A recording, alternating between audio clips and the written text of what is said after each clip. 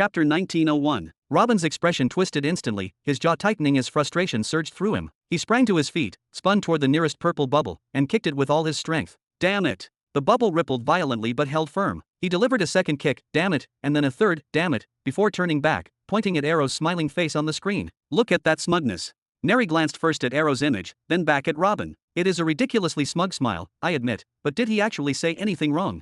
He's an arrogant, pompous bastard, just like Caesar, Robin spat out. Both of them expanded irrationally, recklessly even, until they provoked and stirred up an entire millennial empire. He spread his hands in exasperation. But Caesar learned from the swamp Arrow fell into. He asked for permission first. This one, on the other hand, throws himself headfirst into chaos and only afterward asks to be rescued. Robin kicked the bubble again, sending it wobbling. That bastard has the audacity to talk to me about victory. The truth behind his so-called victory is painfully clear in every word he writes. Planetary arrays damaged, the pearls he possessed drained almost completely, and the wings themselves have lost confidence in him. He is inching closer to defeat, yet he dares to flaunt that insufferable, smug smile directly at me.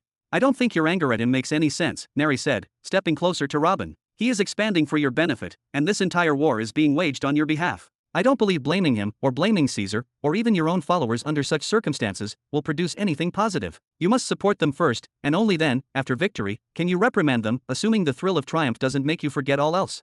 Robin took a deep breath, calming slightly, and began massaging the space between his eyebrows. He knew both empires would encounter serious problems without his direct support, and indeed, that had already happened, but the scale was far greater than he had anticipated. Each one demanding 20 to 30 billion pearls at least? Madness. Of course, he could refuse, and the war would continue regardless. Even if he withheld any financial aid from the Shadow Swords due to the Syndicate's restrictions, the Academy still existed, the Academy that supplied all of his empires with hundreds of millions of pearls each year. Every single year, it provided funds equivalent to the contents of the treasuries of centennial empires. But as everyone wisely said, this was not the time to teach hard lessons. Only about 3 centuries remained. This was no moment to accumulate losses, or to gamble recklessly with what little leverage remained. Tisk, show me another message, Robin said sharply, waving his hand while turning his back on the small sapling at his side. Understood. Timari accepted the command instantly. Here's the next message. It's from the boogeyman's fist. Hearing the name, and having already received messages from Caesar and Arrow, Robin felt a chill of recognition. He had a distinct sense that he knew who this person was.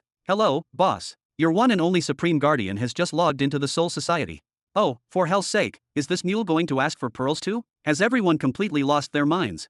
Robin turned quickly, only to see Halak grinning widely at him from the screen. As you can see, boss, the Imperial Guardians system is expanding. The numbers are growing steadily, and the mid-tier epic equipment is adequate. It protects my men's souls effectively, but in my opinion, it's still not enough. Halak began rubbing his chin thoughtfully in the moving image. I only had 2 requests. The first is a complete set of high-tier epic armor and weapons. With these, I and the elite among the young recruits can face world cataclysms and nexus states without fear of a single lucky strike. Believe me, you are the one who ultimately benefits from this. Second, I want our own dedicated spacecraft. I'm not talking about massive fleets, nor hundreds of ships, nor anything extravagant like that. But at the very least, I need fast, reliable vessels, like the special ships used by the Shadow Swords. Right now, my men are being forced to leap between commercial and service vessels. They are taking public transportation like ordinary civilians every time they need to travel for a mission. 1/3 of all fatalities among my men over the past 100 years occurred because the ships they were riding were destroyed while still in open space. Do you think that's acceptable? I spoke with Her Highness Zara, and to her credit, she prepared the designs perfectly. But that madman Kristen refused to begin production. When I spoke with Emily, she told me that a single set of high-tier epic armor and weapons costs between 60 and 100 million pearls in raw materials. They said they won't begin production right now. Currently, their focus is entirely on producing Nota fleets. They won't produce anything for the Royal Guards under any circumstance. Tell me, boss, does that satisfy you? If the problem is pearls, then just give me the green light. I will empty several vaults across all the surrounding sectors to fund it myself. But I need you to send direct orders to those idiots to start working for the Royal Guards, even if only partially. The final line of defense must not be weaker than any other branch. It cannot be allowed to lag behind, or else the lives of countless men and the security of critical regions will be at risk.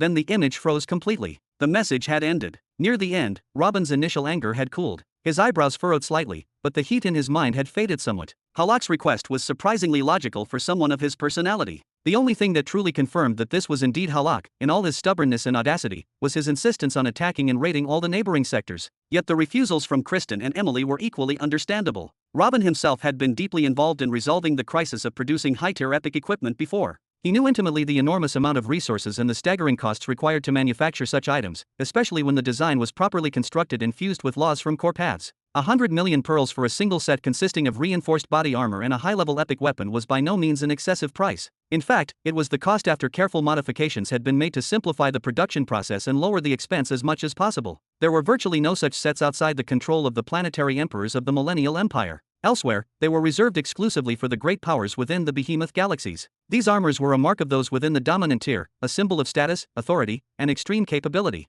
Giving such gear to individuals at the level of a single combat emperor was sheer waste, and a joke that was decidedly not funny. All 5 crucibles of greed were primarily dedicated to producing Generation 4 Nota fleets. Not a single one of them could be halted for any reason, no matter the orders. Nota fleets were the backbone of war. They were what would ultimately secure victory in the ongoing battles across the starfields. Meanwhile, the manual shipbuilding arsenal was expanding daily. New construction technologies were continuously integrated, and fresh labor was constantly added. The facilities had not been neglected, they produced a full Nota fleet every year. Additionally, they manufactured the Shadow Sword's Phantom vessels, crafted in extremely limited numbers, with highly specialized specifications that allowed them to infiltrate areas that would normally be inaccessible. So should they halt the production of Nota fleets or Phantom vessels just to fabricate Royal Guards craft? That was the question. Halak's request, though entirely reasonable in terms of protecting the lives of the Imperial Guardians, was, in truth, far more challenging than the demands Caesar or Arrow had ever made. Chapter 1902. Imperial Guards packed inside high-tier epic armor sets? That would be a truly terrifying sight.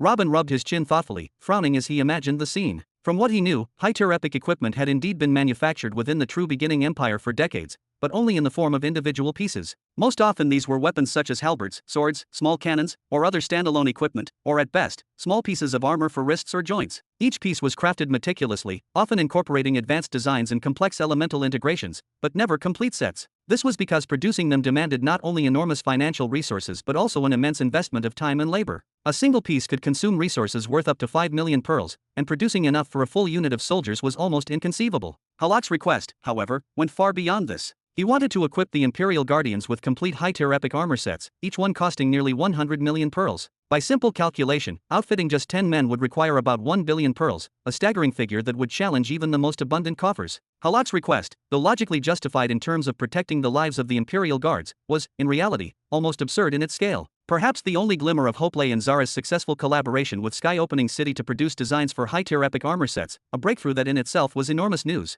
Maybe someday, if the Academy's profits overflowed beyond expectation, they could manage to produce a few sets for marshals and the senior generals. For now, it remained a distant dream. Owner, do not let him carry out his plan and start raiding the sector powers. That would have catastrophic consequences. Neri spoke sharply, concern lacing her voice. His name is already tied to the double centennial Grave Empire. They must not return to the era of tyrannical recklessness and draw even more hatred toward the Grave Empire. The consequences would be unimaginable, and our reputation could suffer irreparably.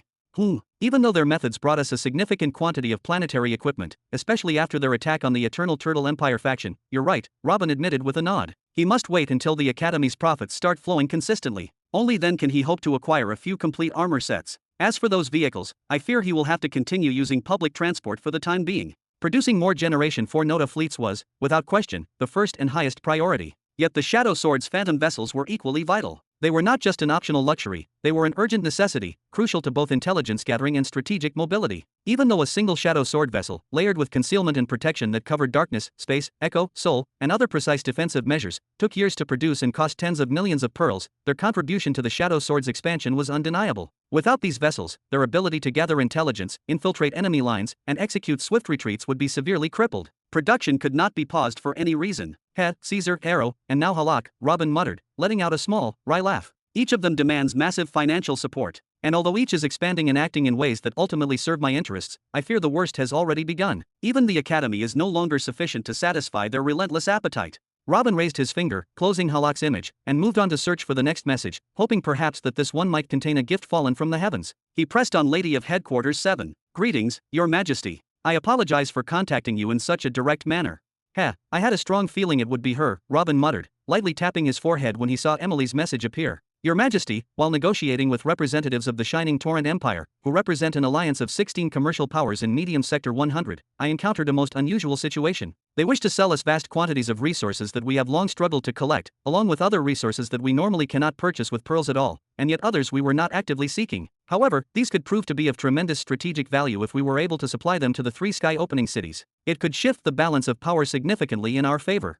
Robin furrowed his brows slightly, a deep frown forming as he tried to process the enormity of the situation. An example of the resources available in large quantities includes veins of vanadium, several metals used specifically in the fifth path, as well as a variety of raw materials necessary for crafting low and mid-tier epic equipment.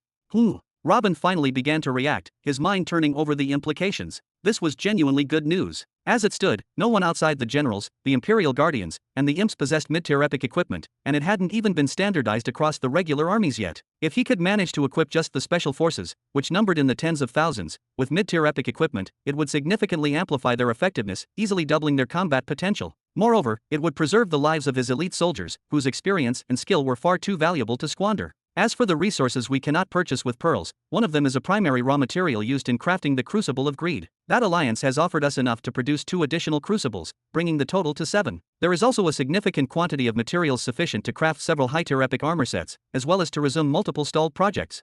Robin's eyes widened as he took in the news. The addition of 2 new crucibles could completely resolve the Imperial Guardians' supply issues. If even 1 crucible were allocated to them, they would gain access to high-quality vehicles, and the Shadow Sword's phantom vessels would also increase in number, further enhancing operational flexibility. On top of that, he would receive an additional Generation 4 Nota fleet annually, a steady reinforcement that could tip the balance in numerous strategic operations. Furthermore, the other resources, comparable in quality to the Crucible of Greed materials, could undoubtedly be repurposed later for equally high-level projects. Even a modest amount of experimentation could transform them into valuable assets. Simply filling the treasury with these resources would never be detrimental, it was an opportunity that could not be ignored. But Your Majesty, to collect these materials in quantities sufficient to meet the Empire's consumption and operational needs, we would require roughly 1 billion pearls annually, even with the heavily discounted rates offered. This would increase our annual deficit to 1.4 billion pearls. I spoke with the Shadow Swords, and they have refused to contribute anything. Thus, I had no choice but to come directly to Your Majesty with this request. What should I do? Should I cancel the deal?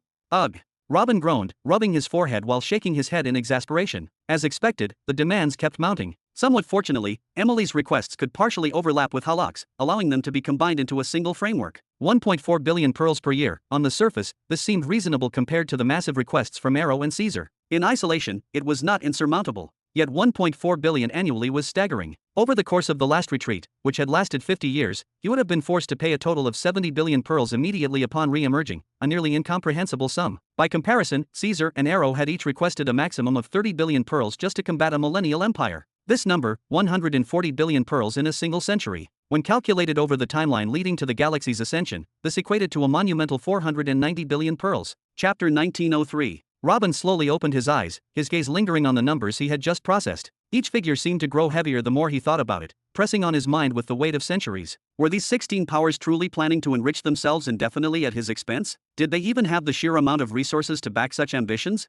Had billions become so casually tossed about, as if wealth were nothing more than a simple number? Even if the effort were divided among the 16 independent powers, each would only contribute roughly 60 million pearls annually. Yet even that was a sizable sum, far from trivial, and a serious burden, even for forces that thrived on trade and commerce. Most likely, they would be milked during the first few years, until all their reserves were drained at this unrelenting rate. Only after that would they begin importing resources from all powers in Middle Sector 100, and eventually from neighboring sectors to cover the contract, should it be finalized. Even then, it was almost certain they would fail to fully meet the demand for an entire century. At best, they might manage to sustain it for a few decades, but for the true beginning empire, that was more than enough to legitimately fill their coffers and secure a long-term advantage spanning generations. Emily, the largest sum I have ever handled in my entire life was 107 billion pearls, and even then, I nearly lost my breath when I first heard it. And now you want to negotiate a deal for 140 billion in a single century? Robin exhaled sharply, the weight of the numbers sinking in. He then glanced at Neri, his expression a mixture of disbelief and cautious amusement. Have you ever seen a poor man try to purchase an entire city, with its population and infrastructure? This is precisely what my head of HQ is attempting, an audacious move beyond reckoning. She has immense confidence in you, Neri said, raising her delicate shoulders in a graceful shrug. And if she succeeds in securing this funding, the Empire's industries will experience a massive leap in quality, before quantity even comes into play. The long-term effect could be monumental. Robin fell silent for several moments, letting the idea settle in his mind, before finally nodding. This is precisely why I didn't immediately reject her or strip her of her position after such an audacious and seemingly illogical request. The offer is genuinely tempting, it warrants careful consideration. Emily wouldn't suggest such a significant investment unless the financial difference was truly remarkable. And these are resources that cannot even be purchased elsewhere. Clearly, they are trying to win us over, to bind us to their cause through wealth and influence. A faint, almost wry smile spread across his lips. It seems they have noticed the extreme wealth Arrow possesses, and naturally the academy he openly supports. Of course they want a slice of that. They are clever, I must admit that. They have seen the power and resources concentrated in his hands, and they intend to claim a portion for themselves. Robin tapped his chin thoughtfully, his brows tightly furrowed. But I don't think the Academy could bear these expenses alone. Morgana already has far too many open fronts to manage evenly. To fund such a colossal offer would inevitably mean falling short in one or even all of the other critical operations. The risk is too great if mismanaged. I don't know if you need my opinion, Neri continued, her voice calm but firm, but supporting Lady Emily in this endeavor will deliver tangible benefits, new fleets, vast quantities of weapons, and both mid and high-tier epic armor sets. This will safeguard the lives of your elite troops, as Halak desires, accelerate expansion efforts as your marshals wish, and even indirectly reduce the financial demands from Caesar and Arrow, because part of the funds they request will be channeled toward additional weapons and fleets anyway. Every angle offers gain. Robin nodded slowly, though unease lingered in his eyes. But all that money. Cannot you return to the Room of Truth to review new requests? Neri gestured toward the spirit sapling. It has been decades since the last visit. Perhaps it has filled again with new petitions. That is excellent advice. Timura's voice chimed from inside the mirror, full of enthusiasm. There are hundreds of requests in the Room of Truth, the largest priced at 1.8 billion pearls. Opportunities abound, should you choose wisely. Robin raised a hand sharply, signaling for silence. Shush. My time has become far too precious lately to waste countless years sifting through the Room of Truth. There are far greater priorities demanding immediate attention. Every second counts now, and I cannot afford to squander them on deliberation when the stakes are this high. He leaned back, eyes narrowing slightly as he considered the enormity of the Empire's needs, the relentless demands of allies and subordinates, and the intricate web of politics, strategy, and resources that surrounded him. The numbers were overwhelming, but as always, he would find a way to navigate the storm. After recently embarking on his ambitious project, utilizing the third grade of spacetime to intricately engrave those sacred tablets, and after his understanding of the first few patterns of the law of truth had surged past 30%, everything else in the universe felt trivial, almost weightless in his eyes. Every distraction, every minor issue paled in comparison to the magnitude of what he was creating. It was precisely for this reason that he had resolved to withdraw entirely from the matter of funding and to focus solely on the truly critical issues, especially after founding the Academy and transforming it into the undisputed pinnacle of education in this entire quadrant of the cosmos. The institution now stood as a beacon of knowledge and power, unrivaled by any other establishment in the surrounding star systems. Robin ran his fingers repeatedly through his hair, massaging his temples as if trying to stir his thoughts into sharper focus. I cannot find a single front where support can be reduced. Each and every one of them carries immense importance. Each possesses a unique value, a role that cannot simply be dismissed. Really? I can find a handful, Neri interjected, turning slightly away in mild exasperation. She still felt a twinge of irritation that he refused to focus all his attention solely on Mid-Sector 99, where so much was at stake. Tisk, you will never understand, Robin muttered, raising a hand dismissively and swiping Emily's image from the screen. As expected, the Academy's profits currently hovered around 1.5 to 2 billion pearls annually. If he wished to contribute to financing the luminous Tide Empire's offer and its backers, he would, in exchange, need to elevate the Academy's earnings through additional measures, raising its annual revenue to approximately 3 billion pearls. It would not be simple. Robin had already poured every available idea, every resource he could safely share with outsiders, into the Academy. Even Sky Opening City in Mid-Sector 100 functioned almost entirely in the institution's favor, geared to strengthen the students, their abilities, and their future potential. Yet, despite these advantages, achieving the target would still require careful planning and, most importantly, time, likely an additional 50 years of meticulous effort. All that remained was to approve Emily's request, while strategically including a clause in the agreement stating that payments would not commence until after 50 years.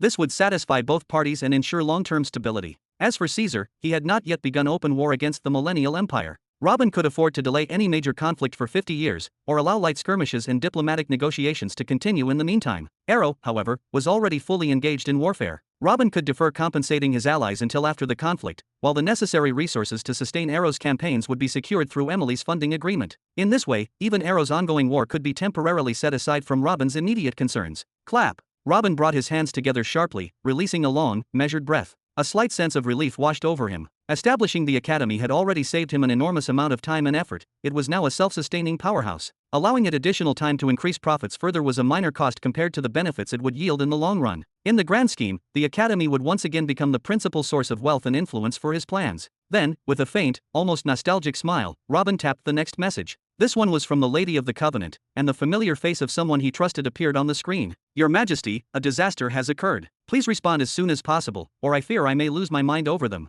Robin's face drained of color immediately. Chapter 1904. Your Majesty, a calamity is chasing me. Please, you must find a solution. Lady of the Covenant, Morgana, spoke with intense anxiety, her voice trembling slightly as she tried to contain her fear. The Vanguard Radiant Stellar Academy and the Deep Mist Stellar Academy have completely stopped fulfilling their sacred duties against anti-life. They no longer go out to fight the plague, nor do they pursue individuals whose karma surpasses 3 stars. It seems no one is enforcing order anymore. And now everyone is talking, whispering that they are preparing to establish millennial empires of their own. Morgana paused, her breath catching in her throat. All the influential powers in Sector 99 are pressing me relentlessly now, she continued, her worry intensifying, pushing me to assume the title of a Star Academy ahead of schedule. They want me to immediately deploy a peacekeeping army to compensate for the complete absence of both the Vanguard Radiance Stellar Academy and the Deep Mist Stellar Academy. A peacekeeping army of the academies, mind you, would have at least the strength of an entire millennial empire. Tell me, Your Majesty, where am I supposed to summon such an army from, at a time like this? Morgana took a frantic breath, her voice growing desperate.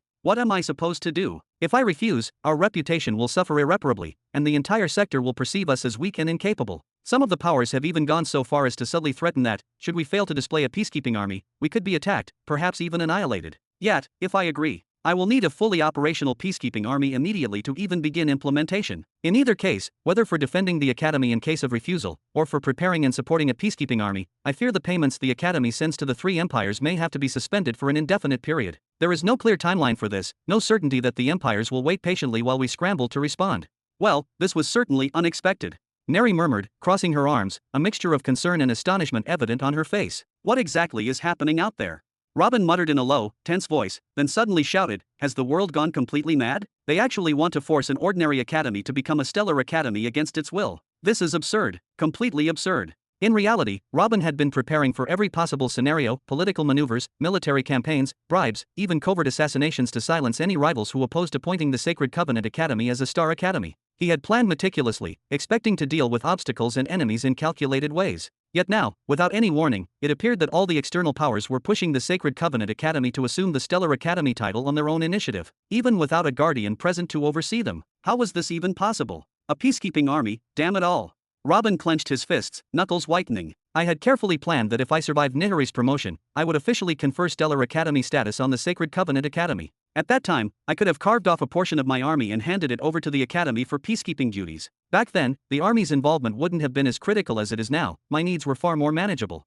He slammed his palm against his forehead in frustration. Where am I supposed to find an army at a time like this? Raising his voice even higher, Robin gestured sharply at Morgana's image, his anger and disbelief boiling over. And what exactly do you mean by saying that the Academy's funding will be cut, for heaven's sake? Is the universe playing some cruel joke on me? Am I expected to return to working like an unending cog in the truth chamber, trapped forever in mediocrity, and abandon all my ambitions and plans because of this utter madness? Neri hesitated, biting her lip before speaking cautiously. Perhaps if you relinquished control of mid-sector 100 in both medium and young sector 101, it could. Silence. Robin snapped, refusing to hear any further suggestions. He sat down abruptly in a peculiar posture, his mind now operating at enhanced capacity, processing multiple layers of information simultaneously. A soft whooshing sound filled the room. The torrent of soul force flowing intensely into his spiritual domain came to a sudden halt. Then, 3 additional Robins manifested, all seated in meditation. Each one reflected on the same predicament, yet followed different lines of thought, different strategies, and alternative scenarios. Together, they formed a mental council of 4, contemplating solutions from every possible angle. Timari, Robin's primary consciousness began, drawing upon the insights of the other 3 manifestations before speaking aloud again. Why are the Stellar Vanguard Radiance Academy and the Stellar Deep Mist Academy behaving in such a reckless, incomprehensible manner? Is this still tied to the rumors surrounding the Cosmic Elder, his marriage, and the tales of his youth? Or has something far stranger begun to influence them?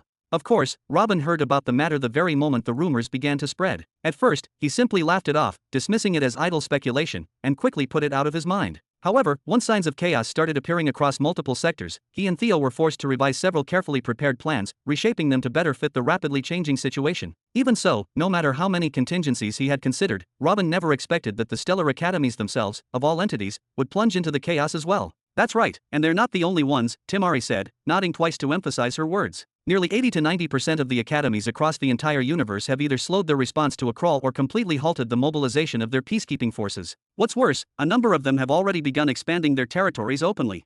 I don't understand. Robin muttered, his voice filled with disbelief.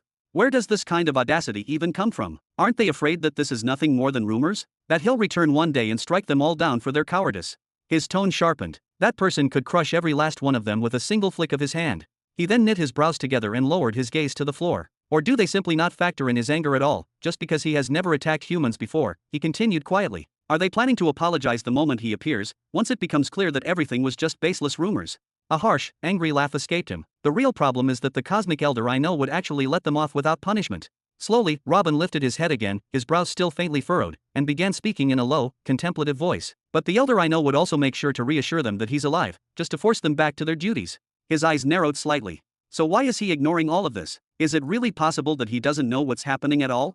Still holding his head high, Robin stared at Morgana's face for a long moment. Then he exhaled softly, letting out a tired sigh. With a weary wave of his hand, he dismissed the image entirely. Lord Human, shall I present the latest message? Timari asked carefully, having sensed that Robin was on the verge of withdrawing his spiritual perception and leaving altogether. From whom this time? Robin replied with a weary sigh. Is Kristen asking for funding to feed his beasts? Or perhaps Renera wants funding to bite off her sister's ear? He shook his head. I doubt any of that matters at this point. Morgana's message had been the final mercy strike to his once quiet life. There was no escaping it now. He would have to exhaust himself with work all over again. A potential war against the Syndicate, coupled with the Academy's funding being cut off, was already more than enough. He could scarcely imagine a scenario worse than that. Oh, Lord Human, it is without a doubt important, Timari said, shaking her head gently. It has been waiting for you for months now. I truly don't believe postponing it any further would be a wise decision. She raised her hand lightly. Allow me to take the initiative and present it myself. A deep, resonant hum vibrated through the air. Robin's eyes snapped fully open. The instant the image appeared, the atmosphere shifted dramatically, as if the surrounding space itself had been altered. A terrifying wave of soul pressure spread outward. No, this was impossible. Spiritual pressure couldn't be released inside another person's domain, could it? Was this nothing more than an illusion? Robin lifted his wide-open eyes, only to find the image of a man he had never seen before. The man wore a wide red robe, and a round, pyramid-shaped necklace rested prominently on his chest. His body was slender, yet not sickly, tall but still well within the limits of an average human frame. His features suggested a man in his 60s, his face was clean-shaven, his head completely bald, and his eyes were lined with intensely dark black paint. Those eyes, his wide, unblinking eyes carried a deeply unsettling sensation. They radiated an oppressive, suppressive aura, exuding unmistakable power that pressed down on the soul itself. Then Robin heard the recorded words, yet strangely, it felt as though the man were staring directly into his eyes, speaking to him personally, without any barrier at all. Restrain your shadow dogs from my sector, and withdraw your bull from the neighboring sector. Otherwise, I will deal with them myself, O future great truth chosen. Or should I say, Robin Burton. Chapter 1905. Somewhere in the middle sector, in a vast location that resembled an enormous cavern buried deep within the bowels of the earth, a place drowned in darkness, illuminated by nothing but several strange plants whose faint glow was weaker than moonlight just before it vanished beyond the horizon, atop a solid stone seat, ancient and unyielding, its surface eaten away by moisture and infested with moss-like organisms clinging stubbornly to its cracks, a young man slowly opened his eyes. The young man's eyes were completely black, devoid of whites, yet laced with red veins spreading chaotically across their surface, as if bloody lightning had struck them and left behind frozen scars of power. That long black-haired youth, his hair flowing freely down his back, rested his head casually on his right fist. With an unhurried motion, he raised his left hand and gently waved it through the air. Whoosh! An overwhelming number of threads appeared around him, trillions of them. No, far more than that. Their sudden manifestation completely erased the visible features of the cavern. The walls, ceiling, and floor vanished from sight, swallowed by the spectacle. Only with careful focus could one realize that these were countless threads rather than a solid, unmoving canvas flooded with color. These threads were not uniform in any sense. They differed wildly in length, thickness, and intensity of radiance. Some were thin as hair, others thicker than cables. They glowed in yellow, black, blue, and every color imaginable, each hue carrying its own presence. Merely looking at a single one of them imposed a distinct aura upon the mind, as if whispering a unique story. Each thread represented a different fate. Then, with another casual wave of his hand, the youth swept aside all the threads that filled his field of vision, forcing them away as if they were nothing more than drifting mist. From their midst, he drew forth a single strand, the only red thread among them all. Compared to how that familiar thread had appeared 650 years ago, it had undergone a profound change. It was now far thicker, vastly brighter, unmistakably clearer, pulsing rhythmically, like a living heart overflowing with power. Interesting, the long-haired youth murmured, a rare and subtle smile forming on his lips. All those scattered threads were connected to that thick red strand, wrapped around it with suffocating force, as though countless destinies depended on its continued existence. If that red thread were to collapse, everything else would collapse alongside it, dragged into ruin without exception. With a third wave, most of the background threads faded from existence, dissolving into nothingness. Only the thick red thread remained, encircled by just a few lingering bindings. No, what remained could no longer be called mere threads. They were shackles, massive restraints. Thick ropes used to bind ships in place, blazing with such intense light that the cavern itself was forced into artificial daylight. These were fates of terrifying strength, so overwhelming that they made the thick red thread appear astonishingly thin by comparison. And yet, that red thread no longer seemed fragile, nor did it feel like something born from nothingness. The thread had reached the other end. Another one. The black-haired youth raised an eyebrow slightly. The little one found a way to bind his fate to another behemoth, even if it is through hostility. The connection became strong almost instantly. After a brief moment of silence, he continued, his smile deepening with hidden meaning. Not bad. Only 650 years ago, that thread had appeared out of nowhere, a thread that carried unmistakable hostility directed straight at him. At the time, it was pitifully weak, connected only to insignificant fates, perhaps no more than 2 or 3 at the level of a planetary emperor within the middle sector. And yet, something about it had felt profoundly wrong. No one should have known Sivar personally, nor the truth that an entity like him stood hidden behind the Syndicate of the Hidden Hand. Anyone who did know him should have felt fear, deep, instinctive fear, not hostility. And yet, the hostility had been clear, sudden, and eerily calm. It was not the rage of madness, but the calculated animosity of someone who placed him at the back of their mind, patiently preparing to draw closer over time. Someone who, for some inexplicable reason, believed they were capable of dealing with him. In that instant, Sevar understood. An entity was standing behind all of this. It had already sent a candidate after him. This was not the first time he had sent a candidate after him, not really. It had always been done under the guise of training, testing limits, and applying just enough pressure to be irritating, a calculated form of harassment more than a genuine threat. And this time, too, it was never meant to be any different. All he needed to do was wait.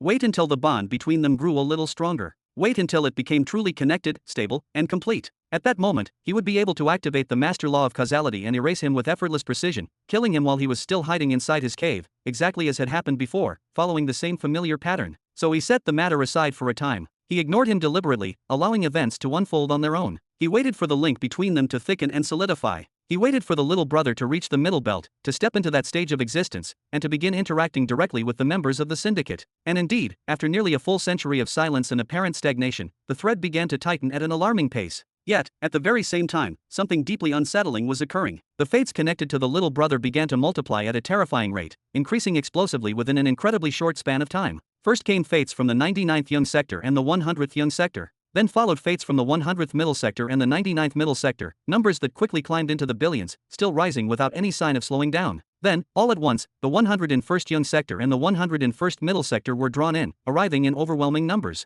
One of the threads bound to the little brother was Hedrick, the individual who currently carried the collective fates of all inhabitants of those 2 sectors upon his shoulders. At the same time, Sevar sensed fates from every corner of the universe rapidly binding themselves to him, moving with shocking speed. Only later did the reason become clear. They were individuals who had purchased his products, creations that had fundamentally transformed their lives, as well as the lives of everyone around them. And as if the sheer quantity were not already absurd, the quality of the fates connected to the little brother began to rise as well, growing stronger, heavier, and more influential by the moment. Hundreds of multiplanetary emperors, centennial emperors, and even newly emerged millennial emperors became bound to him in succession. After them came a number of guardians and monarchs, including Aldera of the 99th Middle Sector, her deputy, the children of Interas and Morphis, and figures of even higher importance. At the same time, several of the behemoths themselves brushed against him one after another: the behemoth of purity, the behemoth of savagery, the behemoth of curses, the behemoth of destruction, the temporal behemoth, and finally, today, the sorcerer behemoth. And even beyond them were beings of even higher standing, every single one of whose lives had been altered by the little brother's existence. What, exactly, had the little brother done over the past 650 years to influence so many entities of such terrifying stature? What was he doing, Robin Burton, striking and entangling all of those threads? And most of them were hostile, no less, as if he were deliberately trying to strangle himself. As if he were leaping forward like a madman, actively seeking out fates and forcibly binding them to himself, intentionally and without hesitation. If Sevar attempted to use causality right now, even causality of the 6th degree, to interfere with the red thread in any manner, the backlash would be catastrophic. The reaction would be so violent that it could wound him at his very core, leaving an injury severe enough to cause him to miss the distant event 2 million years in the future. At present, there was only one thing he could do: observe, and remain silent. Every single time before this, the candidates tried to hide themselves, clinging to the walls and moving carefully so the thread would never fully connect, Sevar murmured. Yet you turned it harder than the heart of a dead star. Did the all-knowing teach you this trick? He slowly extended his hand and brushed against the thread that had grown so thick it now resembled a solid metal spike. Or are you simply lucky? Then, with a soft whoosh, everything vanished once more, erased as though it had never existed. Sevar closed his eyes again, his expression calm. It's fine, little brother. I won't do anything for now, he said softly. A smile curved his lips. And from what I can tell, I may not even need to do anything myself either. Ha!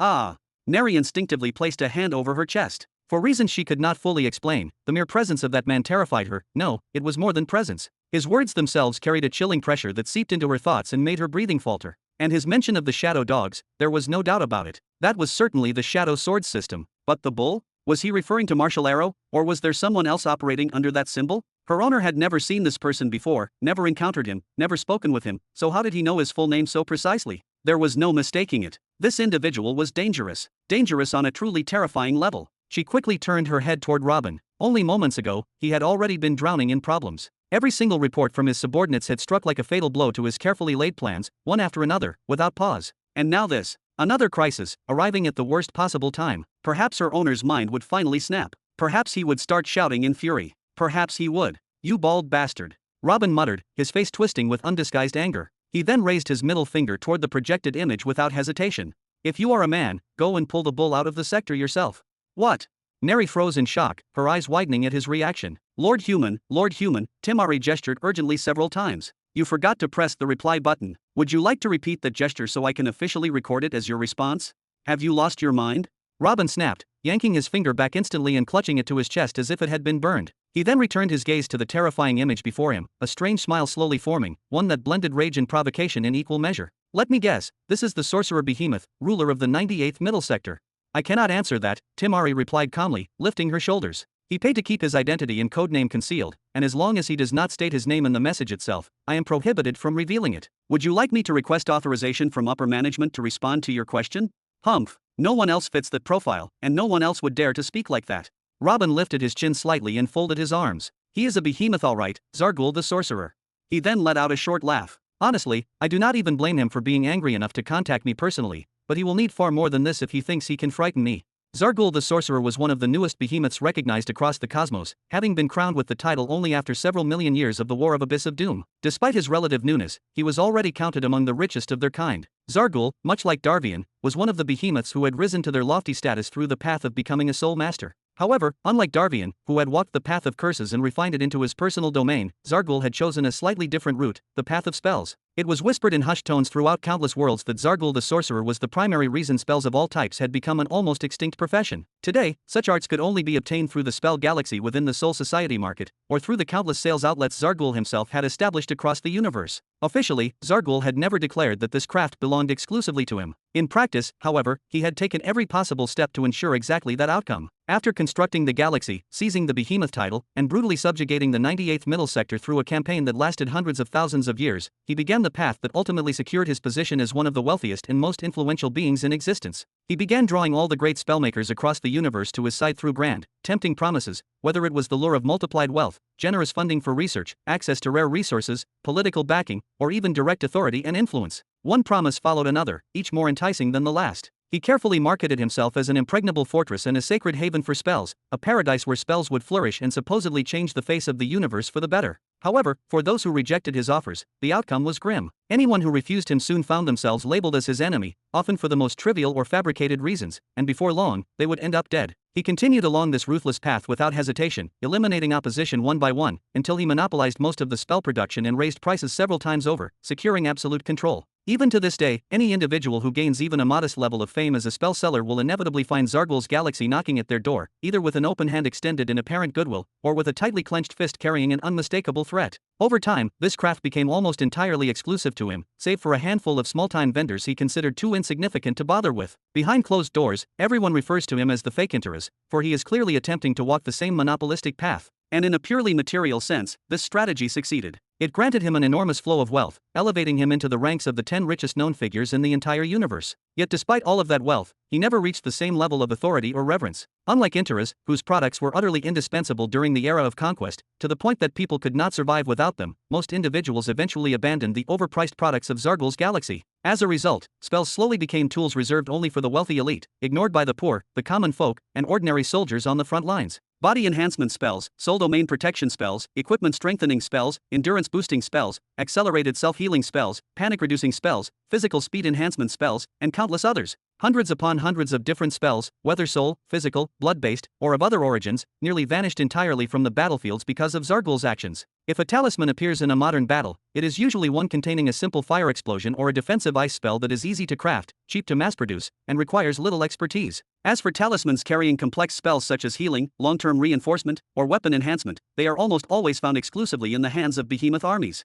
And beyond the behemoth armies, such advanced spells have recently appeared with 3 specific powers as well: the Cradle Empire, the Grave Empire, and the Crumbled Dreams Empire. Their use was unmistakable in both their movements and their methods of combat, especially certain spells capable of raising the grade of armor and equipment by a full half-tier, an effect far beyond what ordinary forces should have been able to access. The sheer quantity possessed by those three organizations whose names have recently been closely associated with the terrifyingly powerful Note fleets, warships that themselves contain formidable spell arrays, all of this only intensified the accusations directed at Zargul, pointing to him as the one secretly supporting them. In response, a number of Centennial and Millennial empires within those sectors openly stepped forward, publicly calling for resistance against the three powers affiliated with Zargul, powers they claim sought to colonize their territories and plunder their resources without restraint. There are even persistent rumors claiming that the savage behemoth and the cursed behemoth personally contacted him, warning him to cease his actions. They allegedly threatened that if he did not stop, they would intervene directly in his affairs and ensure he deeply regretted his choices, threats that only served to push Zargul further into obsession and madness. Chapter 1907.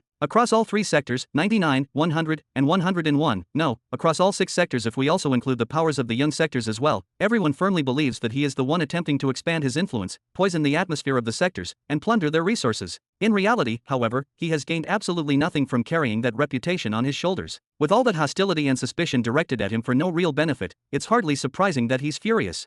Robin let out a low chuckle as he folded his arms across his chest. He then continued, Arrow, Caesar, the Academy, and all forces affiliated with me have standing instructions. They are not to deny these accusations no matter how openly or aggressively they are directed at us, but they are also not to confirm them under any circumstances. This deliberate silence must have aggravated the sorcerer behemoth even further when he became aware of it. So, Neri said hesitantly, genuine surprise clear in her voice, does that mean he's the victim in this whole dilemma? Not exactly. He's no angel, Robin replied with a shrug. Even if we set aside his complete monopoly over spells of every type and school, he, like most behemoths, failed to abide by the law that restricts him to controlling only his own sector. The truth is far less innocent. Zargul maintains a number of followers operating within sectors 97 and 99, whom he secretly supports from the shadows. He then turned toward Neri and added, do you know the Millennium Holva Empire, the one currently attacking Arrow's Grave Empire? They are his followers. What? Neri exclaimed, utterly stunned. Although she could not read Robin's thoughts directly, she was capable of seeing through his eyes whenever she wished. She could also hear certain messages that arrived straight into his soul domain, bypassing normal channels entirely. At times, she even overheard his casual conversations with Arcalon, even when, more often than not, he was technically just talking to himself. Because of this unique connection, she was already aware of some of the events unfolding beyond their immediate surroundings. After recovering from her initial shock, she asked, wasn't the Holva Empire the very one that accused the Grave Empire of working for the sorcerer behemoth? Exactly, wine in their hands while they mock those who drink juice, Robin said, shaking his head slowly. The Shadow Swords uncovered evidence that the Holva Empire had been supported by the sorcerer from the very beginning. Through their actions, several ambitious Centennial empires were wiped out entirely under their hands. Because of them, the sector ended up maintaining only 3 Millennium empires, even though it could have supported a far greater number, especially considering it's a sector without any behemoths of its own. He paused briefly before continuing. At first, they ignored the Grave Empire because it was small and seemingly insignificant. Then they began harassing it once it started expanding at an unusually rapid pace. When it suddenly leapt into a double Centennial empire, they openly declared hostility and were on the brink of launching official action against it, if not for the Shadow Swords preventing the alliance from moving forward. And if not for their fear of the immense losses that would result from clashing with the Blue Army and Note fleets, they would have acted independently to erase the Grave Empire completely. And this situation isn't exclusive to Mid-Sector 99, by the way, Robin added with another slow shake of his head. Zargul also controls a Millennium Empire in Mid-Sector 97, along with multiple Centennial and multiplanetary empires, all of which he uses to carry out the same strategy. On the surface, he appears not to interfere directly in the sectors closest to him, but in reality, he suffocates them entirely, tightening his grip until nothing can move without his unseen consent. I do blame Arrow for his recklessness in attacking the Holva Empire instead of taking the time to prepare properly beforehand. His move was rushed and costly, Robin said calmly. But if our goal was true stability in Mid-Sector 99, then eliminating them was inevitable one way or another. He shook his head slowly, then turned his gaze back toward Zargul's face. And now, after Arrow's message, in which he confirmed that the war is still ongoing and insisted that he is the victor, even though I completely doubt the truth of that claim, the Holva Empire has undoubtedly suffered enormous losses. Those losses alone were enough to provoke Zargul into acting personally. He then smiled faintly, a sharp glint passing through his eyes. Because once we remove the Millennium Holva Empire from the sector, most of his indirect influence there will collapse. He won't be able to control roughly a third of the sector anymore. He won't be able to crush any newly emerging powers, and he won't be able to suppress or prevent the rise of a new behemoth appearing directly beside him, and that's the second reason he's furious with me.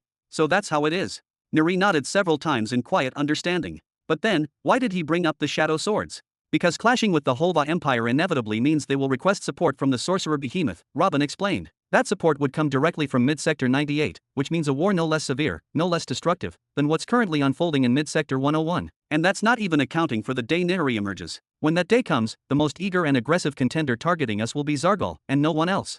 Robin's eyes gleamed brightly. If that future is unavoidable, then why shouldn't we prepare for it early? Theo sent a number of elite shadow swords to mid-sector 98 and mid-sector 97 more than 500 years ago, he continued. Their numbers were extremely limited, but the budget allocated to them was absurdly high. Their mission was simple but dangerous: monitor any forces affiliated with Zargal, evaluate the strength of his galaxy, track the scale of his followers, and gather every fragment of usable intelligence they could find, and more. He then laughed softly. But judging by what Zargal said about the shadow swords, it's obvious their numbers have increased so dramatically that their movements were exposed. It seems Theo has officially decided to expand, establishing permanent shadow sword bases in that direction in order to initiate the next phase. His smile widened slightly. That would be the third reason for his anger. Neri studied Robin's face from the side for a long moment. Are you saying that you don't care about a behemoth's anger? Don't care. Robin replied quietly, lowering his gaze to his hands, which were trembling violently. I'm terrified. He exhaled slowly. But what exactly am I supposed to do? If hostility is coming no matter what we choose, then why shouldn't we be the ones to start it, on our own terms, in our own way? The shadow swords must have interfered with him quite severely over there for him to send me a message like this. Even if we avoided the Holva Empire for all the remaining years, he went on, his voice firming, even if we denied any connection to him, sabotaged his external relations with the other behemoths, and even if we restrained the shadow swords from meddling in those sectors, we would still be dragged into a large-scale war the moment the seed appeared. He clenched his fists tightly. I really am afraid, but as long as a direct clash between us is inevitable, then I'm ready to face it. From the side, Neri fell silent and did nothing but stare. The way Robin looked at his trembling hands was not the look of someone gripped by fear, no matter what his words claimed. His eyes were wide open, blazing with intensity, and a broad smile stretched across his face. Those were not the expressions of a frightened man. They were the expressions of someone genuinely excited. I don't know about all that, Neri said softly at last, but as long as you're thinking about protecting me, I fully support everything you're doing. She nodded several times in agreement. But her expression suddenly shifted. Is it really normal for him to call you by your name? Chapter 1908. Is it really normal for him to call you by your name? Is it normal for him to send you a message directly?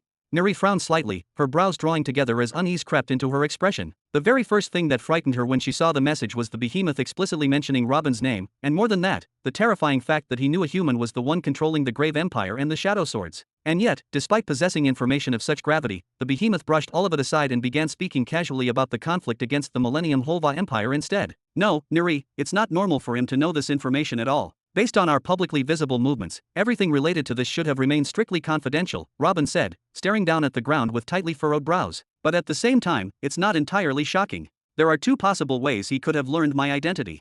Robin raised two fingers calmly. The first is through people who already knew me beforehand, and they are not few. Even if we put my followers aside, we still have, first, the Twilight Spectrum Empire. There's Aldera, and possibly someone else within the Academy. There's Grag Natch, the Lord of the Eternal Turtle Empire faction, who knows about my relationship with the Grave Empire. And then there's the Soul Society, who know my underwear size. Timari was visibly shocked by those words. No, we would never. Save it, Robin waved her off dismissively, then continued without pause. Those three parties, and there are certainly more who know me in one way or another, any of them could have leaked the secret. Or perhaps he managed to capture a shadow sword and somehow search their soul domain, though that would be extremely difficult and costly to pull off. He then lowered one finger. The second way is much simpler, conducting an investigation and spending some money. The truth of my involvement with the Grave Empire is no longer difficult to uncover, especially after the Wings recently joined the Grave Empire. He shook his head slowly, tracing the place that once gathered all those forces, then tracing their descendants, and in the end, they would inevitably reach me, and I don't regret that. I was already prepared to make my involvement with the Grave Empire public back then. He rubbed his short beard lightly, his expression growing more serious. The real problem is how he learned that I'm human. Is it because of the innovation spread throughout the Grave Empire? The number of people who know that detail is extremely small. His brows tightened sharply. Unless, one of those who know my true identity has already leaked the information, or sold it. What are you going to do now that he knows all this about you? Neri asked quietly. What if he sends someone to assassinate you directly? Robin waved his hand again, unconcerned. My identity is a sensitive matter, but in this situation I'm not particularly worried about it being exposed. He already knows almost everything about me, and maybe that isn't such a bad thing after all. He shrugged lightly. The only reason I was worthy of receiving such a personal message in a prior threat is, first, because I'm Lord Human, and second, because I'm hiding within the Dawnlight Stellar Academy. Sending someone to assassinate me would be impossible, unless he decides to move personally. From his point of view, he has no choice but to place some real pressure on me if he wants to win the struggle for power over Mid-Sector 99 without suffering catastrophic losses. In his eyes, I am the key to everything, because of my innovations, my influence, and my wealth. At the same time, he can't eliminate me easily due to the protection of Monarch Aldera. That's precisely why I'm still here instead of residing within one of my empires. So, rather than striking directly, he's trying to intimidate me and shake my resolve. He then smiled calmly. But there's no room for fear here. I chose mid-sector 99, and that decision is final. He turned toward Timari. Fairy, have there been any major movements by Zargul over the past 15 years?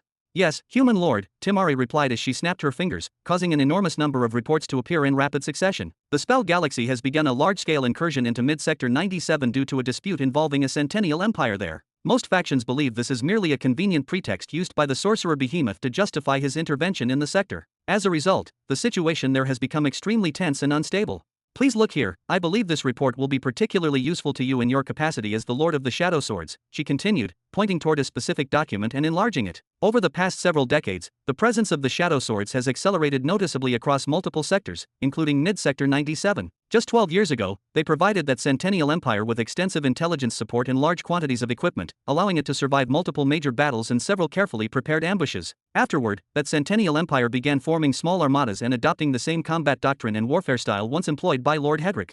The presence of the Shadow Swords and their direct involvement in that conflict was exposed very quickly. They themselves issued a public statement, declaring that they would stand on the side of justice and support the free local powers, just as they had supported Lord Hedrick against multiple behemoths in the past. Not only that, but they succeeded in convincing several other small empires to enter the war to defend the sector. It's even rumored that they are currently negotiating with the few Millennium empires present there, attempting to draw them into coordinated action. Robin raised his eyebrows in clear astonishment, then suddenly burst into loud laughter. Ha ha ha ha. He turned toward Neri, still laughing. There you have it, another reason for his anger, ha ha ha. What are you laughing about? Neri stomped her foot hard against the ground. Are you so short on open fronts that you feel the need to interfere in yet another distant sector? Poor Emily is already struggling to compensate for the gaps on those open battlefronts, and you're creating even more of them. Do you really think I have many alternatives? Robin replied, his brows knitting slightly. Making things more difficult for Zargul in mid-sector 97 means he'll have fewer forces available to interfere in mid-sector 99, your host. Neri fell silent all of a sudden. When it came to anything related to her safety and protection, objections ceased to exist. I was wondering why he still hasn't officially intervened to protect the Holva Empire under some flimsy pretext, Robin continued thoughtfully. It turns out Theo has already begun playing heavily over there. His brows tightened slightly. But Theo wouldn't have acted at this time unless Zargul himself had already started intervening personally in mid-sector 97. He grew greedy for the sector, made his move, and in doing so, brought the Shadow Sword's intervention down upon himself. He then fell silent for a few moments, his expression darkening. Just what has happened to the behemoths over the past few years? Have they all lost their minds? Are they truly all convinced that the Cosmic Elder is inevitably dead? He raised a single brow slowly. Perhaps. I should contact that old man after all. Chapter 1909. Which old man will you be calling, Lord Human? Timura's eyes widened in clear surprise, her tone carrying a mix of curiosity and disbelief. Don't ask about things that don't concern you. Robin slowly waved his hand toward Timari in a dismissive motion, then pointed at the countless open news feeds floating before him. And get all of this out of my face. I'm not going to read through this entire mess.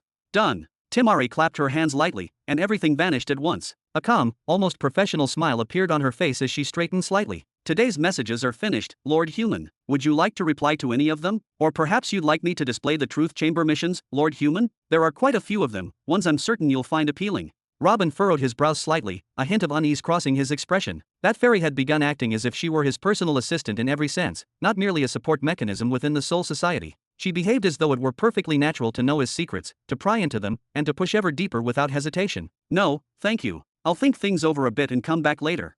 With a brief wave of his hand, he cut the stream connected to the sprout. After speaking those words, Robin turned and headed toward the first of the 7 walls. He passed straight through it and continued onward, his steps steady but unhurried, his eyes slightly unfocused as his thoughts drifted far from his surroundings. Neri hurried after him, closing the distance quickly so he wouldn't leave her behind. My lord, if the Shadow Swords are providing weapons to the empires of Middle Sector 97, doesn't that mean you'll need even more resources for the headquarters? She asked anxiously. That alone would exceed the 140 billion Emily requested. We're talking about a full-scale war against an extremely wealthy behemoth. You might need a budget reaching 200 billion, or even 250 billion pearls per century. Where are you planning to get all of that? 250 billion per century? Heh.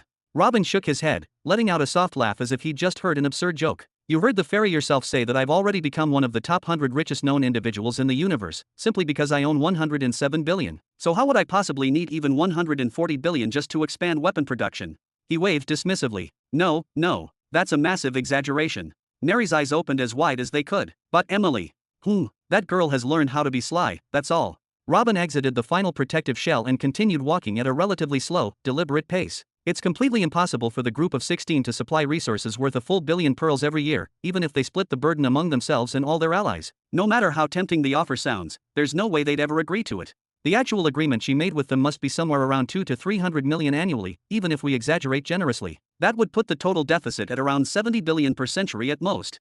He paused briefly, then added, she claimed it was a billion a year only to give herself a comfortable safety margin. If I were to actually give her exactly what she wants, 1.4 billion annually, it would completely erase the deficit, Robin continued calmly. It would cover trade expenses, and still leave her with a massive surplus, enough to invigorate the treasury, search for other merchants to buy from, and further expand military production. Even if unexpected pressure appeared, she'd have enough room to maneuver without coming back to ask again. He let out a short chuckle. And if I refuse and give her only half the amount, she'd still manage to cover every cost with that sum alone. Ah, that girl with the glasses really needs a few spanks. So, you're going to send her half?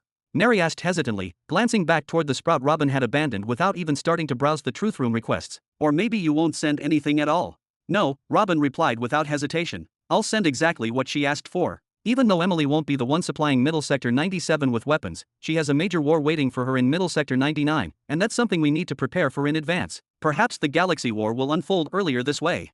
He lifted his head slightly, his expression growing serious. The game has changed, he continued, his voice firm, ever since Zargul began moving personally in Middle Sector 97 and directly threatened me with withdrawing Arrow from Middle Sector 99. At this point, I only have two real options left, either I truly withdraw, or I respond with overwhelming force.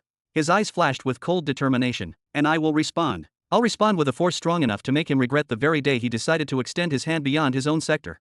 That's a behemoth you're talking about. Neri stopped in her tracks, shock freezing her in place. And I am Robin Burton. Robin shouted back, raising his voice as he waved his arm forcefully through the air. Then, noticing the fear reflected in Neri's expression, he looked down at his tightly clenched right hand. His voice lowered, but its weight grew heavier. The all-seeing God gave me an impossible mission, a mission through which I caught a glimpse of what will happen to Hedrick. That's why I must fight early. I must subdue every opponent before the moment of final judgment arrives.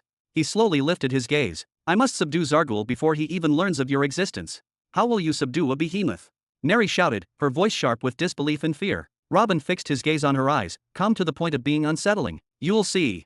With those simple words, his presence faded, and he vanished completely from the soul domain. Neri remained standing where she was for several long minutes, frozen in place, her thoughts tangled and directionless, unsure of what she was even supposed to do next. The sheer number of disasters she had witnessed alongside Robin was enough to make even stone tremble. An unavoidable war against a behemoth stationed right next to Middle Sector 99, and worse still, the looming possibility of a war against that syndicate as well. All of this while his empire didn't possess even a single individual with a dominant tier domain. He hadn't even asked about the latest developments in his partner Hedrick's war. Most likely, he was afraid of hearing yet another chain of catastrophes piling on top of everything else. And yet, despite all of that, he had left with a steady state of mind. He even looked motivated, almost excited. Was this unwavering confidence, or was it a dangerous detachment from reality? And then there was the second issue. If Emily and the true beginning empire were not the ones bearing the burden of supplying Middle Sector 97 with military equipment, then who exactly was doing it? Had he begun fabricating scenarios inside his own head, just to reassure himself that everything would somehow work out? Somehow, Neri began to genuinely worry about him. She tilted her head slightly, her attention shifting. 3 of Robin's spiritual incarnations were still present, each seated in a meditative posture. All 3 were deeply focused, pondering methods of rapid wealth accumulation, exactly as he had ordered them to do. For a brief moment, she felt the urge to walk over, grab one of them, and either continue their argument or demand concrete answers.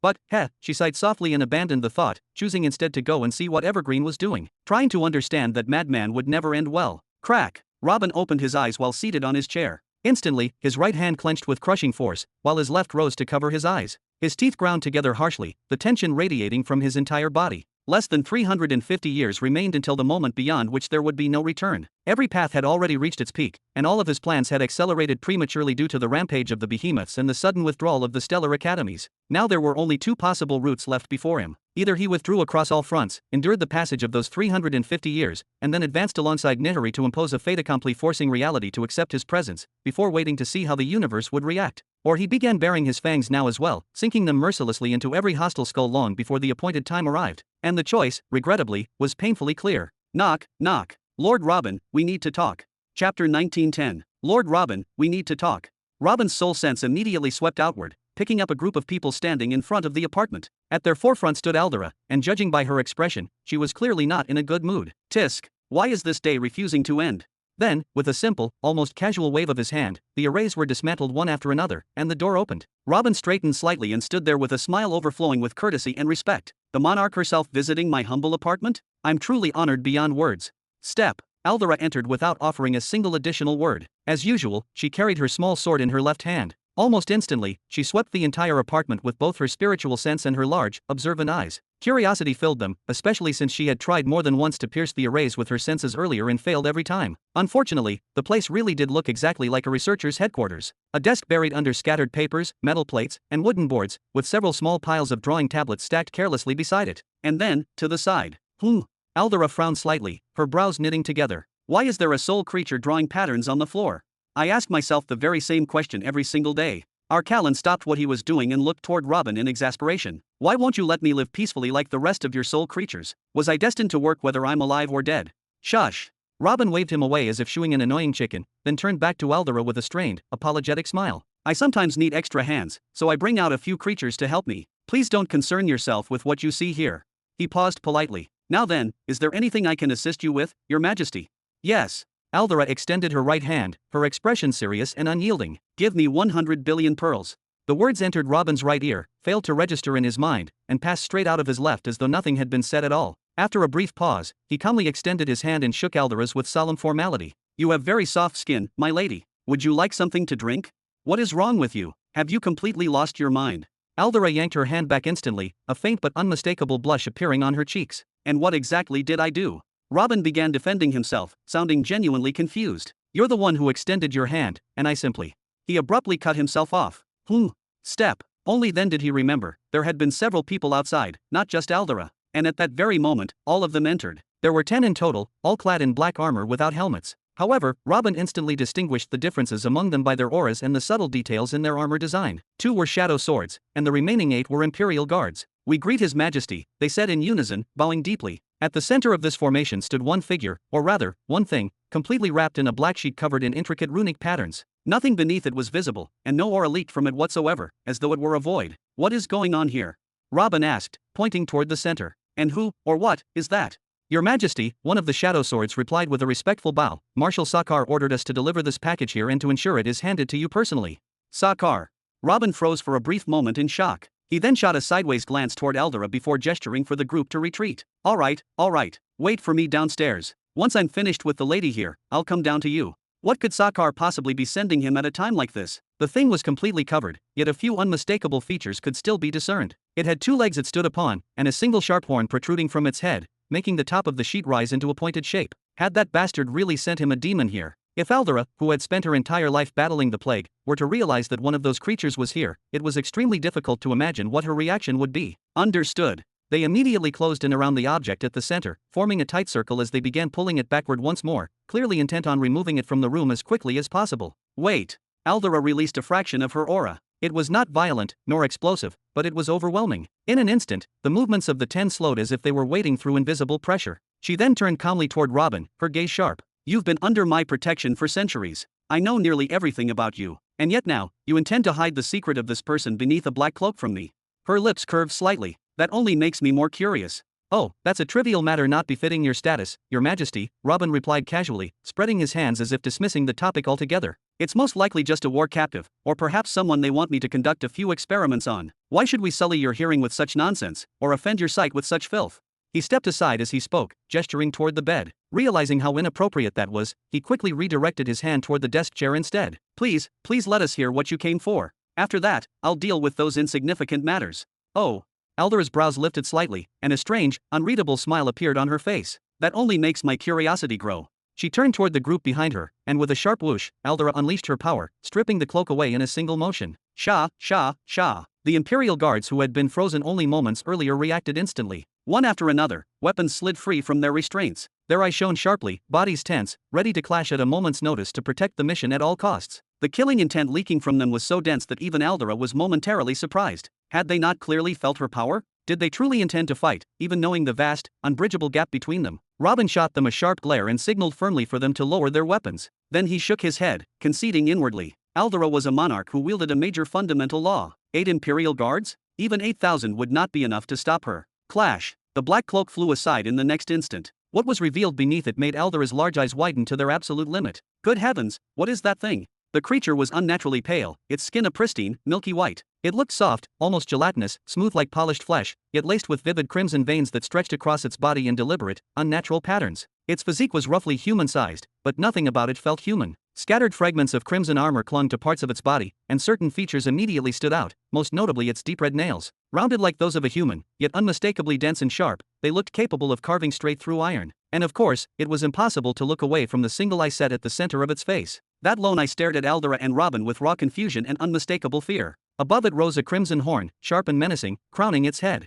There were other, grimmer details as well. One of its arms had been severed cleanly at the shoulder. The remaining arm was bound tightly against its abdomen. Signs of rushed healing marked a wound on its upper stomach, and another deep cut ran horizontally across its neck. It was painfully obvious that this creature had only just survived a battle it had nearly died in. Robin slowly examined the being from head to toe, his gaze lingering as his emotions shifted visibly: shock, disbelief, tension, and something far deeper flickering across his face. Finally, he spoke, his voice low and strained. Leo Sar. Chapter 1911. Leo Sar. Robin tilted his head slightly to the side, his tone carrying unmistakable uncertainty. Of course, Robin was not ignorant of this creature's existence. Sakar had sent him a detailed report long ago, one that outlined its physical specifications, the abnormal circumstances of its birth, and its highly unconventional method of feeding on souls. Additional reports had followed, documenting its unusually slow growth rate alongside a sharp, aggressive intelligence that far exceeded expectations. From Robin's perspective, however, his interest had always been confined to a single matter: the hypothesis surrounding the evolution of the plague, and how such an evolution might eventually affect him. Leo Sar itself had never truly mattered to him. In fact, he had been genuinely relieved, almost delighted, when he learned that the creature lacked reproductive organs, unlike other demons. That alone had been enough. He hadn't heard anything about Leo Sar for a very long time, nor had he felt any need to ask. There had been nothing worth asking about in the first place. The life or death of a single demon, amid the countless billions that existed under their shadow, meant absolutely nothing to him. The only reassuring factor had been Sakar's direct supervision. Sakar would never allow such a being to reproduce, even if a method somehow emerged in the future. As for how the creature might be exploited or utilized, that decision had been left entirely in Sakar's hands, to do with it as he pleased. And yet, seeing Leo Sar here, in front of him, was undeniably strange. Astonishing, even. Because now, with his own eyes, Robin was witnessing what appeared to be a completely new strain of the plague, one that felt unfamiliar, unannounced, and unsettling precisely because it had appeared without any warning at all. The moment it heard its name, Leo Sar's single eye snapped open to its widest extent, locking directly onto Robin. Robin saw no hostility in that gaze. There was no hatred, no fear, no revulsion. Instead, there was only faint surprise, mixed with a thin layer of curiosity, as the creature stared at him with its luminous golden eye, studying his face intently. For reasons even it did not understand, Leo Sar's mouth slowly opened. Its teeth, square, orderly, disturbingly human in shape, parted as it muttered in a hoarse, unsteady voice. Father. Ha! Aldera turned toward Robin instantly, clearly startled. That's your son? I don't mean to interfere, but you have a rather unusual taste in bed partners. Even Robin raised a single eyebrow, visibly stunned by the way Leo Sar had addressed him. Yet, strangely enough, Aldera's comment pleased him even more. Just as Sakar had said, Leo Sar's aura bore not the faintest resemblance to the Red Plague, and while its appearance was undeniably grotesque, it was fundamentally different from that of the Red Plague as well. Its smooth, soft skin alone set it apart completely, whereas the Red Plague was encased in thick, rigid scales. At first glance, indeed, even at second, there was no immediate way to associate the two. Anyone who saw the creature would reach the same conclusion Aldera had, that it was merely another race, the unfortunate result of two exceptionally hideous beings producing offspring. All right, Robin said calmly, regaining his composure. Wait downstairs, and treat Leo Sar's wounds more properly until I'm finished with my meeting with Her Majesty. After that, I'll personally look into his situation. He clapped once, sharply, and gestured for them to leave. Understood. With a brief bow, the Imperial guards gripped Leo Sar by the shoulder and guided him down the stairs. Moments later, the door closed behind them, sealing the room once more. You certainly have a distinctive way of treating your children, Aldera remarked, a strange smile tugging at her lips, one that carried a clear hint of mockery. I am a kind emperor and a compassionate leader, Robin said, his voice calm yet carrying a hint of self-mockery. Everyone sees me as a father, a figure they can rely on, so what am I to do? He gestured toward the office chair with a graceful sweep of his hand, inviting Aldera to sit. Then, with a gentle smile, he moved to take a seat on the bed. Very well, Your Majesty, he continued, his tone polite but playful. What is it that you wish from this humble, devoted professor today? Aldera settled herself with measured nobility, placing both hands firmly on one of her thighs. Her posture exuded authority and elegance. I want 100 billion pearls, she declared, her voice calm yet unwavering. Robin's smile remained, almost teasing, as he continued to look at her with serene patience. Very well, Your Majesty, he said, maintaining his polite tone. What is it that you wish from this humble, devoted professor today? Robin Burton, stop feigning ignorance with me. Aldera suddenly raised her voice, the sharpness in her tone cutting through the calm atmosphere. You must compensate me for all the damage you've caused to the Dawnlight Stellar Academy, and this 100 billion pearls will be the first installment. What damage? And what first installment? Robin's expression shifted instantly from calm amusement to genuine shock. His golden eyes narrowed slightly. Are you speaking of me withdrawing Shaddad and Morgana? They are my followers. How is that a damage to anyone? No, Lord Robin, Eldora replied with measured seriousness, her voice steady but loaded with authority. I will not even start on how removing two of my most crucial instructors caused the suspension of research into body force, the single greatest source of soul-enhancing borrowings the Academy has accumulated over millions of years. I will ignore that, just as I ignored that ill-fated day when both of them resigned. But your reliance on Morgana's fame to establish the Sacred Covenant Academy, that was a dirty move, she continued, leaning slightly forward. You caused more than a third of the Academy's students to withdraw, which slashed the Academy's profits by 1/3. She gestured sharply with her hand. And that foolish brute in the Centenary Grave Empire, who attacks indiscriminately without thought or strategy, terrified several major powers. They stopped their annual contributions to the Academy, or significantly reduced them, which destroyed yet another third of our profits. She folded her hands gently in her lap, her gaze steady. I will not even speak of all the other powers who stopped payments and began arming themselves because of the recent unrest in the Cosmic Elder, because I know you are not responsible. But even ignoring that, it cost me another portion of the profits. Aldora's brows furrowed over her large, penetrating eyes. When the Academy's income averaged 350 billion pearls per century, it suddenly plummeted to only 70 billion. And this happened at the exact same time that the Vanguard Flame Stellar Academy and the Deep Fog Stellar Academy completely ceased their contributions. Their absence should have been offset by increased revenues from the Dawnlight Stellar Academy, yet that did not happen. She leaned slightly closer, her voice sharp but controlled as she stared directly at Robin. Logically, after the Vanguard Flame Starry Academy and the Deep Fog Starry Academy withdrew, the profits from Dawnlight Stellar Academy taxes should have risen to nearly 1 trillion pearls per century, enough to fund countermeasures against the plague and other anti-life threats in this sector. Yet instead, the income fell to just 70 billion. Tell me, Lord Robin, how am I supposed to maintain a peacekeeping army that is annihilated entirely every few years by the plague? How am I supposed to defend the entire sector alone with such meager resources?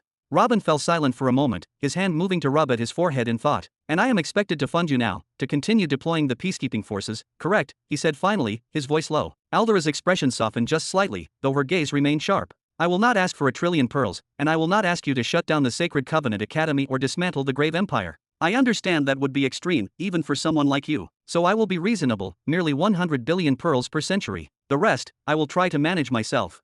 Chapter 1912. Let me make sure I understand this clearly. Robin's gaze sharpened as he fixed Eldora with his full attention, his tone serious, probing, trying to ensure he hadn't misunderstood her. Your definition of reasonable is that you will not ask me to shut down MY Academy, you will not demand that I dissolve MY Empire, and instead, you will settle for a mere 100 billion pearls per century rather than asking for a full trillion, correct? Exactly, Eldora said firmly, nodding once with unmistakable conviction. Her eyes were unwavering, her posture noble, radiating authority, as if she were a monarch issuing a decree rather than making a request. Ugh, Robin rubbed his forehead, feeling a headache form as he ran through the logic in his mind. He had repeated her words carefully, almost theatrically, so she could hear the exact same nonsense he had just endured. But judging by her completely unbothered expression, she seemed utterly oblivious to the gravity of the situation today. If this is the so-called reasonable version, he muttered under his breath, then what does the insane version even look like? I don't even spend half that amount on the Academy and the Empires per century. Robin's actual expenditures were far smaller than Eldora imagined. He had spent less than 10 billion pearls on preparing the Academy planet, setting up the facilities, arranging instructors, and managing arrays. As for Arrow, he had never handled massive sums of pearls himself. All the resources he received came in the form of weapons, strategic assets, or support from the Shadow Swords or the true beginning empire in the Young sector. Most of the time, the cost of these things was covered through careful mining and resource management of his own holdings. Yet the knowledge that had gone into building the Grave Empire's greatness, both militarily and architecturally, was practically priceless. Every single technique, every battle plan, every blueprint Robin had drawn for talismans, martial arts, fleet development, and countless other initiatives was invaluable. If these contributions were measured in pearls, their total value would easily surpass 1 trillion, and that was just the theoretical cost. Fortunately, Robin had never had to purchase all of this, sparing him a financial disaster. Yes, this is the reasonable version, Eldora said, raising her head slightly, her voice calm but tinged with authority. I do not blame you for failing to recognize that I am actually doing you a favor. The stellar academies have always endured silently, sacrificing themselves for the greater good. But now that you are ambitious enough to establish your own private starry academy, you must understand what you are truly stepping into. She paused briefly before continuing. Anti-life threats are far more numerous than you realize. They are not limited to the plague or space beasts alone. Even something as seemingly inert as veins of vanadium metal that rain down onto planets like meteors and drain all of a planet's energy is considered an anti-life threat. Such threats must be located and neutralized. This requires an extensive search across countless living planets, massive fleets of vessels, relentless patrols, and sophisticated early detection systems. That alone is a monumental burden, demanding enormous resources and coordination. And when it comes to actual deployment against these threats, the challenges multiply. Every anti-life entity is inherently dangerous, and declaring war on them in any given region inevitably results in severe casualties. Even non-sentient Varadium veins possess defensive mechanisms capable of absorbing and annihilating anyone who attempts to destroy them. The moment of engagement is lethal, unforgiving, and cannot be underestimated. Here at the Dawnlight Stellar Academy, we alone are responsible for protecting 40% of the sector's territory. This includes millions of living planets, hundreds of millions or even billions of dwarf planets or planets unsuitable for intelligent life, and, naturally, an uncountable number of stars, asteroids, and other celestial bodies. Every single one must be protected, even uninhabited zones, to prevent them from becoming dangerous hubs or breeding grounds for anti-life entities. Every year, we suffer staggering losses among our peacekeeping forces during these battles. Our enemies are not rational, calculated beings who understand the advantages of superior equipment, nor are they entities whose morale can be targeted or whose leaders can be intimidated. No, these threats attack relentlessly until the very last one of them is destroyed. They fight with single-minded determination, indifferent to strategy, ignoring reason, and leaving no margin for error. This is the reality we face, and it is why even a single 100 billion pearls is only the bare minimum for survival and preparation. Aldera drew a slow, deliberate breath, letting it out as if preparing herself to reveal the full weight of her report. Let's focus exclusively on the plague for now, she began, her voice steady but heavy with concern. Just a decade ago, within the span of a single year, we lost 7 million soldiers in battles that spanned 31 planets and 3 stars. These were not minor skirmishes. They were full-scale confrontations against the red, the black, and even the blue plague. And mind you, that was the normal casualty rate at the time. She paused, letting the gravity of her words sink in before continuing. But today, after the 2 academies ceased their operations, you need to multiply that number by 3 to understand the true scope of what we face. Aldera's gaze locked onto Robin's, sharp and unyielding, as though she were piercing through to the very core of his thoughts. Perhaps you've noticed, but my deputy, a guardian, is completely absent from the academy. He is perpetually engaged in combat against the Blue Plague, accompanied by a significant portion of the Academy's senior leadership, roughly 50 individuals acting as spearheads in the ongoing battles. And even with all their skill and training, 1 or 2 of them fall every so often. Robin's brows knitted together in disbelief. When she spoke of 31 planets out of tens of millions, anyone else might dismiss the figure as insignificant, but Robin knew far too well what battles of this magnitude entailed, particularly against a plague he had studied and fought against for years. The scale, the logistics, the sheer human cost, it was staggering. And putting that aside, 7 million deaths in a single year. Robin's mind raced. 7 million soldiers, each trained to the highest standards, clad in 7 million sets of armor, wielding 7 million weapons, arrays and talismans in the tens of millions, vehicles and transport craft that would crash and burn alongside them. And this was considered the normal rate of loss for one academy alone. The magnitude was almost incomprehensible. To put it in perspective, this figure nearly equaled the total army Caesar had spread across hundreds of planets. And yet, every single year, this number continued to fall. 7 million trained, armored, well-equipped soldiers annihilated annually, not even counting 1 or 2 Nexus states as Aldera had mentioned. It was no wonder she spoke of losses nearing 350 billion door per century. The scale was astronomical. Perhaps, Robin considered, the key difference was the enemy's level of rationality. In these battles, no one withdrew or surrendered. There was no negotiation, no strategic retreat, only relentless, merciless combat. But, even with that understanding, the figures seemed almost impossible. This is far too extreme, Robin murmured, rubbing the bridge of his nose as he tried to absorb the numbers, his mind straining under the weight of the scale. Yes, Aldera nodded solemnly. The evolution rate of the Crimson Plague, in particular, has recently reached unprecedented levels for world cataclysms and Nexus states. Strange, unpredictable, and highly dangerous. The planets where the plague manifests are often small, ungoverned, and not even under the rule of a planetary monarch. Logically, such planets shouldn't harbor world cataclysms of the Crimson Plague type. And yet, we keep finding them, as if they were being supplied from somewhere else? Robin interrupted slowly, covering his mouth with both hands, the disbelief and horror in his voice barely contained. Yes, Aldera confirmed, nodding slightly, her expression grave. Robin's eyes shifted nervously, tracking as if he could follow the hidden currents of the situation in the room. Memories of Spectre Valley surged back unbidden, painting a vivid and ghastly picture in his mind, hills upon hills of decaying corpses, rivers of blood scattered across the terrain, and the voice of the planet's soul, Faye, explaining how the Syndicate would constantly collect the remains in blood, transporting them elsewhere with meticulous precision. He had always assumed that such gruesome collection served a pragmatic purpose, to be sold as preserved sustenance for empires dependent on beastly life forms. But now, the horrifying possibility dawned on him, could they really have stooped to such depths of depravity? Chapter 1913. Is it even conceivable that the Syndicate of the Hidden Hand is raising demons? Could they truly be controlling them, shaping their power and actions, or are they simply empowering them and letting them act according to their own will, unrestricted and chaotic? And in either case, why? What could possibly motivate such a decision, such a reckless and unprecedented act? There is unquestionably an external factor accelerating the development of the Red Plague in particular, Aldera said, her tone firm and deliberate, filled with concern. We do not know its source with absolute certainty, but our strongest hypothesis is that it may be the fugitives of the Abyss of Doom. The fugitives of the Abyss of Doom. Robin lifted his head, eyes narrowing slightly in curiosity and caution. Yes, Aldera continued, her large eyes gleaming with intensity. It was the organization that once commanded the plague across the entire universe. A powerful and sprawling group, composed of crimson, black, and blue plague entities, all within the domination realm. At their peak, there were hundreds of them leading that single organization. She paused, letting the weight of her words sink in. The cosmic elder struck them down like a meteor on that fateful day. Their headquarters were destroyed, half of them were killed instantly, but a significant number managed to escape, scattering across the cosmos, vanishing into hiding. She added, some claim they perished from their injuries, but the prevailing view seems to be that they survived, went into hiding, and began rebuilding their forces secretly. Or perhaps, they are sustaining plague hotspots that emerge spontaneously, deliberately hindering our growth and preventing us from gaining too much power. They are giving themselves a chance to reappear and strike again in the future, as it were. Does the plague truly have the capability for such complex, strategic calculations? Robin asked, frowning, immediately thinking of Sakar. That being ranked among the most intelligent and cunning creatures he had ever encountered. Even if all of its intellect was singularly focused on survival and the accumulation of strength, the complexity of its thought process was evident in every decision it made, every strategy it employed. Yes, they are the most dangerous class of anti-life, Aldera nodded firmly. The mutants. During the so-called golden age of the plague, it is said they communicated with audible voices instead of exchanging sense. They possessed a civilization, bloodthirsty, filthy, and ruthless, yet organized and structured. Cities thrived under strict hierarchies, systems of law, and an unyielding chain of command.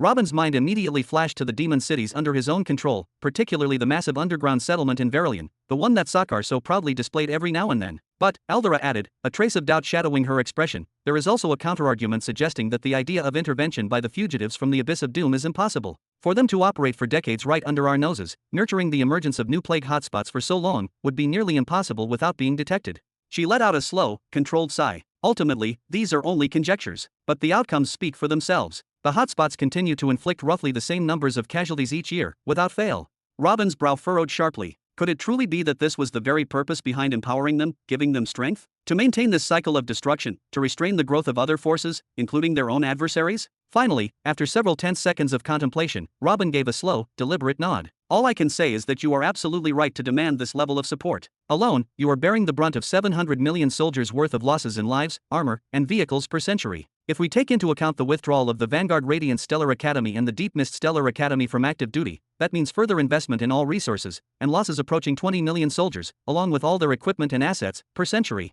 Robin's frown deepened, his lips pressing into a thin line as he weighed the numbers. In truth, if we calculate losses at 20 million soldiers per sector per century, and you assert the budget is 1 trillion pearls, the math comes out to a mere 500 pearls per dead soldier. And that is assuming perfect efficiency. Does that figure even include the cost of training each soldier, supplying their equipment, or the maintenance of their spacecrafts? And that doesn't even cover the logistical nightmare of transporting them across multiple star systems and searching for new danger. It is barely enough to sustain them, let alone engage in meaningful campaigns. It is a staggering amount of responsibility to bear, and yet, you do it all alone. Good, you understand. So then. Aldera's large, piercing eyes locked onto Robin's, unwavering and sharp, radiating authority. When will you pay?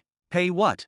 Robin waved his hand dismissively several times, almost brushing the question away. Forget about that for the moment. I want to know your secret first. Where do you get all these armies from, and how do you maintain them at such ridiculously low costs?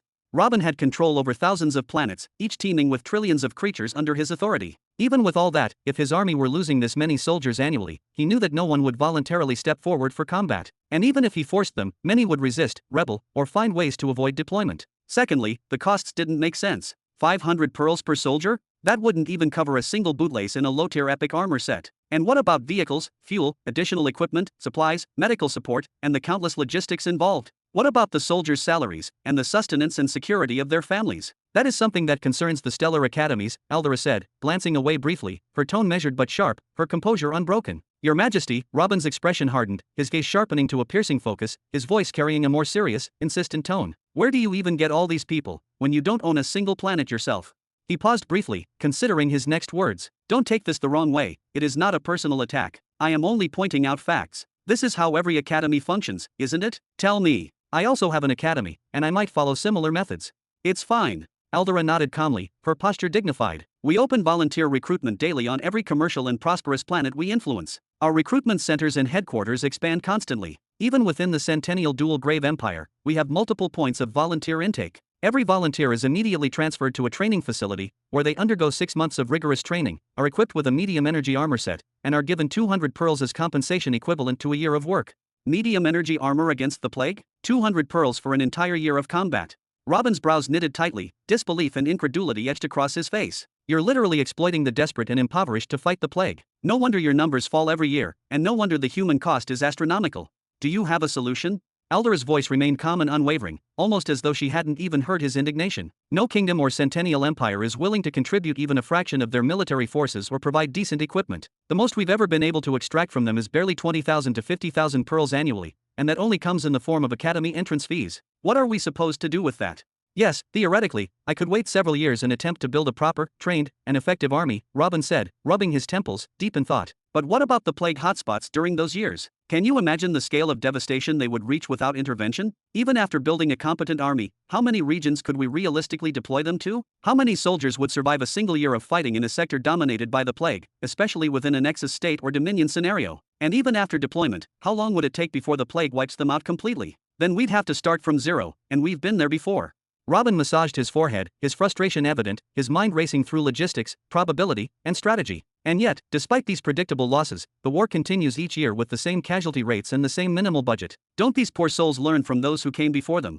Aldera hesitated for a brief moment, her gaze contemplative, but then she spoke. When an academy cannot gather enough forces to cover its annual deficits, it resorts to unofficial hiring. Unofficial hiring from whom? Do the empires give you pearls with one hand just for you to take it back with the other? That's insane. Robin's words stopped abruptly. His eyes widened, fixed on Aldera with sudden realization. The Syndicate. You're hiring slaves from the Syndicate. Chapter 1914. You're hiring slaves from that Syndicate. Aldera held Robin's gaze for several long seconds, her expression unreadable, then slowly nodded. We do what we must in order to survive. Nothing more, nothing less. Sons of bitches. Robin turned his face away, a thin, conflicted smile forming at the corner of his lips. I honestly don't know whether I should curse them to hell, or stand up and applaud their efficiency. I understand how horrific their reputation is, and I don't deny any of it, Aldera said gravely. But they, too, do not want to exist in a universe ruled entirely by the plague. For that reason alone, our paths intersect, and we cooperate to eradicate that scourge. She paused briefly. I know exactly how this looks from the Academy's perspective. Still, there are filthy, repulsive tasks that must be carried out as long as the rulers of this universe refuse to risk their own armies, resources, and stability. Oh, they're very good. Robin ignored every word Aldera spoke, or perhaps his mind simply moved far ahead of her voice. The chain begins with raids on underdeveloped planets, whether in the Young Belt, the middle sectors, or completely isolated worlds. They gather whatever population they desire and reduce them to slaves. A single planet can easily provide them with billions. He exhaled softly. Or maybe the Syndicate doesn't dirty its hands directly. Maybe it's pirates and ordinary criminals who do the harvesting, then present the spoils to the Syndicate on a silver platter. Then a portion of those slaves is sacrificed in Spectre farms, exploited through a special profit pathway. The corpses are collected and fed to the plague, accelerating its growth and evolution. His smile grew colder. After that, whatever slaves remain are sold to the academies as disposable soldiers, sent to fight the very plague that was just strengthened by the death of their brothers. And perhaps, he continued calmly, they return once more to the previously plague-infested worlds, gathering the corpses of those same slaves, transporting them to other red plague nexuses, repeating the cycle again and again. Truly astonishing, nothing goes to waste. Aldera maintained her silence, her face rigid. Robin turned back to her. Strange. I expected you to dismiss this as baseless speculation, or to accuse me of slandering your favorite supplier of slaves, sorry, soldiers. It is speculation, and you know that, Aldera replied after a brief hesitation, looking away. I don't need to deny it aloud. And secondly, her voice lowered. To keep the machinery of life running, there are things that even if you strongly suspect them, you are forced to overlook. I used to wonder how the Academy Alliance could possibly miss such a possibility, Robin muttered. But it's clear now. You thought about it. You analyzed it carefully. And in the end, you chose to shift the blame onto the remnants of the Abyss of Doom. The smile vanished completely from his face. Out of those 350 billion, your centennial budget, how many billions go to the Syndicate? 100 billion? 200 billion pearls per century? Or even more? I don't understand, Robin said, his brows knitting tightly. What does your silence represent? Why do you continue funneling these obscene amounts of pearls into their hands? His voice sharpened. If each academy in this sector alone pays them a minimum of 100 billion per century, that's 300 billion pearls, and then multiply that by 1,000, accounting for the remaining sectors. His breath caught. Unbelievable. Robin stared into Aldera's silent eyes, his thoughts accelerating at a terrifying pace, calculations stacking upon calculations. Suddenly, his eyes widened fully. It's taxes, he said slowly, realization striking like lightning. He pointed at her. The academies are paying appeasement taxes to that syndicate, so they stop sabotaging operations and interfering in the affairs of the sectors. Then he rose to his feet and began pacing back and forth beside the bed, his steps sharp and restless. Good heavens, so this is how it works. You academies levy crushing taxes on every power under the noble banner of fighting the plague, while they collect their own share from you, taxes meant to keep them conveniently on the sidelines, free to manage their underground empires, and, more importantly, to refrain from unleashing their overwhelming forces directly into the sectors. In doing so, you academies preserve your indispensable role and protect your steadily growing fortunes. Even if you truly spend 350 billion per century, as you claim, you still walk away with a comfortable number of billions tucked safely aside. He pointed at her accusingly. And by the same arrangement, the Syndicate secures its greatest source of income without moving a single fleet, reaping obscene profits indirectly, giving them no reason whatsoever to attempt an outright invasion of the sector themselves. Sigh. So everyone wins, then, Aldera finally said, her voice calm, restrained, and painfully serious. She lifted her head slightly. But you're mistaken about one thing. I keep nothing for myself. Any surplus goes straight into the treasury of the Supreme Council of the Stellar Academies, where it is sealed away and stored for times of extreme necessity. To hell with the Supreme Council. Robin snapped, kicking the side of the bed in frustration. There I was, like a harmless fool, thinking the Syndicate were the criminals and the Stellar Academies were the enforcers keeping them in line. But no, turns out you're colluding. Turns out they secure the stability of your operations, and you secure for them an endless river of wealth, an unlimited source of income. What in the name of reason is wrong with this filthy universe? He pointed at her once more, his voice hardening. And second, you say everyone wins? What about the slaves who die at every stage of this arrangement? What about the populations of planets where the Red Plague erupts and drowns entire continents in blood? What about the worlds whose suns are consumed by the Blue Plague, leaving nothing but frozen graves behind? Do they win too? Get that finger out of my face. Aldera shot back as she stood up, her voice rising despite her effort to stay composed. Do you honestly think I dictate cosmic policy? She struck her chest several times. If I were to stop fighting the plague for even a single century and stop playing this obvious game, a full quarter of the sector would be swallowed whole. She turned her gaze away, her tone tightening. There may be no law that forces me to rent armies from the Syndicate, but the moment I stop hiring their soldiers, I lose the ability to contain the plague's advance. No one is willing to help me. No one is willing to help the Stellar Academies. She waved her hand in agitation. We can argue endlessly over whether the Syndicate is secretly feeding the plague or not, but the result never changes. You are facing immensely empowered plague right now, and they demand an army to confront them. So tell me, Burton, what would you do? Robin stared at Aldera in silence for a long moment, his expression slowly cooling. Then he returned to the bed and sat down, his movements far calmer than before. I apologize. My anger was aimed at the system, not at you. I understand that even if you wanted to change things, you simply don't have the power to do so. After a few seconds, Aldera sat down as well. She looked away and replied briefly, almost wearily, thank you. But honestly, Robin's voice rang out again after a short pause. I've begun to respect the decision made by the Dawn Vanguard Stellar Academy and the Deep Mist Stellar Academy. Chapter 1915. I've started to respect the decision of the Dawn Vanguard Stellar Academy and the Deep Mist Stellar Academy. Robin crossed one leg over the other, his posture relaxed but his tone sharp. Stepping away from acting in such a filthy, rotten play doesn't make them worse in the slightest. Excuse me. Aldera's brows drew together tightly. Just because you disagree with the system, you now believe that the plague spreading and people dying is something worthy of respect? Weren't you playing the role of a defender of the oppressed just moments ago? She continued coldly, what do you think would happen to a plague that spreads and grows stronger every single day if all the Stellar Academies stopped this plague, shut their gates, and focused solely on protecting themselves? Do you think the Syndicate, or the remnants of the Abyss of Doom for all I care, or whoever is feeding those plague nests would simply stop supporting them out of goodwill? It may be a farce, yes, but you are a forced participant in it if you wish to continue living. Robin's brows tightened even further as his gaze dropped toward the floor. Suddenly, the ambition of joining the Stellar Academy system no longer seemed inspiring, nor noble, nor even particularly appealing. In truth, Robin had wanted the protection of that system in case he was ever forced to oppose the Syndicate. In one way or another, he knew he would eventually do so, especially as long as he had to deal with Sevar. But to discover that they were, in fact, supporting one another? Yes. The academies did not pay the Syndicate without reason. It was a shared interest, a carefully balanced exchange. The Syndicate served the academies by granting them a justification for existence, a pretext to expand their authority, a reason to play the role of the sector's righteous police force, and a flawless mechanism through which the academies could continuously collect wealth. That service, however, could disappear in an instant. All it would take was for the Syndicate to support multiple nests within the same sector, or to manufacture artificial nests and rapidly empower them, destroying an entire sector without losing a single operative of their own, while dragging the Academy's prestige and legitimacy through the mud. Likewise, the Academies could choose to ignore the Syndicate entirely and devise alternative methods of assembling armies. It was not as impossibly difficult as Aldera made it seem, even to herself. Yet they relied on this bribery as one would rely on a remedy for a chronic migraine, because it was convenient, and because they had no true desire to confront the Syndicate head-on. Yes, if the academies ever truly united, they could confront the Syndicate without a doubt. A simple calculation made it clear that the academies possessed thousands of individuals within the law domination realm. Thousands. Then how many did the Syndicate possess? No one wanted to witness such powers colliding, not the academies, and not the Syndicate either. And so those agreements were born, forming a transparent barrier between them, a barrier built entirely on profit and mutual tolerance. As for the Dawn Vanguard Stellar Academy and the Deep Mist Stellar Academy, most likely, Aldera would never cease fighting the plague. And that, precisely, was why those two dared to take such a step, withdrawing from the farce and cutting off the massive profits they had been funneling to the Syndicate and to the Supreme Council of the Stellar Academies. In any sector where academies had abandoned their stance, there would surely be at least one academy that remained active. Otherwise, that sector would truly be condemned to destruction. A farce, yes, and yet it was no wonder that everyone pressured Morgana to fight, and no wonder Aldera had come demanding funds with such desperation. The playwrights behind this grand performance were not figures Aldera could manipulate, pressure, or influence at will. "It's fine, Your Majesty, it's fine," Robin said, forcing a faint smile onto his face. "I've gained a great deal from this conversation, and I understand that none of this is truly your fault."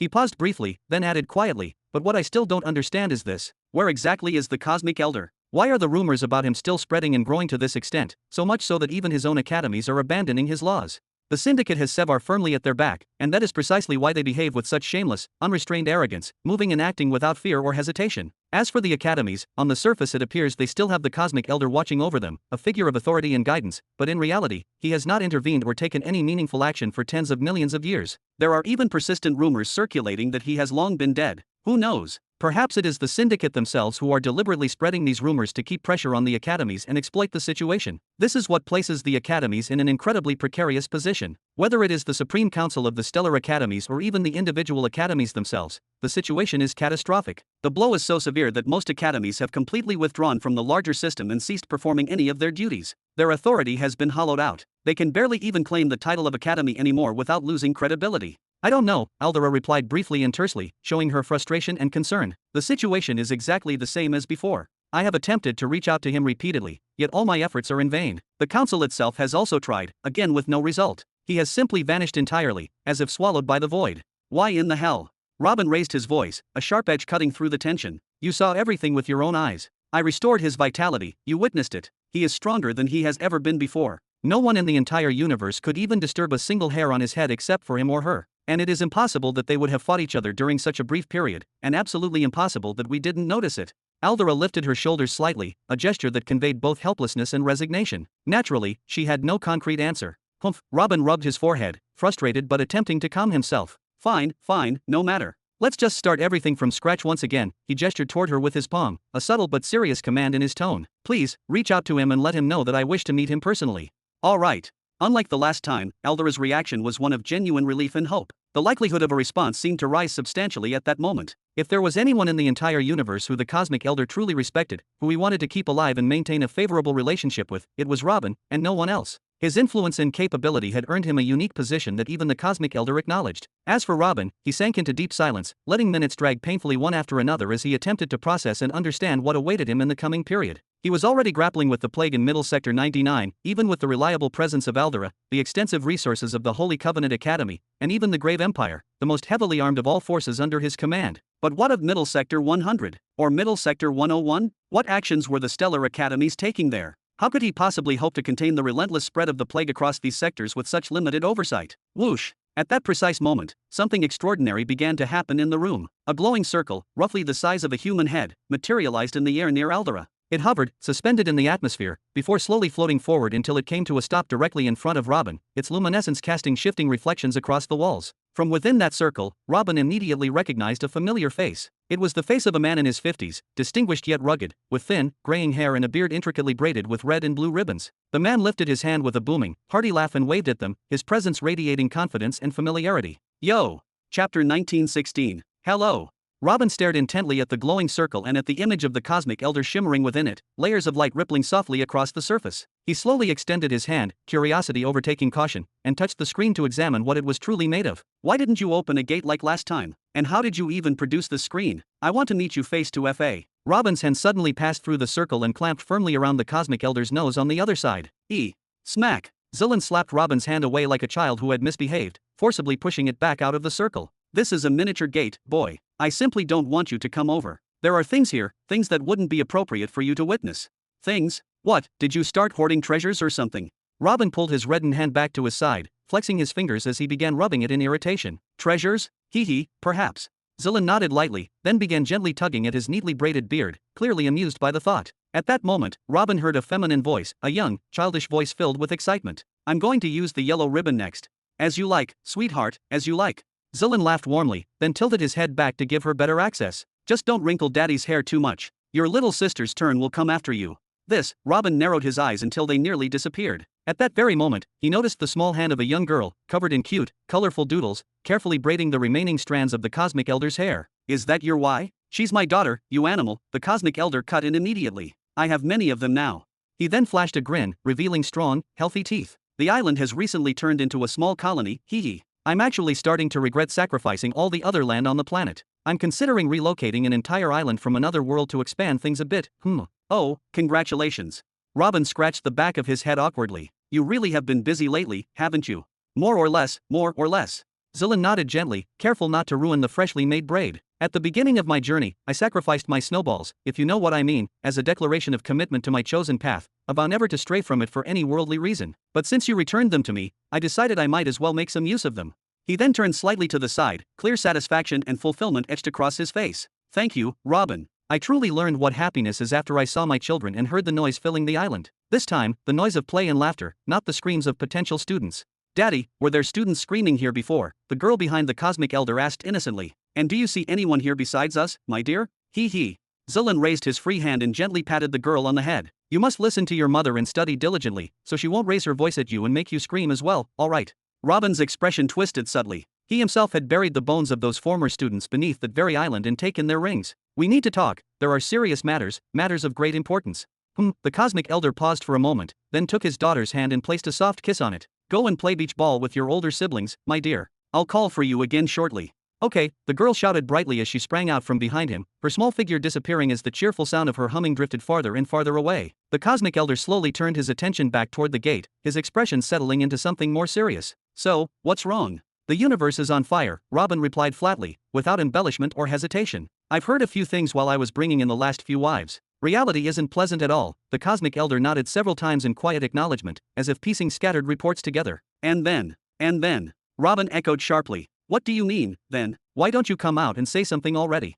His voice rose, disbelief and frustration bleeding through. "Why should I say anything?" the Cosmic Elder shot back. "Am I the one who set all this in motion? I went out, killed an adult space beast, and finalized a few marriages, and everyone happily assumed I was dead. What does that have to do with me? Let them keep celebrating my death if that's what they want." Irritation finally surfaced on his face, no longer hidden behind calm indifference. "Fine, then don't justify anything," Robin replied, refusing to back down. "But why not simply go out and kill one of the young space beasts that have been spreading lately? There are about 5 of them that have been appearing repeatedly over the last 10 years across multiple sectors, and their numbers keep increasing. If you kill even 1 or 2, everyone will immediately know you're still alive and well." "Even young space beasts," the Cosmic Elder snapped, his voice rising, "creatures that a slightly strong guardian could handle, people leave those to me." He scoffed bitterly. "If that's the case, here's my answer to satisfy you. Isn't that nothing but extreme laziness and outrageous over-reliance?" Alvera felt her face burn with embarrassment. If she had been able to, she would have torn the ground apart and let it swallow her whole just to escape the moment. "Extreme reliance, honestly," Robin muttered, scratching the back of his head. "But have you even heard what's happening in the academies? More than half of them have shut their doors entirely and stopped carrying out any of their responsibilities." At those words, the irritation drained from Zilan's face, replaced by something heavier, sadness. He fell silent for a long moment, as if weighing memories too vast to voice. "I won't speak about my personal contributions to the universe," he finally said. "You already know them. But do you know what I did for the academies? Can you even imagine the amount of wealth I handed over to the Supreme Council I personally established? Can you grasp the scale of support I poured into them over millions of years?" He clenched his teeth beneath tightly closed lips. "You know, little Robin, while I was choosing my latest wives, I overheard some commoners talking. They spoke about the laziness of the dominant entity, about how useless he supposedly is." He pointed sharply at himself. "Me? Why do I deserve this? Forget my entire history. I just killed an adult space beast for them, and it meant absolutely nothing." "That's the price of fame, old man," Robin said, forcing a crooked smile. "Sometimes you just have to block your ears." Even as he said it, he knew he himself would never truly be able to do that. "I've been thinking a lot lately, little Robin, thinking far more than you realize. Don't assume I was ignorant of what was happening." The Cosmic Elder fixed Robin with his hollow, empty eyes, then began murmuring in a low, strained voice. "I spent my entire life for the sake of the universe, and a mere rumor of my near death was enough to bring chaos back and drag curses and hatred onto my name. Everyone says all of this is happening because of the Cosmic Elder, the pervert Cosmic Elder." Then a strange smile appeared on his face. "They say I'm dead, or near dead, yet I didn't see monuments raised in my honor, nor gatherings of prayer from commoners or nobles alike. Everyone is just angry I don't do more." He paused, his voice softening. "Carrying the universe on my shoulders nearly killed me, if not for your appearance. The fragile universe that relied on me collapsed the moment an unverified rumor of my death spread. I admit it, I failed. My answers were wrong." He paused again, the weight of those words hanging heavily in the air. "And you were right." Chapter 1917. "And you were right." "Me?" Robin pointed at himself, clearly caught off guard. You. Aldera pointed sharply toward Robin, her voice edged with anger and disbelief. For a brief moment, Robin shrank back under Aldera's fierce glare, a chill running down his spine. Then he steadied himself and turned back to face the Cosmic Elder. What exactly was I right about? Everything you said. Zilin's lips curved into a calm, satisfied smile as he slowly lifted his head toward the sky above. During the period when I came close to death, when I lay alone on my small boat and let the waters carry me wherever they wished, I had more time to think than I ever had before. I don't know why it affected me so deeply. Perhaps because I rarely speak with others, or perhaps because silence sharpens the mind, or maybe because being close to death made me lose my arrogance. But the words we exchanged during our very first meeting clung to my thoughts. They echoed again and again. I hesitated, argued against them within my own mind, tried to refute them from every angle, but in that state, I failed to defeat them. Then his smile widened in a strangely unsettling way as Robin's words echoed in his ears once again. Why should I die so that others may live? What do I gain from my good deeds when I lie alone beneath the soil, forgotten, while everyone else remains ignorant of my existence? No, this is a nightmare. A mistaken path with no purpose and no personal value. What a miserable road it is. Everyone will die or be killed, no matter how many planets they refine or wherever they hide. But glory endures. One should not seek false immortality, but glory, the kind that grants one's name and memory true, lasting immortality. When facing a powerful enemy, should I become the final victor, standing with only a handful of close followers while the rest of the universe perishes? Or should I sacrifice myself for the sake of the universe? I would rather be the last man standing. Everyone acts for personal interest. I do it for the spotlight and for glory, as you claim, and you do it for the inner peace and satisfaction you gain from the universe's stability. Each of us possesses his own form of selfishness, and the only difference lies in how the story ends. Do you remember, little Robin? The Cosmic Elder turned his hollow, empty eyes back toward him. You were standing before the great Cosmic Elder himself. I told you I would grant you a legacy that no one before you, and no one after you, would ever receive. And yet, despite that, you told me you would preserve your own truth until you discovered the absolute truth. You defended your conviction without hesitation. You cannot imagine how much respect I held for you at that moment. After a brief pause, he continued in a quieter tone, and it became clear that between you and me, between one who has lived for tens of millions of years and one whose first millennium has not yet even passed, your truth was closer to what is right. I was drunk that day, Robin said hurriedly, beginning to panic just a little. I talk nonsense all the time. I don't think so, Zilin replied, slowly shaking his head. The balance itself manifested to punish me because I attempted to impose my truth upon yours. The balance upheld everything you stand for, and punished me for my arrogance and my foolishness. Then he turned away, his voice growing quieter and heavier. And now, with everyone believing that I am dead, I finally saw for myself just how right you were, and how deeply wrong I was. I understood why the balance punished me. Everything I had spent all those years striving for collapsed in the blink of an eye. The stellar academies ceased their battles, the behemoths returned to their meaningless slaughter, and if that bastard Sevar didn't know that I was still alive, his syndicate would have swallowed everything by now without resistance. Tell me, Robin, what was I truly striving for all those years? Whoa. Robin released a long, cold breath. He felt his heart stiffen, as if it were turning into a block of ice, filled with a mixture of terror and regret he had believed he would never experience. Are you saying that my words back then made you despise your old self overnight? I wouldn't describe it that way, the Cosmic Elder replied, shaking his head slowly. You could call it a change in creed. The old Cosmic Elder died while drifting across the sea that day. The new one chose to accept reality, to stop forcing truth upon others, and to leave truth to those who can truly see it. I will follow your truth, little Robin, the truth that granted you eyes sharp enough to uncover the fourth stage sovereign law of truth, along with creation and balance. The very truth for which the golden balance chose to protect you. My truth. What truth? Robin felt his thoughts unraveling, his mind struggling to keep up. I observed two distinct traits within you, and I had to choose between them, Zilin said calmly, without the slightest hint of embarrassment. The first is your pursuit of personal glory. When I truly reflected on it, I found it not only reasonable, but noble. One who seeks glory will do everything in his power to leave behind a worthy name. He will develop, build, protect, and refine. Even if he destroyed worlds in his path, he will establish a strong, balanced world that preserves his name as he desires, a world that endures even after his death, not a fragile structure that collapses the very day a rumor of his demise spreads.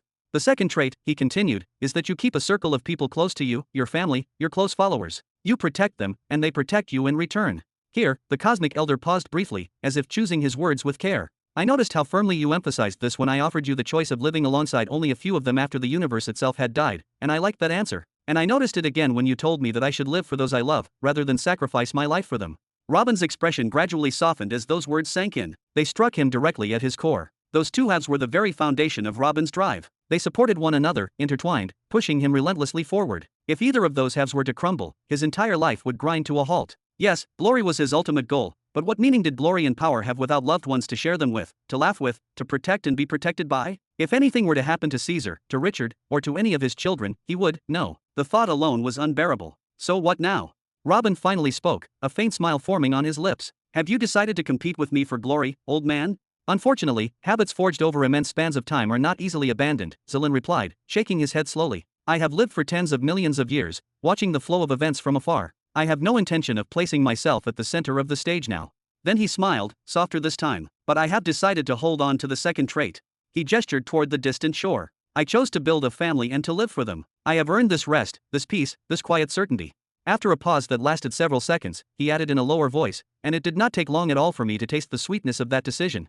He then turned back to Robin with a knowing smile. I may not personally seek glory anymore, but perhaps they will achieve their own glory soon, and when they do, I will support them with all my strength. So guard your back, boy. My children are coming to dominate, hee hee. Chapter 1918. Robin lowered his gaze and began rubbing his forehead slowly, as if trying to ease a growing headache. Now, old man, now you decide you want to become a family man and simply watch everything burn? Now, at the single most critical and fragile moment the universe has faced in the last tens of millions of years. I didn't withdraw during the critical moment, the Cosmic Elder replied calmly, shaking his head. The critical moment appeared because I withdrew. There's a difference. He paused briefly before continuing. I am not a traitor who abandoned what he was sworn to protect at the moment of greatest need. He exhaled softly. I no longer feel that same overwhelming urge to interfere in everything, at every moment. Can you understand that? Honestly, Robin said, lifting his eyes slightly, I don't want to understand. His voice hardened. What am I supposed to do now? Since your disappearance, the behemoths have been moving recklessly, but that level of threat, I can deal with. What I can't ignore is the academies that stopped exterminating the anti-life. And what am I supposed to do about the Syndicate, which has already begun acting without restraint?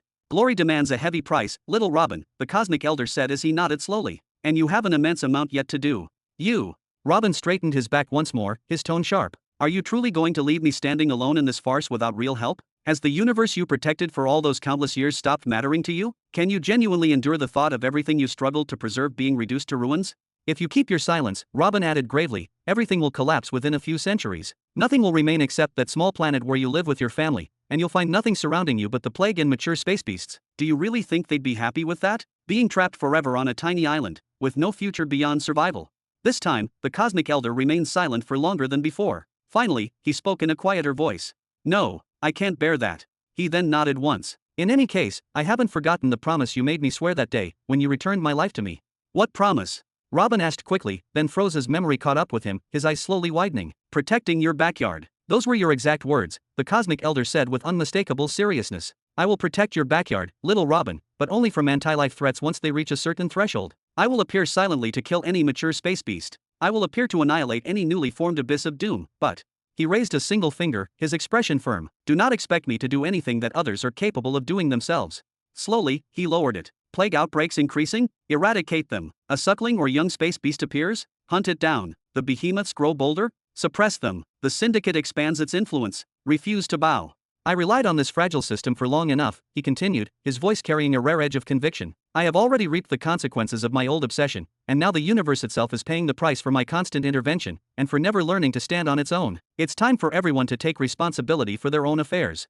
He bared his teeth in a low laugh. You know what's truly amusing? Anyone who hears this will say I've suddenly become cruel and cold-hearted. Yet you'll never hear those same people complain about Sivar as he crushes them underfoot, or about Athena, who never lifted a finger for them. Robin remained silent for several seconds, absorbing every word. Then he nodded, a calm smile forming on his lips. As long as you'll take care of what I can't reach, I'll handle everything else. His eyes ignited with a sharp, defiant light. Thank you for protecting my universe until the day I was born, old man. This is already enough. Rest now, and watch me as I build a new world. A strong world. A resilient, unbreakable world. The Cosmic Elder released a slow, measured breath. Despite their blatant arrogance, Robin's words did not seem excessive or offensive in the slightest. Instead, they carried a confidence that bordered on inevitability. I am greatly looking forward to that. By the way. Robin clapped his hands loudly, the sharp sound echoing through the air. I hear there are many voices around you these days. So tell me, how many children do you have now? The Cosmic Elder turned toward the shoreline, where countless houses lay scattered among dense groves and stretches of greenery. I believe it is 89 daughters and 117 sons, or perhaps 118, if we count the one who was born just yesterday. Haha, incredible. Robin burst into loud laughter. As for those who've already grown up, do you intend to keep them by your side forever? That would restrain their growth no matter how rigorously you train them. You cannot keep watch over them at all times, and if you allow them to venture out on their own, you will worry about them constantly. Get to the point. The Cosmic Elder raised an eyebrow, his expression making it clear that Robin was circling around a deeper intention. In truth, I founded an academy called the Sacred Covenant Academy. I invested my entire life's work into it, every insight, every failure, and every success. It is, without exaggeration, the greatest educational academy in the universe. There exists no infrastructure more refined, no defensive system more complete, and no educational pathways across all cultivation routes superior to what I have established. Robin lifted his eyebrows slightly. So why not send your children there? You won't find a place that understands their origins, nor one that can guide them in studying balance and all the laws connected to it, better than an institution personally supervised by me. Didn't you say you wished to support them on the road to glory? My academy can show them that path. The Cosmic Elder let out a strange, unfamiliar chuckle. This boy was not intimidated in the slightest by the fact that the Cosmic Elder had amassed such a vast number of offspring. His confidence ran so deep that he clearly believed all the Cosmic Elder's wealth and accumulated experience could not produce even a single individual capable of truly rivaling him, and beyond that, he was proposing to educate them as well. Oh, that sounds tempting indeed. Will you at least give this old man a discount on the annual tuition? I have a lot of disciples. The Cosmic Elder asked in a half-joking tone. Of course. Robin replied with visible enthusiasm. How does 100 pieces of 6th grade planetary equipment per year sound? The Cosmic Elder's expression shifted instantly upon hearing those words. His face stiffened, then zoom, the small gate snapped shut without another word. Robin remained seated in shock for several moments before finally turning toward Aldera with a faint, knowing smile. It seems he needs some time to properly consider the offer. Aldera continued to stare at him silently for several seconds. Just moments ago, I told you that the Academy's profits were damaged for 3 distinct reasons. First, because of the Sacred Covenant Academy. Second, due to the recklessness of the Grave Empire. And third, because of the consequences of the Cosmic Elder's absence. I also told you that I would make you compensate me for the first 2, since the third has nothing to do with you. And yet, for some reason, you stand at the very center of the third as well. Aldera extended her hand slowly. Robin Burton, I demand 800 billion pearls. Chapter 1919. I demand 800 billion pearls, Aldera said coldly as she extended her hand toward him, her tone leaving no room for negotiation. And I will require an equivalent payment every single century from now on. Have you completely lost your goddamn mind, woman? Robin shouted, his voice rising despite himself. Aldera's eyes flew open to their widest extent, blazing with authority. Robin Burton. Sorry. Robin waved his hands hurriedly in surrender. Have you lost a little bit of your mind, your highness? Then his expression shifted as he knitted his brows together. 800 billion pearls every century? I honestly don't even know if all my profits since I arrived in the middle sector have reached 200 billion pearls in total. That is not my concern. Aldera lifted her head slightly, her posture rigid and unyielding. Every problem in this sector traces back to you. No, not just the sector, but the entire universe. Whether you like it or not, you must contribute to repairing the damage. What exactly did I do wrong? Robin sprang to his feet in agitation. Was I the one who told everyone to curse the Cosmic Elder and provoke his anger? Was I the one who lit fires inside the heads of every behemoth out there? Was I the one who caused most of the stellar academies to abandon their principles just because the Cosmic Elder stopped appearing? Do you all want to eat the cheese and then hang the cat? He waved his hand repeatedly, growing more animated. No. Go blame the behemoths for being corrupt, violent, and greedy. Go blame the academies for shamelessly shirking their responsibilities. Go blame the Syndicate for the blood that stains their hands year after year. You leave all of them alone and come here to bully this poor, weak, helpless Robin instead? Where is the logic in that? Tell me. You. Aldera faltered, her words catching in her throat for a brief moment. Didn't you hear him with your own ears? He changed his entire life creed because of you. Since you heard him, then you must also have heard that the Cosmic Elder was supposed to be dead ever since the day we found him drifting aimlessly at sea. Robin replied sharply, then pointed a thumb at his own chest. I used my limitless genius to save his life. And thanks to the condition I placed on him, I erased the threat of mature space beasts, ancestor space beasts, and any new alliances like the Abyss of Doom. By all rights, every living being in the universe should be kneeling down and kissing my feet day and night.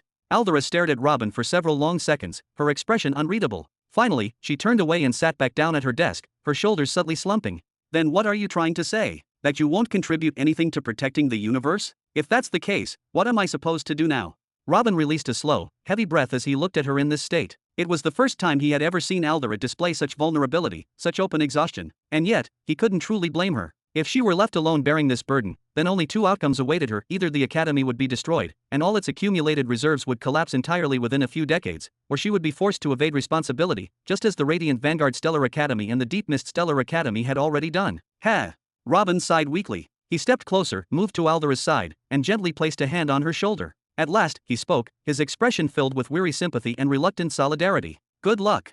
Then he turned and began walking toward the door. What exactly do you mean by good luck? Aldera snapped, her composure cracking again. Is that seriously all you have to say? Robin paused, thinking for a moment, then raised his thumb with an awkward grin. You can do it. Burton. Aldera grabbed one of the broken pens from her desk and hurled it at him with all her strength. Bam! Damn it! Robin shouted as he leapt outside the apartment in a flash. Is this really my reward for trying to encourage you? He then leaned back in, only his face visible through the doorway. I know your nerves are completely worn out. Take as much time as you need here to rest and think things through. As for me, I'll go meet the rest of my guests downstairs. Bam! Aldera threw something else. Shit! Robin narrowly saved his head, ducking just in time. He then descended the stairs with an irritated expression, muttering under his breath in a voice only he could hear, "Robin, I demand this." "Robin, do that. Am I your employee or what?" "Ugh. Your Majesty." The moment Robin reached the bottom of the stairs, the Imperial Guards and the Shadow Swords immediately bowed deeply. Even the Shadow Sword Harper, the same one who had once requested that Robin enter the Soul Society, was still among them for some reason. Leosar also bowed slightly, lowering his head. "Faithful servant. All right, what do we have here?" Robin asked while rubbing the space between his eyes. The day had already burdened him with an absurd amount of bad news and catastrophic problems, a day that felt as though it would never truly end. "And what exactly brings Leosar here?" "Reporting to your Majesty," one of the Shadow Swords replied. "The demon Leosar attacked Marshal Sakar from behind with a soul strike and killed tens of demons in the underground city." Robin lowered his hand and stared straight at Leosar. "You attacked Sakar?" I. Leosar took a step back, his voice trembling. "I don't know what I was thinking. It was a moment of anger, just a moment of anger. Why isn't he dead already?" Robin ignored him entirely and turned his question to the Shadow Sword. The Marshal stated that he could not bring himself to decide on executing him. The Shadow Sword answered calmly. "Leosar possesses certain talents that your Majesty may find useful. Therefore, he was sent to you for personal evaluation. If you deem him worthless, you may order his eradication, and the matter will be handled efficiently." No, unuseful. I'm very useful." Leosar's body began to tremble violently in panic, his single eye widening in terror. Robin slightly furrowed his brows as he observed Leosar's reaction. It was, oddly human. Far more human-like than what he was used to seeing from demons. Then, Robin's eye ignited with a dense golden radiance. Activating the Eye of Truth at 100% caused the entire area to flicker and tremble. The intense brilliance forced Leosar's powerful eye to snap shut under the overwhelming glare. And almost instantly, Robin's expression shifted into one of astonishment. The internal structure of the plague had always fascinated him. They were living beings with a measurable degree of intelligence, yet every type of plague possessed an entirely different composition. Take the Crimson Plague, for example. They lacked a centralized energy core or a defined soul domain like most creatures. They could easily shape bodies out of blood and even create artificial environments like this one in an attempt to imitate other lifeforms, but they would inevitably fail and be forced to return to their true origins. And what were those origins? They possessed an initial soul, one that neither grew nor diminished. Amorphous, lacking any fixed form, it would disintegrate mere minutes after death, never lingering for decades or centuries like the souls of most beings. As for energy and power systems, they had no interest in natural energy, soul force, or even primordial chaos. Instead, they tore what they needed directly from the blood of other creatures, devouring energy and particles straight from the blood itself, storing them within their own blood rather than in any specific organ or core. The black and blue plagues followed a similar framework. The difference was that the black plague replaced blood with metals, extracting energy by consuming them regardless of hardness or density, while the blue plague drew its power directly from stars and planetary cores. But Leosar was completely different. Chapter 1920. Robin managed to detect a soul domain inside Leosar's head. Yet what lay within was not forests, tranquil pools of soul units, or peaceful soul creatures roaming freely. It was hell itself. Good heavens! Robin muttered involuntarily. So much was happening inside that the word hell alone was insufficient to describe it. Robin counted more than 10,000 demon cores within that domain. All of them were screaming, their forms breaking down into heaps of blood from the overwhelming heat, only to rise again from those pools moments later, just to resume screaming, writhing, and desperately attempting to escape. He also caught sight of an even larger number of human and demi-human souls. Clearly, the inner hell did not affect them directly. They were not melted or actively tortured, but the grotesque scenery surrounding them was more than enough. Terrified, they had all crammed themselves into a narrow corner, trembling uncontrollably at what they were witnessing. It was true that the rampaging demon souls attacked them from time to time, tearing some of them apart, but that was merely something they were forced to endure. The domain itself did not target them. And that was not all. The environment itself resembled a burning ember, one specifically designed to torment demon souls. The soul units within flowed like molten lava, searing and corrosive, turning the very fabric of the domain into an engine of endless suffering. What did those poor wretches ever do in their lives to deserve an end like this? Robin murmured, a trace of sorrow slipping into his voice. Then he grabbed Leosar by the back of the neck and pulled him slightly closer. "Hey," he said calmly, "can you summon one of those soul creatures?" Robin was deeply puzzled by what he was seeing. He had tried countless times to use demons as soul creatures by harvesting their primal souls the instant they died, yet those souls always faded with time, eventually being erased completely from his soul domain. The same applied to oaths and soulbound contracts he imposed on them. Everything vanished alongside their unique initial souls. But for some reason, Leosar's soul domain did not allow that to happen. What do you mean by soul creatures?" Leosar replied hesitantly. "When I devour a new soul, my body fills with power. That's all I know, I swear." Robin frowned slightly. Was it possible that Leosar still couldn't properly interact with his own soul domain? Robin lowered his gaze further. Leosar's body was largely similar to that of a human. He possessed bones, flesh, and skin formed from various components, not entirely blood-based like the Crimson Plague. He even had what appeared to be an energy gathering center. His energy pathways were currently sealed by 7 advanced pins, preventing any power from flowing out of the energy core to the rest of his body, allowing the Imperial Guards to escort him safely. But that raised an important question. What use was an energy core in a creature that devoured souls? Robin muttered in surprise. His gaze settled on the energy core itself. Leosar's core was filled with liquid soul force of extreme purity, a purity no less remarkable than that of soul emerald. So then when devouring entire soul entities of his enemies, did the soul units flow into the energy core in his lower abdomen, while the initial souls themselves were dragged away to be imprisoned and tortured inside his soul domain? What kind of existence is Leosar? What kind of uniquely aberrant monster is this? Even setting aside his unprecedented structure within the entire universe, the sheer number of souls contained within his soul domain, the shocking density of soul force concentrated beneath his abdomen, and the presence of those 7 advanced sealing nails restraining him, all of it pointed to a single, unmistakable conclusion. Leosar possessed low-level Nexus state power. For most of the past years, all he had done was hide within the underground city. How old was he exactly? A century? A century and a half at most? And yet, somehow, he had reached this level of power. That realization alone was terrifying. Tell me, Robin said as he withdrew his hand and rested it against his chin thoughtfully, between demons and humans, which do you like more? As food? Demons, of course. Leosar replied hurriedly. I would never eat the Savior Lord, never. I love being around humans. The problem with King Sakar happened only because I was staying close to the planetary Emperor Kaleforn. Leosar almost dropped to his knees, but the guards beside him stopped him. He sent a frightened glance to his right and left at the Imperial Guards, then turned back to Robin, panic clear in his voice. Please. That bastard Kaleforn filled my head with nothing but nonsense. But I love humans, and I love King Sakar. You can even ask Kaleforn. I didn't kill a single soldier from his army. How considerate of you, Robin said dryly. He gestured toward the guards. Release him. Then he clasped his hands behind his back and took a step forward. And now, what do you think I should do with you? Anything except killing me or sending me back to the demons. Leosar dropped to his knees at once. Great Savior Lord, you freed my ancestors from the tyranny of the Nihiri giants, and now I beg you, save me from the demons' oppression and their bullying. Put me anywhere, and I will obey every single order you give. If Leosar were capable of crying, he would have been sobbing uncontrollably by now. What he had done to the king of demon kings, Sakar, deserved death a million times over. Even the other kings did not dare violate a single word of Sakar's authority, yet Leosar had attacked and humiliated him openly, before the eyes and ears of thousands of demons. Returning there was impossible. And it was equally impossible for the loyal lord to take his side after learning what he had done. His only chance was to prove, today, that he truly was useful, just as King Sakar's message had claimed, and somehow survive this judgment. Just today. If he could live until the end of the day, then even if he were sent to lick boots afterward, tomorrow would still give him time to think about a different future. Robin tapped his chin several times, clearly pondering. Perhaps if you had come to me yesterday, I would have refused to keep you, a dangerously ungrateful, volatile existence like you. But as it happens, today a new line of work has opened, one that suits you perfectly. I'll do anything, no matter how humiliating. Leosar blurted out, trembling with fervor. I'll be grateful forever. I won't listen to anyone ever again. I was wrong, I truly was. Humiliating. Robin smiled faintly. There's no need to humiliate a special creature like you. He leaned slightly closer, his tone calm yet heavy with intent. Tell me, Leosar, what would you say to being placed at the head of a force specialized in exterminating the plague? The shock was so great that Leosar's single eye widened slowly, his mind struggling to process the words. He pointed shakily at himself. Why you mean, you're rewarding me, for attacking the Marshal. Chapter 1921. You're rewarding me for attacking the Marshal.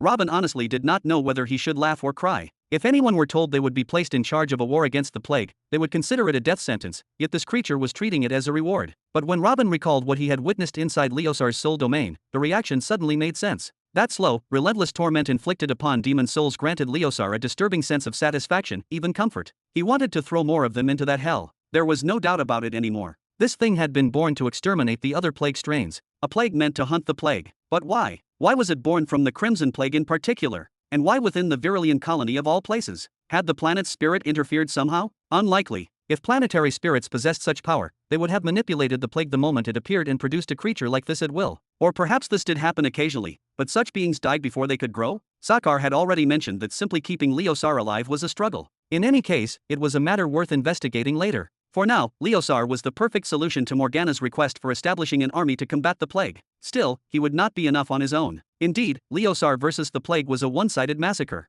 His ability to directly interfere with the unique souls of demonkind allowed him to kill any plague at his own level with ease, and even higher-level plague with only moderate effort. His clash with Sakar did not count. Sakar, Amon, and several of the highest-ranking commanders of the Second Army, such as Helga and Sayer, were equipped with soul borrowings provided by Morgana and embedded within their helmets. Any direct soul assault against them would have been a complete waste of time. Without those soul borrowings, however, the battle would have taken a very different turn. Sakar would have been forced to unleash the sea of blood, annihilating everything within dozens of miles just to push Leosar away, before attacking him from afar with the underworld daises. Such a reaction would not have merely destroyed the demon city, it would have wiped out all of Virilion, a planet contested by multiple behemoths. As Robin reflected on this, his expression twisted slightly. So what exactly should I do with you, he muttered. You'll need an army at your side, but you're a filthy little creature who can't be trusted. Even if Leosar possessed a low-level nexus state, even if the plague were weak against him, their sheer numbers were far too overwhelming to allow him to roam freely alone. During the time it would take him to cleanse a single planet, plague outbreaks elsewhere would erupt at a horrifying pace. What? No, no. Leosar lunged forward and grabbed Robin's thigh. I'm good. I can be trusted. I'm just bad with demons. Put me with any other race and I'll behave, I swear. Bam! The guard seized his arm and brutally twisted it behind his back. Ugh, let me go. I'm under the protection of the Savior Lord. Let me go. Robin rubbed the bridge of his nose again. Then listen carefully, Leosar, he said calmly. I currently have a serious plague problem in mid-sector 99. Their numbers have grown out of control, and there's no one left actively fighting them. So I'm sending you. Understood. Leosar replied instantly, his voice filled with urgency. But, Robin continued, you will not be alone. I will assign an army to accompany you. You will not be their commander, but you will be their shield. They will have their own leaders issuing orders, and you will step in to protect them when the battle reaches its peak. Understood. Can't I just cleanse the area by myself? Leosar asked quietly, a hint of disappointment creeping into his voice. I really can. Don't worry, Robin said calmly, a faint laugh escaping his lips. There are plenty of them. You'll eat until you're full, and there will still be leftovers. His tone hardened slightly as his gaze sharpened. What matters is that you remember to protect my men who will accompany you. Do not allow large numbers of them to be killed, or you will have failed. And if that happens, I will send Sakar himself to drag you back here in chains. Understood. Understood, absolutely understood. There's no need to summon the king. Leosar's single eye flooded with pure terror, his body stiffening at the mere mention of Sakar's name. Good. Then we understand each other. Robin displayed a clearly forced smile. I'll also assign someone to you, someone who will teach you the history of the universe and explain what is currently happening. You must understand this, no matter how great your power becomes, you are still nothing more than a speck of dust on the greater scale. His voice dropped lower. It is only under my protection that you are allowed to eat as you please and live comfortably. And if I ever grow displeased with you. Robin leaned closer, his words heavy with menace. Sakar will not be the only one you need to worry about. He grabbed Leosar by the neck and slowly pulled him closer. Robin's golden eyes flared brightly, completely overwhelming Leosar's white pupil. Even if you devour all the plague, even if you reach a level of power no one before you or after you has ever reached, you must always, always remember this. His voice became cold and absolute. I can send someone to crush your head with a single word. If you hide in the farthest reaches of the universe, I will drag you before me with a single word. And no matter how clever you think you become, I can shatter your arrogance with a single word. Robin tilted his head slightly. Do we have an understanding, Leosar? Leosar squeezed his eye shut with effort, grinding his teeth as his entire body trembled. I understand. Good. Robin clapped once, the golden glow fading as the Eye of Truth deactivated. Now, let's test something within that unique soul domain of yours. He pointed at Leosar. Whoosh! A torrent of soul force surged from Robin's fingertip, condensing into the form of a thick, heavy book. Its pages flipped rapidly on their own until they stopped at a completely blank page. Robin's voice followed, calm and absolute, channel your soul sense here and swear eternal loyalty to me, that you will never act against my interests.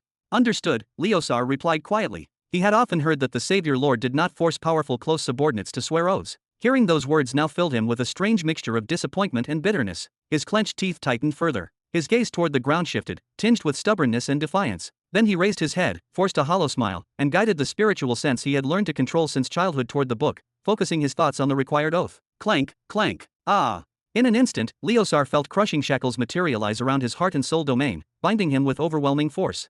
Robin closed his eyes briefly, then opened them again with a satisfied smile. The process is complete. A bound manifestation of Leosar had appeared within his own soul domain, one that could be used to destroy his soul at any moment, assuming it did not vanish over time, as usually happened with other demons. May I stand now? Leosar lowered his gaze again and spoke in a subdued, serious tone. Of course. Robin laughed lightly, then gestured to the Imperial guards. Remove the ceiling nails. He's one of us now. At once, Your Majesty. The guards immediately stepped forward, restraining him as they began removing the ceiling nails using their specialized device. But for some reason, badump, Robin's smile vanished in an instant. Chapter 1922. Robin raised his hand and pressed it firmly against his chest. That feeling, that oppressive sensation of tightness in his chest, sharp yet strangely familiar, had been growing steadily ever since he gave the orders to establish the academy and deploy the arrays of the fifth cultivation path. Along with it came relentless nightmares, vivid and cruel, ones that made him dread the very act of falling asleep. Yet he had endured. More than that, he had adapted, forcing himself to coexist with the pain and fear, even exploiting them. Through those sensations, through those haunting dreams, he had managed to deepen his understanding of the master law of causality. At times, fleeting and almost imperceptible, he could see the threads of cause and effect themselves, thin, translucent strands that appeared for mere instants before dissolving into nothingness. Because of this feeling, because of those nightmares, the first rank no longer felt like an unreachable horizon. It was close, dangerously close. And so a long time had passed since he had last felt that sudden, stabbing pain. And the source of that pain now. Robin lifted his head once more, his gaze settling on Leosar, who stood there with a solemn expression as the nails were carefully removed from his body. Leosar's skin was pale like fresh milk and smooth like flowing silk. Crimson veins traced across his body in illusory, almost artistic patterns, giving him an appearance that was both mesmerizing and strangely beautiful to behold. Yet anyone who dared to raise their gaze just a little higher, who noticed that single eye and the lone sharp horn protruding above it, could not help but feel startled and unsettled by a creeping sense of fear. It reminded Robin of the white-horned soulflower, breathtaking in its beauty and terrifying in its nature, both beneficial and harmful at the same time. From it, powerful medicine could be refined, yet from the same source, intoxicating wine and deadly poisons could also be produced. Where had he heard that comparison before? "We are finished, Your Majesty," the guard announced, stepping back to stand behind Leosar once more. Leosar exhaled deeply, stretching his muscles as if shaking off lingering stiffness. He bounced lightly in place, cracked his neck with a series of sharp sounds, then bent forward in a respectful bow. "Thank you, Savior Lord." Robin replied with a slow nod, his brows tightly furrowed. There was a vague unease gnawing at him, the persistent feeling that something important was slipping through his grasp. He turned his attention to the Shadow Swords. "Take him to the Sacred Covenant Academy to meet Morgana. There is no need to explain anything in detail, simply tell her to check her messages in the Soul Society." "Yes, Your Majesty," the Shadow Swords responded in unison. One of them gestured toward Leosar with clear respect. "This way, please." Since His Majesty had entrusted him with a major task, it was only proper to show him due respect. Even the Imperial Guards placed their hands behind their backs and noticeably relaxed their vigilance. "I will not disappoint you, Savior Lord," Leosar said solemnly. He locked eyes with Robin for a brief moment, as if engraving that promise into his soul, before turning and walking toward the door, surrounded by a half-circle of Shadow Swords and Imperial Guards. "Wait, Your Majesty." Everyone froze in place and turned back at once. Robin fell silent, uncertain why he had called out in the first place. After a short pause, he spoke again. "Just wait for a moment." Then he activated the Eye of Truth once more, and brilliant radiance flooded the hall, bathing everything in piercing light. He raised his left hand, whoosh, and the seraphim quill pen instantly ceased its work. It shot down the stairs at incredible speed and floated obediently before Robin. After several more seconds of heavy silence, Robin finally issued his command. "Seraphim, use pure soul force and draw a living, fully detailed replica of Leosar's soul domain, down to the smallest, most insignificant detail. There is no need to care for the soul force usage." Whoosh! Seraphim did not hesitate in the slightest. It immediately began its task, drawing upon the analytical power of Robin's piercing eyes. A three-dimensional copy of the soul domain took shape in the air, revealing even the faintest patterns and substructures, details so subtle that even Robin himself might have overlooked them had they not been laid bare with such terrifying precision. "Am I truly this special, Savior Lord?" Leosar watched the seraphim quill pen at work for several moments, his gaze following every line and curve it traced in the air. After that brief observation, he turned back toward Robin, carefully noting the fatigue that had begun to accumulate on his face, faint yet undeniable. "You are not merely special, you are unique," Robin replied, allowing a calm, confident smile to appear. "If I remain satisfied with you, and if you live long enough to grow into your potential, you will undoubtedly achieve great things, things far beyond what you imagine now." He then shifted his attention toward the quill pen as it completed its task. "All right, you may proceed now." Leosar bowed together with the others in silence, then turned and departed along with his escorts. The artificial smile on Robin's face vanished the instant Leosar and those accompanying him left the hall. With a simple, almost casual wave of his hand, he compressed the drawing seraphim had produced into a dense sphere within his grasp. He examined it closely for several seconds, his expression turning serious, then opened a small soul portal and tossed the sphere inside. Placing his hands behind his back, he spoke calmly toward the portal. "Consciousness number 7, cease whatever you are currently doing and focus entirely on examining this domain." With that, he closed the portal. "See, consciousness number 7. A familiar voice came from behind Robin, the Shadow Sword Harper. "Your Majesty possesses 7 royal stars." Robin cast a brief glance over his shoulder. For a moment, he had forgotten that he was not alone. "Indeed. I completed the compression of the 7th recently." Compressing the 7th star had been among the most brutal challenges he had ever faced, both physically and mentally. That qualitative leap forward had come at the cost of sacrificing millions of soul units to succeed, and the sacrifice was absolute. Those units, those precious emeralds, had vanished completely, consumed in order to complete the compression itself. That was precisely why it was relatively easy to find a guardian, or even a monarch, capable of leading a millennial empire or an academy, yet extraordinarily difficult to find 7-star royal soul lords capable of leading such entities alone. Such individuals were not merely rare, they were almost non-existent. Most royal soul lords of 7 stars or higher resided within the behemoth galaxies, having been supported by immense quantities of resources and emeralds to reach that level. The cost, if calculated accurately, would amount to tens of billions, and even highly accomplished royal soul lords could never create enough borrowings to sell at figures anywhere near that scale. That was why someone like the second president of Dawnlight Stellar Academy, the one who authored the Atlas of the Soul, was regarded as a true genius and an exceedingly rare existence,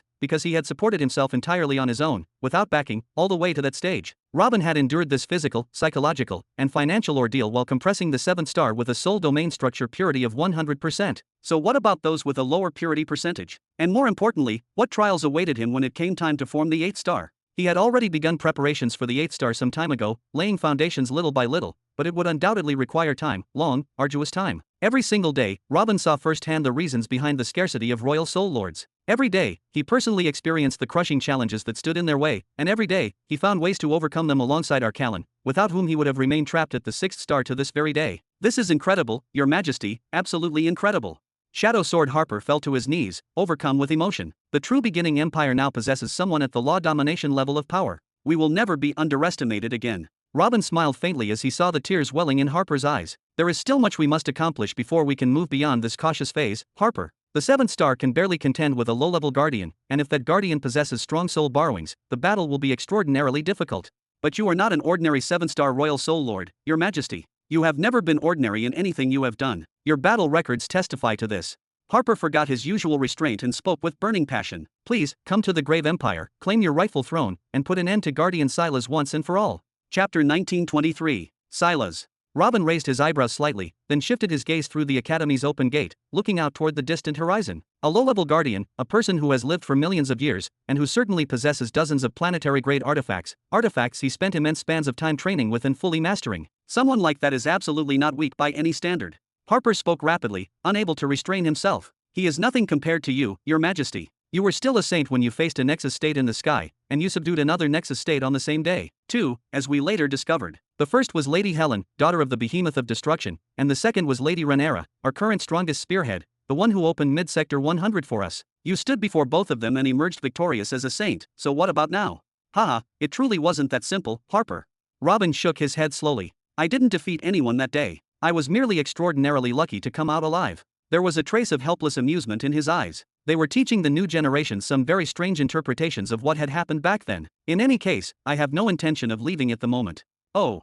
Harper let out a long sigh, then straightened himself and bowed deeply. I apologize for my enthusiasm. Of course, Your Majesty is occupied with work, financially supporting your entire chain of empires. If you were to stop everything and go claim the throne, you wouldn't have the time or freedom to act. I was hasty in my words.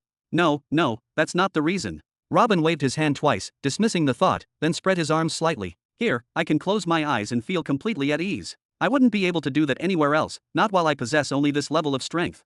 First Grajanik, then Zargle the Sorcerer Behemoth. Anyone else who harbored hatred toward Robin, for any reason at all, would simply choose the most direct method, assassinating him outright, or destroying the very planet on which he rested. His presence here, under the protection of Aldera, even if she was only a low-level monarch, changed everything. She was still a monarch of the repetition major fundamental law. Even if a behemoth were to arrive personally, he would be forced to exchange several blows with her before she could withdraw safely. And what would happen in a battle between her and Hedrick, the low-level genius monarch who dominated the minor crumbling law of the path of destruction? The very man who had terrified the armies of multiple behemoths, whom 6 millennial empires had crowned as their king. The man who had slain guardians outright and sent monarchs back to their homelands bearing wounds so severe they bordered on fatal. No one knew. No victor could be reliably predicted between the two. A fighter's strength is not measured by sheer energy levels. That belief belongs only to fools. All great experts who have lived for millions of years cultivate multiple paths of power, such as soul force and physical strength, to support themselves. They possess hidden trump cards. They wield combat arts that may have been created by their own hands over countless years of refinement.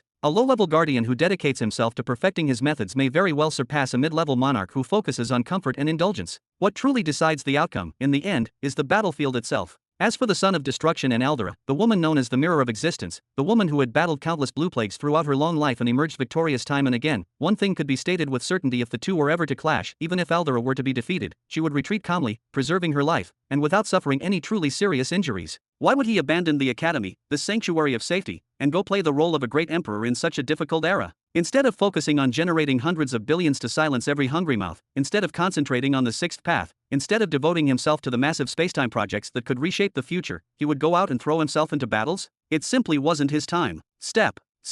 So I'm your personal bodyguard now, am I? Aldera's voice drifted down from the staircase. Perhaps I should start charging you a fee for staying here, especially since you've stopped teaching altogether.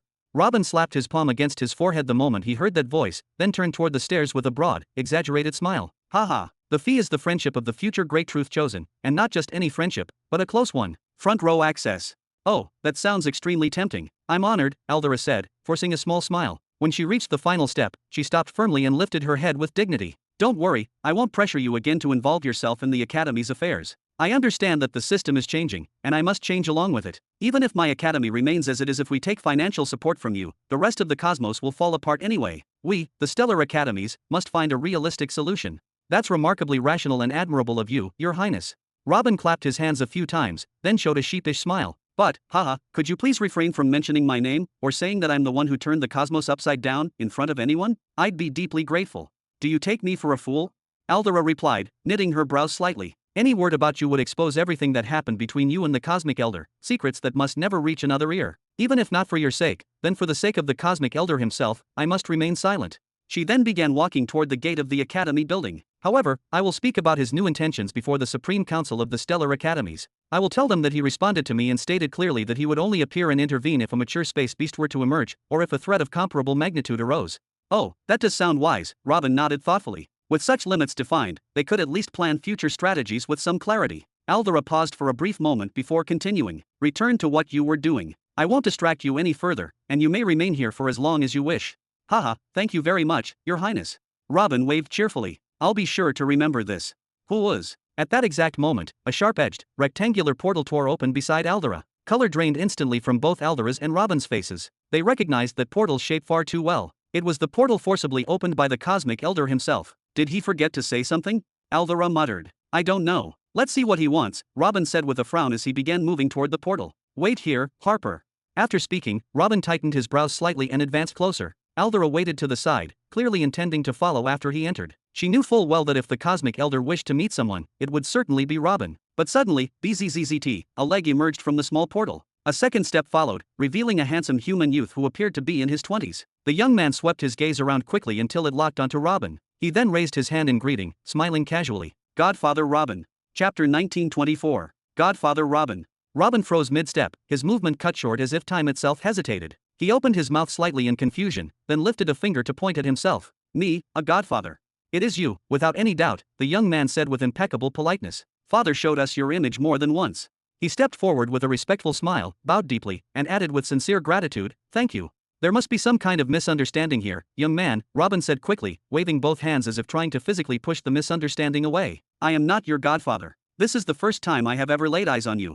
But you are the godfather, the young man replied calmly, his tone unwavering. If not for you, we would never have been born. Isn't that reason enough to grant you the title? He spread his hands slightly, as if stating an obvious truth. All the brothers and sisters know the story.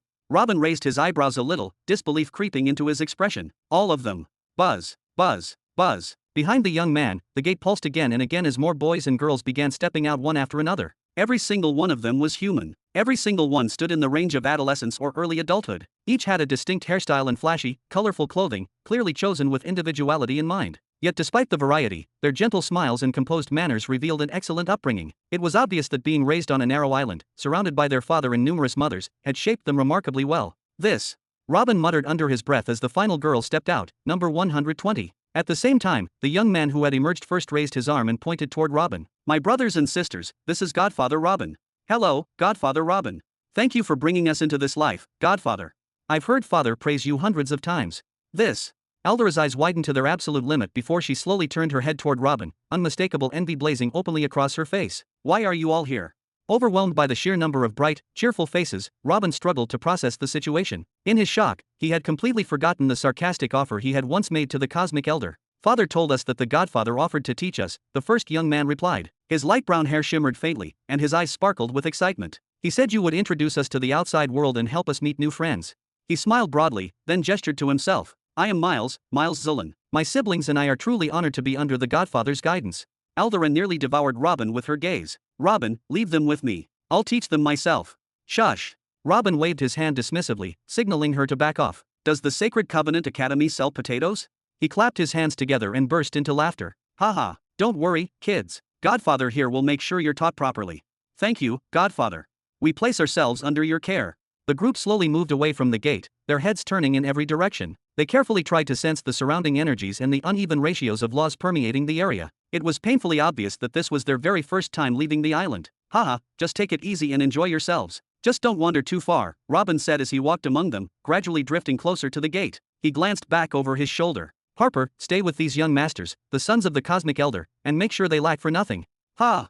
Harper completely lost the ability to speak, and most likely the rest of his senses as well, the moment those words reached his ears. Robin, meanwhile, continued forward with a gentle, almost innocent smile. When he reached the gate, he gripped its edges and leaned his head through. Hey, old man, where are you? He turned his face left and right, searching, until his gaze caught several soft feminine silhouettes, different sizes, different colors, all from different races. Is the Cosmic Elder sampling fruit? But shouldn't a human with another race always result in that other race? Human genes are weak when it comes to interbreeding, so why are all of the Cosmic Elder's children pure humans? Plus, ugh. Two fingers suddenly jabbed straight into Robin's eyes, forcing him to yank his head back out of the gate. The Cosmic Elder then stepped forward, standing squarely before the gate, his presence heavy and imposing. What do you want, you insolent intruder? Tisk, tisk. That wasn't very nice, Robin said, rubbing his eye gently as if trying to erase the sting of the sudden fingers. He cast a weak, slightly wary glance toward the gate. Sending those kids, does that mean you accepted my offer? What offer? Ah, the 106th level planetary gears. The Cosmic Elder let out a low, amused laugh, rolling like distant thunder. Wake up from your daydreams, boy. Do you honestly think I'm a collector of rare items? True, I have a handful of them, but not 100. And I certainly won't hand them all to you. I have my children now, and soon, my grandchildren will be ready. How do you intend to pay, then? Robin sprang up, his eyes flashing bright red with intensity. Do you expect me to work without any reward, old man? Don't be greedy, the Cosmic Elder said, raising a single eyebrow in mock reproach. It's not as if you won't benefit from their mere presence there. He paused for a moment, letting the words sink in, then continued with a hint of amusement in his tone. But in any case, I don't take favors. Teach them well, guide them properly, and I will personally evaluate your efforts and hold you accountable for the results. Oh, and how exactly will you judge that? Robin asked, a wide, almost mischievous grin spreading across his face. I'll see what's available at the time, the Cosmic Elder replied ambiguously, deliberately leaving his answer open-ended. Those boys and girls you have are the first batch. Each time a batch grows old enough and reaches the age limit for leaving, I'll send them to join where the first batch is already located. Do you understand? You're free not to tell me the details of my reward, but I will raise my own expectations. I will give your children the absolute highest level of training and resources possible. Don't disappoint me, all right?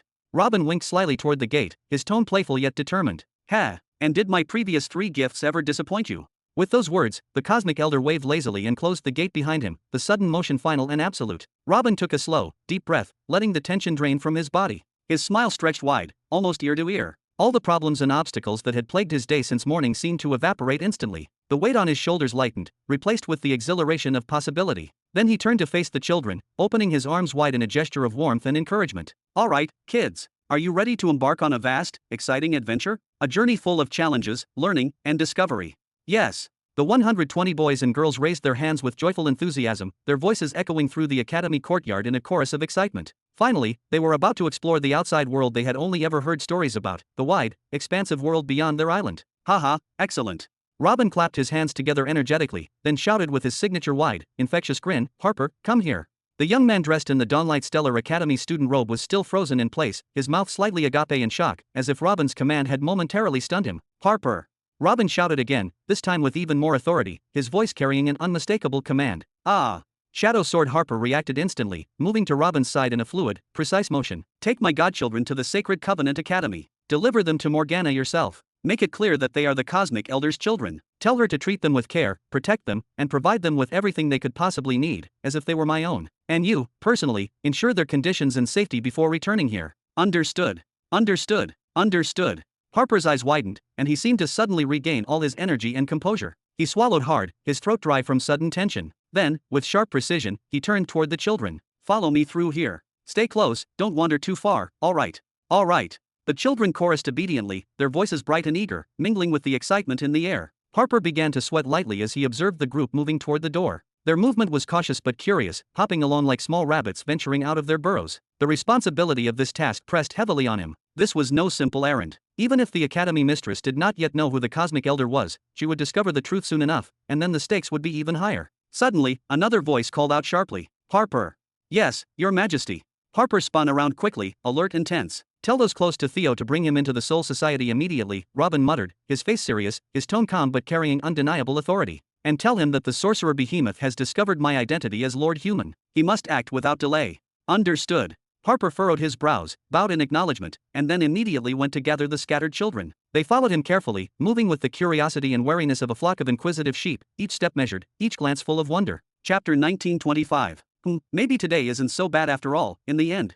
Robin released a long, slow breath, a deeply satisfied smile forming on his face as the tension finally eased from his shoulders. Moments later, he glanced to the side, having sensed a stare so intense it felt as though it might pierce straight through his skull. Why are you looking at me like that? Congratulations, Aldera finally spoke after a long silence, the envy and lack of acceptance plainly written across her expression. Your academy, one that only opens once every 200 years, has taken the greatest honor history has ever known. Haha, well, that wasn't a coincidence at all, Robin replied lightly. My good deeds have a habit of chasing me wherever I go. What can I do about that? He placed both hands on his hips, lifted his head slightly, and laughed without restraint. By the way, Aldera said, clearly provoked by that laughter. She forced a tense, irritated smile. That disciple of yours, the one you keep ordering around everywhere, looks extremely suspicious. May I know something about what's really going on? Ha! Robin's laughter abruptly stopped. He turned toward Aldera, his expression stiffening as a single thought crossed his mind. Damn it! Because he had remained here for so long, and because of the closeness that had developed between him and Aldera after he treated the Cosmic Elder, he had unconsciously begun to treat her as someone familiar, someone close. He had completely forgotten that she was utterly unaware of the existence of the Shadow Swords within the Academy. Then let me ask you one question, Aldera continued. Seeing him fall silent made her furrow her brows slightly as she spoke in a firmer tone. Are you trying to harm the Academy? Of course not, Robin replied immediately, waving his hand twice in dismissal. Aldera held her gaze on him for several long moments, studying his expression carefully. Then she finally nodded and turned, moving toward the door. Very well, I'll believe you. Heh. A relaxed laugh escaped Robin as he watched Aldera's beautiful back gradually move farther away. Hey, he called out casually, girl. Aldera stopped in her tracks. When all paths close in on you, Robin muttered quietly, his tone suddenly lower and more serious, when the system betrays you. He pointed toward himself with a calm gesture. You know where to find me.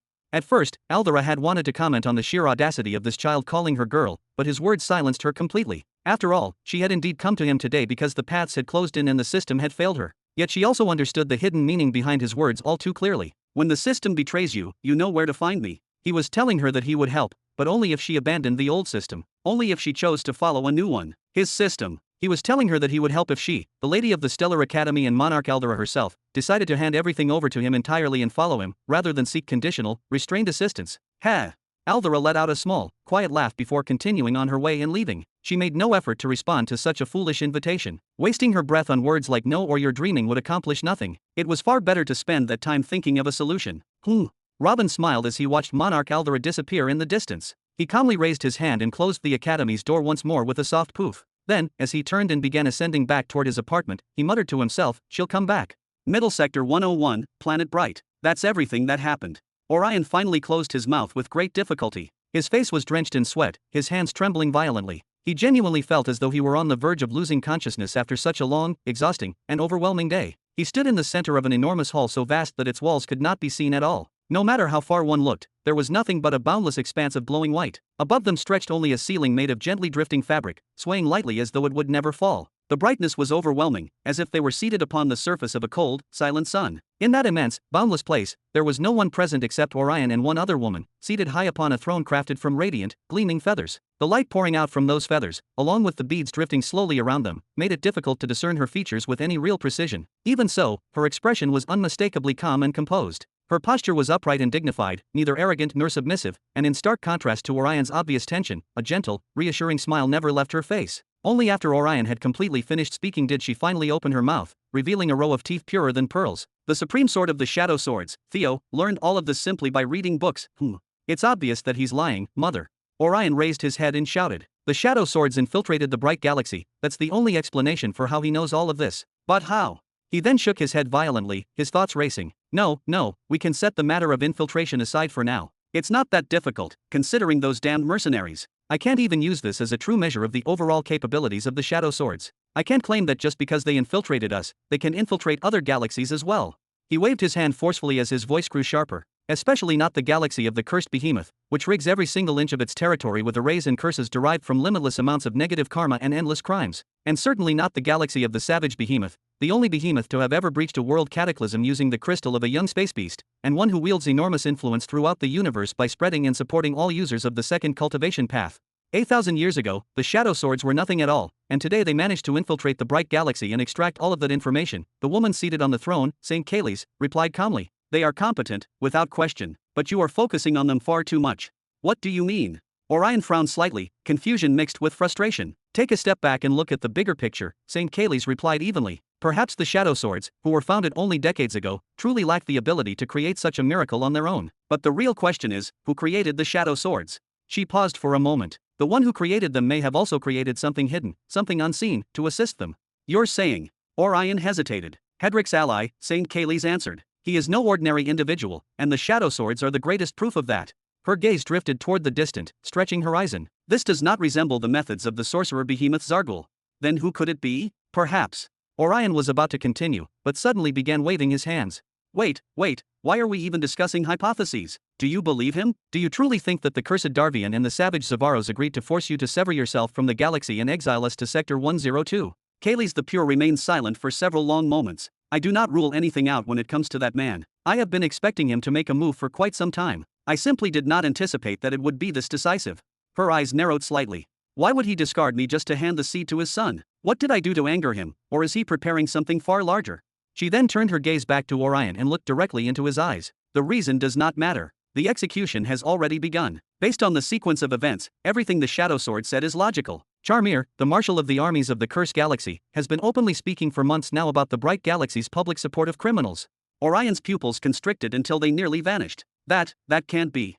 No matter how intelligent his mother was, no matter how skilled she might be at manipulation and maneuvering, all she could truly do was buy time and avoid complete submission. Without genuine power supporting her, there was no path to resistance, no matter how hard she struggled, certainly not against someone like Darvian. And where would such power even come from? Anyone she asked for help would simply become the next puppet master pulling the strings. He knew it. He understood that painfully well, but why couldn't they just remain as they were forever? Why did this change have to happen at all? You said that the Supreme Sword, Theo, gave you a way to contact him. St. Kayleigh lifted her head slightly, her tone steady. Alright, contact him then. Chapter 1926. Somewhere in mid-sector 101. Here, beneath the gentle, soothing sunlight of a day veiled in thin, drifting clouds, during the calm hours of daylight on one side of the road, sat a cafe open directly to the street. It had no walls enclosing it, no protective measures in place, and no arrays of any kind. It was just a simple cafe that placed its chairs along the roadside and served warm, comforting drinks to passers-by. There was a man with crimson-red skin, dressed in garments of an even deeper red, resting both hands upon his stomach while lifting his face toward the sky.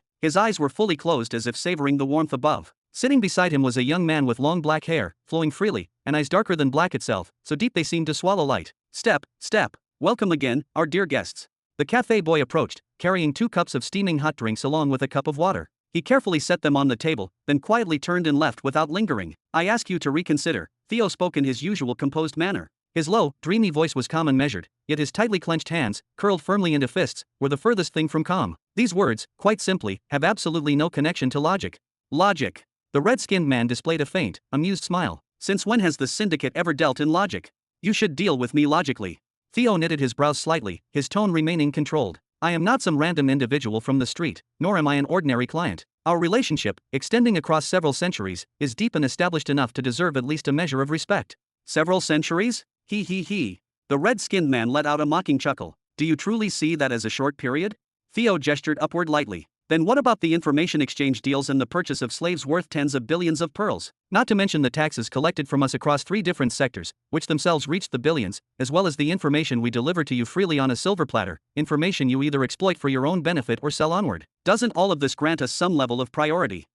The Shadow Swords have certainly become reliable partners in recent times, without a doubt, the red-skinned man said as he opened his eyes and finally turned toward Theo. Everything you said is true, and it is precisely why you were granted a pleasant meeting with me after the crime you committed. Shouldn't that be sufficient? It is not sufficient. Theo shook his head firmly. First, we committed no crime whatsoever. Second, your judgment is entirely illogical. It is nothing more than a sequence of irrational decisions stacked one on top of another. Heh! The red-skinned man burst into laughter. No crime? Your followers killed 1 Nexus state, 20 world cataclysms, and 70 others at the level of a martial emperor or lower. This is aside from the complete destruction of the spacecraft itself. Do you have any idea when the last time we suffered losses of this magnitude was? When? Theo asked, fully aware of the answer, yet knowing that the man's pride would only ignite further if he did not play along. Never. The red-skinned man straightened his posture as he spoke. From the very founding of the Syndicate until this very day, no one has ever dared to launch an attack against us. We did not attack you, and we would never dare to do so. We are barely an infant information syndicate. What business could we possibly have with clashes of this scale? How could it even be conceivable that we would dare to attack you, when none of the behemoths ever thought of doing such a thing?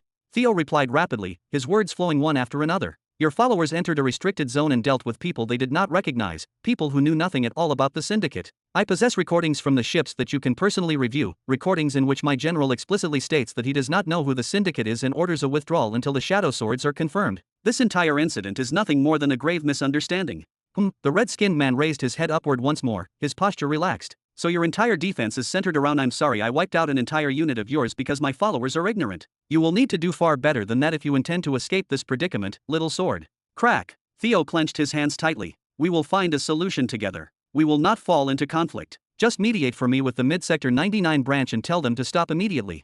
After Theo received the report detailing the catastrophe that had occurred, the death of a Nexus state, the loss of several world cataclysms, and their corpses being fed to the specters, he moved at once. He acted swiftly in an attempt to suppress this news by any means necessary, regardless of the cost, but time did not grant him that mercy. A second report soon arrived from the Shadow Swords in Mid-Sector 99, reporting suspicious movements within the Syndicate's headquarters there. They had already begun mobilizing their forces, and this mobilization included a Guardian and several Nexus states, with the buildup still continuing without pause. Naturally, Theo understood immediately that this accumulation of power was aimed directly at the Nihiri galaxy. It was not strange at all for the vessel to contain a tracking array or a state transfer array, and perhaps one of the expedition members had contacted them in some manner. Even setting all of that aside, as long as they were the ones who had dispatched the expedition and knew its destination from the beginning, it was only natural for them to head to the same location in order to search for it. Without delay, Theo contacted the official responsible for the Syndicate's operations in Mid-Sector 101, the same individual he had dealt with for centuries up to this day, and requested a meeting. It was this very red-skinned man, a low-ranking monarch.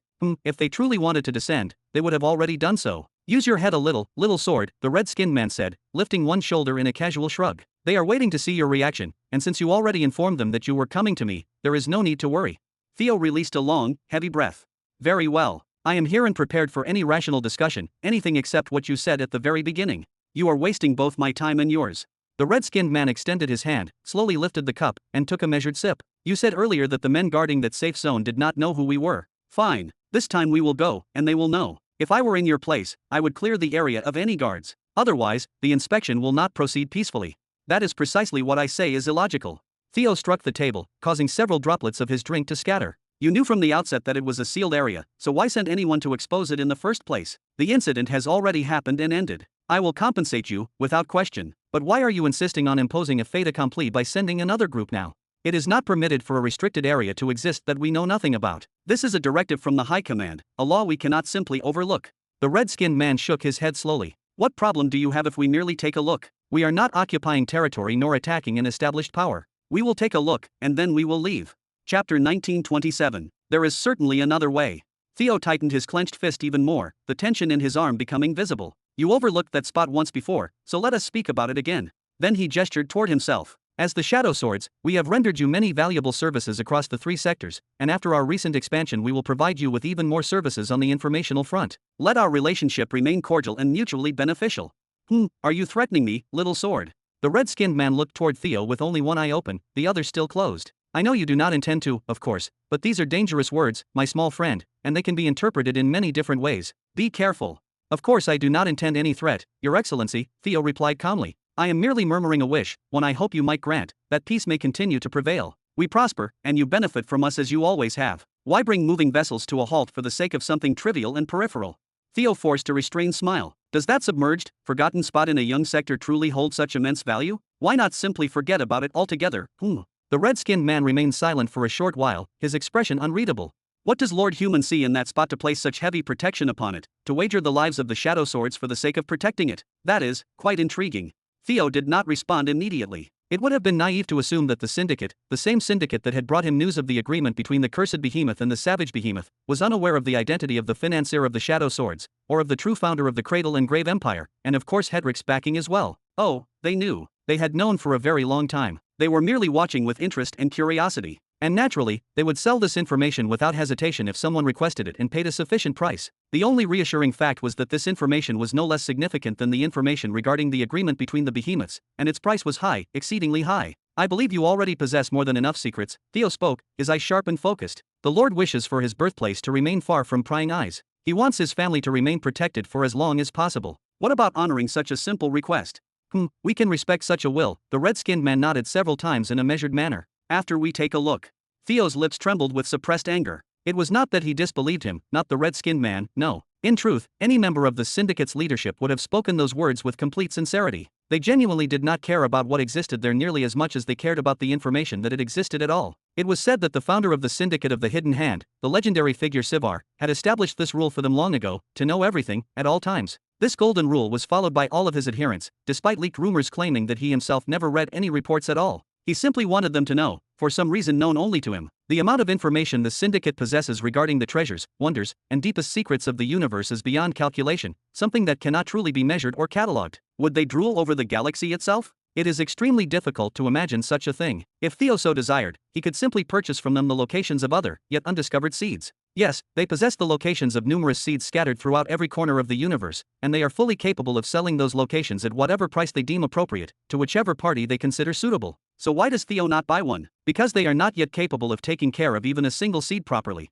After 350 years, no one can predict what will happen to the one they already have, and it would be utterly unreasonable to bind themselves to another, not to mention the absurd, astronomical price such information would demand. Simply put, the Syndicate has no interest in artificial galaxies, as this has never been their way of doing things. Now then, why were they not prevented from entering that region? There were two reasons. The first reason was the fear that they might sell news of the existence of the Nihiri galaxy to another party before the upgrade plan was completed. There were additional concerns as well, such as them discovering the shipbuilding site and the colossal weapon, seeing the smart cities that had no equal even among other artificial galaxies within the Midbelt, and, most importantly, seeing the greed crucibles and learning exactly what they were used for. To the Syndicate, that knowledge was more precious and far more valuable than the galaxy itself. All of this made up the first reason, and it was the weaker one. For his father had informed him, through a message delivered by hand to Harper inside a box prepared for self-destruction, a message crafted with the highest possible level of secrecy, that he possessed 7th grade planetary displacement equipment. 7th grade. Theo nearly lost consciousness that day, as only sheer excitement and frantic contemplation of the possibilities kept him awake. With that equipment, they could, at the very least, relocate Jura, Greenland, Nihiri, and all other refined planets in the event of a catastrophe.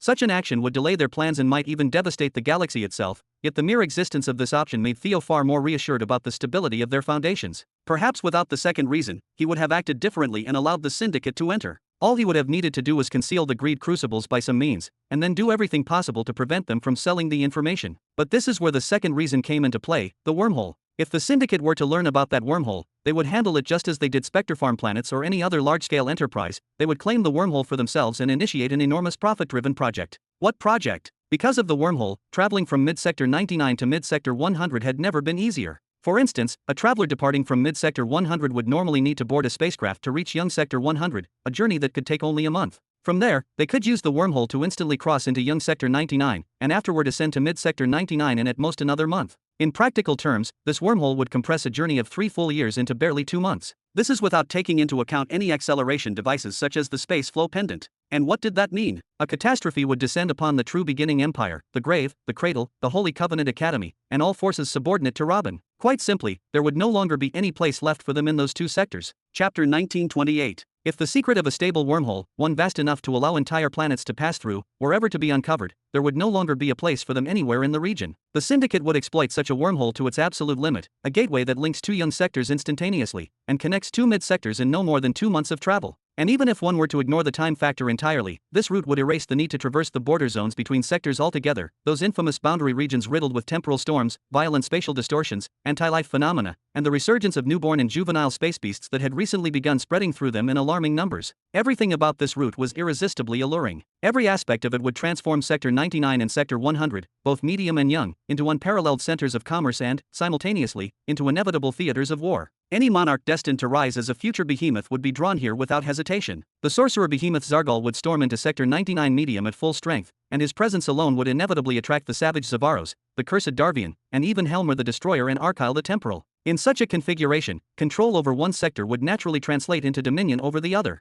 Even if behemoths and open warfare were set aside, every major commercial coalition would still fight desperately to establish a foothold in these two sectors. This unprecedented link, unlike anything the universe had ever seen, would cause trade profits to multiply several-fold in the blink of an eye. It was no coincidence that Emily had managed to raise the annual production of the True Beginning Empire and its affiliated branches to nearly 1.5 billion pearls in raw materials alone, while all other empires typically struggled to reach more than a few million per year under normal circumstances. Should news of this connection spread, and the Syndicate would most certainly ensure that it did, these sectors would rapidly devolve into a combined military and commercial war zone, becoming a new universal focal point with every gaze fixed upon it. This was not a place where Robin could safely protect his seed and allow it to ascend in secrecy. In such an environment, he would be nothing more than a small fish leaping straight into a pond filled with whales. If the Syndicate were to lay eyes upon the wormhole itself, then abandoning sectors 99 and 100 forever would become inevitable. Yet the true question was, why should they leave such an advantage to someone else? An advantage capable of overturning the balance of the universe while already resting in their hands, and hidden in secrecy at that. If it could remain concealed, then why allow it to surface at all? You will not take a look, Theo declared, his resolve hardening. Pardon.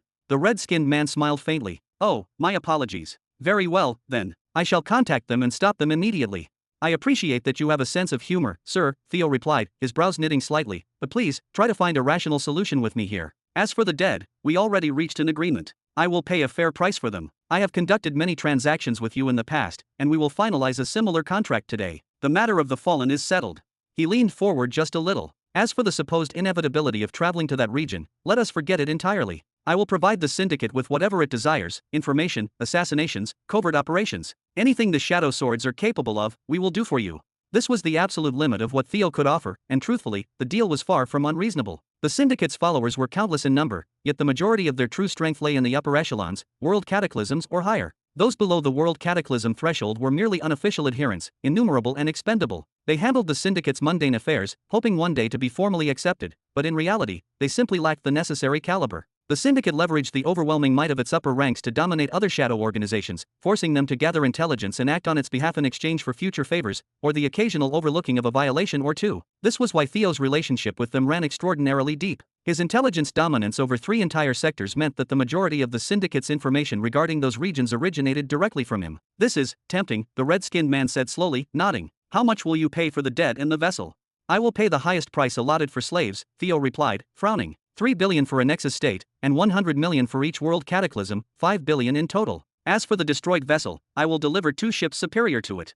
A sharp pang struck Theo's chest. Even after halting financial support to multiple empires, 5 billion pearls remained an astronomical sum, nearly everything he currently possessed. It was capital that could have been invested into any of the newly expanding sectors under his control. These were not slaves, the red-skinned man corrected calmly. They were followers of the Syndicate.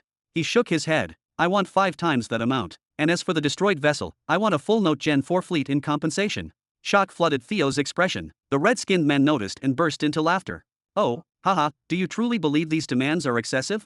He shook his head once more. It seems my polite demeanor caused you to forget who we are, Little Sword. This is not a charitable organization. If you were not useful, and if there were not massive exchanges of value between us, this issue would never have been resolved without completely erasing the Shadow Sword's entire system from existence. But this is utterly unreasonable.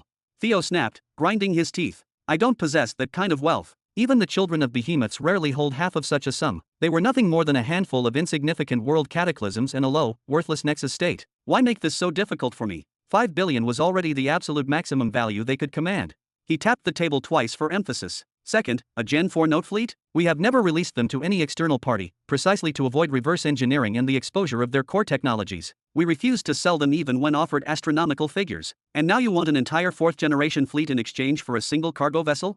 Don't worry, the red-skinned man replied with a light laugh. We won't attempt to decipher the fleet's secrets. What exactly do you intend to do with an entire fleet when you don't even fight wars? Theo snapped, his tone sharp with restrained fury. Throw celebrations inside it? Host banquets and toast to secrecy.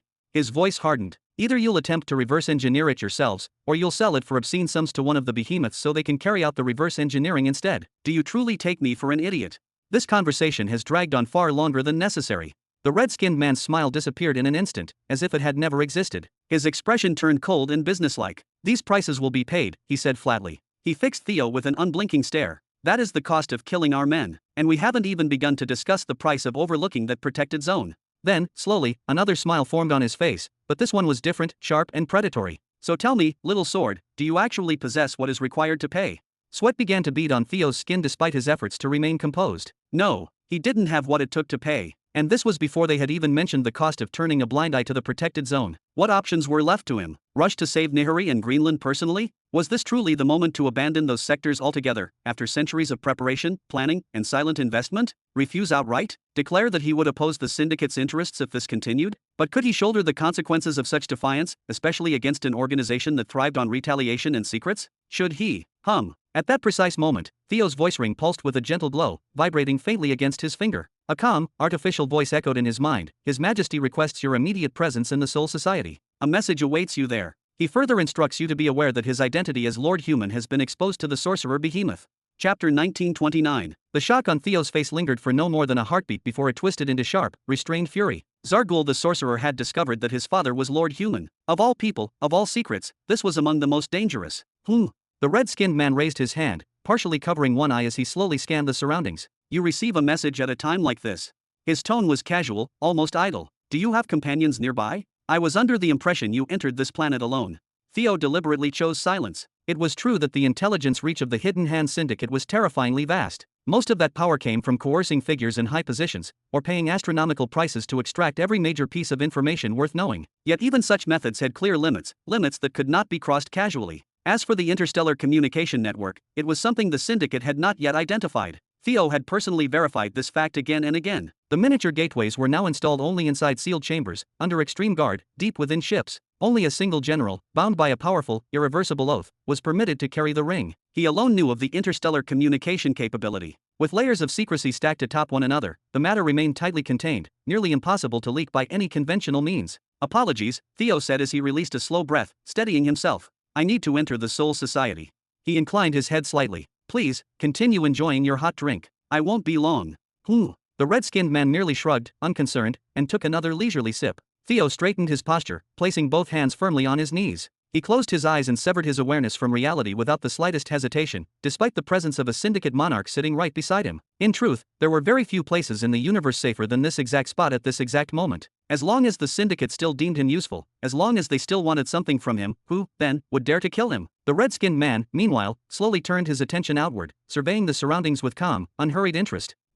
This planet did not belong to the Syndicate. Its countless inhabitants had no idea that a monarch was casually sipping a hot drink among them, nor that the leader of the Shadow Swords, whose name inspired fear across sectors, sat beside him with closed eyes. Life continued uninterrupted. Lovers spoke softly. Elderly folk watched their grandchildren play, laughter echoing through open streets. To everyone else, it was an ordinary day. Yet the red-skinned man perceived something different. A pleasant place, he mused quietly. Perhaps I should convert this planet into a private beach. He turned back toward Theo. Theo's eyes were already open, but they were no longer the same. The tension and fear that had weighed upon him since the beginning of the negotiation were gone, as if scrubbed away in an instant. In their place burned resolute blue depths, steady and unyielding, paired with a heart pounding fiercely in his chest. The red-skinned man's brows knitted together immediately. This sensation, it was unmistakable. The heart of someone who had already decided to leap from the edge of a cliff. Excitement intertwined with fear. Determination mixed with a hint of recklessness. And beneath it all, a trace of madness. That was dangerous. Looks like it was quite a powerful message, the red-skinned man said, deliberately light, attempting to re-establish the flow of conversation. Very, Theo replied shortly, his voice controlled, his thoughts still racing as he processed what he had just heard. Had his father truly told him to protect the secrecy of the protected zone, even if that meant waging war against the Syndicate itself? And said it calmly, with confidence, even with a faint smile? Did he really understand the consequences of such words? Did he truly? Before his thoughts could spiral any further down that path, Theo let out a quiet breath. A faint smile surfaced on his lips. His features softened, and the frantic beating of his heart gradually steadied. There is a saying, tie the horse where its owner wishes. Shadow Swords, Nihari, the armies, even my own life, everything belongs to him, to decide as he sees fit. There is no need to overthink this. Theo hardened his resolve, straightened slightly, and lifted his gaze to meet the eyes of the red-skinned man once more. I will present you with a new offer, he said calmly, and I sincerely ask that you listen to my words with due seriousness.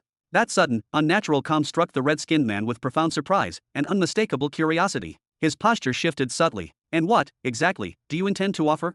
I will pay 25 billion pearls for the dead, exactly as you demanded, Theo said without hesitation. And instead of providing a fleet, I will add 5 billion more, bringing the total to 30 billion pearls. With this, we can place this entire incident behind us and consider it resolved. He paused deliberately, allowing the number to sink in, before continuing, as for the inevitability of inspecting that region, I will purchase that as well. I will put forward another 30 billion pearls so that you withdraw completely and permanently from that area. Oh. The red-skinned man's lips curled into an intrigued smile. Just moments ago, you claimed Lord Human merely wished for his homeland to remain unseen. And now he is willing to spend 60 billion pearls to seal it off entirely from us? That seems somewhat contradictory, doesn't it? Not at all, Theo replied with a face devoid of emotion. Do we have an agreement? His gaze sharpened as he stared directly into the red-skinned man's eyes. I believe this offer is more than fair. I would advise you not to pressure me further. I'm afraid that isn't possible, little sword. The red-skinned man shook his head slowly. We cannot simply forget that area. A powerful oath binds us to investigate all unknowns. This decision is not mine alone to make. Still, the thought of 60 billion pearls caused an involuntary smile to creep across his face. If such a deal were concluded, he would personally receive a significant share of it, yet some matters lay beyond even his authority. Then what about purchasing time? Theo countered immediately, refusing to retreat. 30 billion pearls in exchange for 3,000 years. After that period ends, you may investigate the area freely and without restriction. Tisk, that won't do. The red-skinned man shook his head once more, unimpressed. Damn it, fine. Theo clenched his hands tightly, the tension visible in his shoulders. I'll add another 7 billion. That makes it 67 billion pearls in total. We erase what happened here today, and you ignore the protected area for 3,000 years. That length of time had to be enough for Nihari to rise, to anchor itself firmly, and to build armies strong enough to stand on their own. It seems the human lord became quite wealthy after acquiring that youth restoration device. The red-skinned man chuckled softly. Even so, this still won't work. If you intend to bribe the Syndicate, you must bribe all of its leadership. 37 billion is far too little a price for a secret of such magnitude. What secret? Theo shot back instantly. There is nothing there. It's merely a personal wish, nothing more. 100 billion. The red-skinned man waved his hand dismissively. That is the price. In return, I will turn a blind eye to the Nota fleet in the protected area for 200 years only, not 3,000. So, do we have a deal? Theo's eyes widened fully. 200 years was nowhere near enough. But, do we have a deal? The red-skinned man raised his voice slightly, the pressure in his tone unmistakable. We have a deal. Theo ground his teeth, forcing the words out. Anything was better than igniting a direct war with the Syndicate at this moment. However, I have conditions. Heh. The red-skinned man laughed. You have conditions. There are 2 missions personally entrusted to me by Lord Human, missions I cannot handle on my own, Theo said steadily. I want the Syndicate's full and uncompromising assistance in both. He stared straight into the red-skinned man's eyes. Consider those missions part of the 100 billion agreement. I will finalize the deal with you, here and now, with immediate payment. The red-skinned man stared at Theo in silence. That little bastard, he was clearly threatening to take the deal to another authority. After a brief pause, he spoke again. What are the missions? Chapter 1930. Somewhere in the depths of deep space, an extremely black spacecraft slid through the fabric of space itself, leaving behind no ripples, no turbulence, no sound, no light, and not even the faintest spatial distortion that could later be traced, unlike all ordinary vessels. It moved in absolute silence, at terrifying speed, with flawless efficiency. This was the most expensive spacecraft of its size ever known in the universe, the Phantom Shadow, Generation 2, a customized vessel belonging exclusively to the Shadow Swords, of which only 15 existed across all sectors. Theo released the control yoke and rested his hand on the central control panel. He extended his soul sense, letting it flow through the ship's systems, selected the destination, confirmed the trajectory, and switched to full autonomous navigation. Only then did he straighten up. He left the cockpit in silence, taking a few steady steps down the corridor until he reached the cargo compartment, an area spacious enough to house nearly 10 shadow swords at once. He entered, sealed the door behind him, and then, Theo's scream erupted violently, reverberating through the hull and shaking the entire vessel. Damn it all. Bam! He lashed out, kicking the nearest seat with explosive force. The reinforced frame shattered instantly, collapsing before it even had a chance to tear free from its mounting. Damn it! 100 billion pearls. He had been robbed, cleanly, openly, and undeniably of 100 billion pearls. When he had accepted the transfer from his father, the fairy had congratulated him warmly, telling him he had officially become one of the wealthiest individuals in the universe. His fortune surpassed that of nearly all the behemoth's descendants, perhaps rivaled only by the likes of Morval or Drathan. That amount of wealth was enough to establish 10 millennial empires, to raise them from nothing and fill their treasuries to bursting. And what did he receive in return? A promise. A mere promise to turn a blind eye to the secret for 200 years. Only 200 years. Theo clenched his hands until his knuckles turned white. His vision blurred for a moment, his eyes blinded by deep hatred, rage, and sheer helplessness and suffocating frustration. He knew the Syndicate. He knew that red-skinned man especially well. By refusing the inspection outright, he had already pushed them to their absolute limit. The only reason they had shown him any restraint, any courtesy at all, was because he was still useful. To them, 100 billion pearls was nothing if stubbornness entered the equation. If they truly decided to move, they would do so without hesitation, without regard for losses. And if he had dared to negotiate further, asked for more time, or attempted to lower the price, the demanded sum would almost certainly have doubled on the spot. That red-skinned man genuinely believed he had already been generous enough. He had named the 100 billion, offered the waiting period, and likely even convinced himself that this was an act of charity. It was exactly like a rich man taking pity on a beggar by the roadside and handing him 10 energy stones, only for the beggar to scoff and reply, either give me 20, or I won't take anything at all. Had Theo tried to fine-tune the deal any further, the situation would have devolved into sheer obstinacy. And no one at all, wins a contest of obstinacy against the Syndicate. That was why he swallowed his pride, why he accepted their excessive benevolence immediately, without haggling. Only afterward did he request the 2 missions as a secondary condition, hoping, desperately, to extract something, anything, that might tilt the balance back even a fraction. Yet nothing, absolutely nothing, could truly balance the scales against the loss of 100 billion pearls. Slowly, the weakness in his expression faded. The helplessness darkened and hardened, transforming into something far more dangerous. What emerged was pure rage, the expression of a man who had watched his family torn apart before his very eyes. It's fine, he muttered coldly. A day for you, and a day for us, it's fine. We've only just begun. He raised his hand slowly, deliberately, and clenched it into a tight fist. All those pearls, he said softly, venomously, I'll take them back, with interest. After several long, heavy breaths, drawn in and released again and again, Theo finally located an intact seat amid the wreckage. He lowered himself onto it, leaned back, and closed his eyes, letting the silence of deep space swallow him whole. Huong. Welcome back, Sir Theo. Theo's personal fairy appeared before him, her small figure hovering lightly in the air, her expression carrying a faint but unmistakable sadness. Couldn't you keep your wealth for just a few hours, sir? Even a single short span of time would have been enough. Mind your own business, Theo waved dismissively, irritation bleeding into his tone despite his attempt to sound composed. With his previous fortune and what remained from his father's transfer, he still possessed roughly 12 billion pearls. That sum alone was enough to sustain the expansion of the Shadow Swords for a decent period of time. In fact, the additional 7 billion he had managed to secure would significantly accelerate operations within Medium Sector 98, pushing projects forward at a pace that would have been unthinkable just years ago. Yet the issue was never what remained in his possession. The real problem was that he was draining his father relentlessly, bleeding him dry, again and again. Even after all the growth and prestige the Shadow Swords had achieved, he still could not resolve a problem of this magnitude on his own without leaning on his father's resources. Without hesitation, Theo accessed his messages and reopened his father's previous communication, the one urging him to fight if it ever came to that. He closed his eyes briefly, drew a deep breath, steadied his nerves, then pressed reply and began recording his own private message. They took 100 billion pearls. In exchange, they will overlook the casualties and ignore the safe zone for 200 years. I don't know whether it will be possible to renew the same agreement once those 200 years expire, but if it happens, the price will be far higher. It won't be a mere 100 billion again. My recommendation is either to prepare at least 500 billion pearls as a bribe for an additional century, or to prepare for war throughout those 200 years. After finishing, Theo remained silent, staring at the message for several long seconds. His eyelid twitched faintly, betraying the strain he was under. He raised his hand sharply and hit send, as if hesitating any longer would crush what remained of his resolve. Ugh. Instead of lowering his hand, he brought it to his face and began rubbing the space between his eyes, pressing his fingers there as if trying to force the tension out. This was one of the most humiliating messages he had ever had to send in his life, perhaps second only to that previous message to his father, when he reported the deaths of Syndicate members and begged desperately for a solution. Power, wealth, authority. He needed all of it, every last fragment, and he needed it fast. Sir Theo, before you leave, I must alert you, the fairy said carefully. There is an important message you should see. She gestured twice toward the message interface, where hundreds of incoming reports from Shadow Swords officers stationed across multiple sectors were displayed. Mixed among them were communications from leaders of shadow organizations, major commercial forces, and various other factions Theo had painstakingly built ties with over the years. This interface was where Theo spent most of his waking hours. A message? Singular.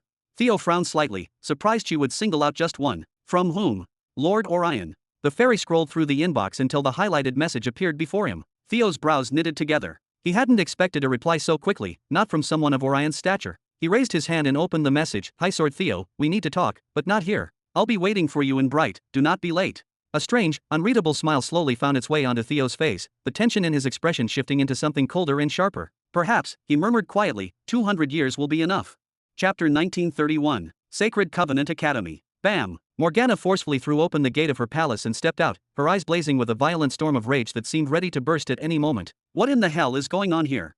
Moments ago, she had been deep within the private cavern beneath the palace, personally instructing Adrian on the delicate method of compressing the first royal star. He had been on the verge of beginning the actual experiment when news reached her that a disturbance had broken out above. Annoyed but composed, she ordered her followers to deal with it, only to be told that the ones causing the trouble were the Shadow Swords, and that she would have to come out herself, immediately. The Shadow Swords were an essential link in His Majesty's chain of assets. They were the executors, the ones who ensured that systems ran smoothly and efficiently. But even so, they did not possess enough authority to stir things up on this scale. Only His Highness Theo, or perhaps one of the numbered swords, could exercise such power. Certainly not just anyone who happened to wear a black cloak. And yet, when she emerged in fury, fully prepared to teach the Shadow Sword a harsh lesson, she was met with a sight so absurd that her anger stalled mid-breath. The entire area surrounding the palace was under what could only be described as an invasion by curious human children. Ha ha ha. Sis, look over here. A rabbit standing on two legs and wearing a tie. What a fascinating plant. I have never seen anything like this on the island. Enter. Do you think I could wrestle that statue and actually win?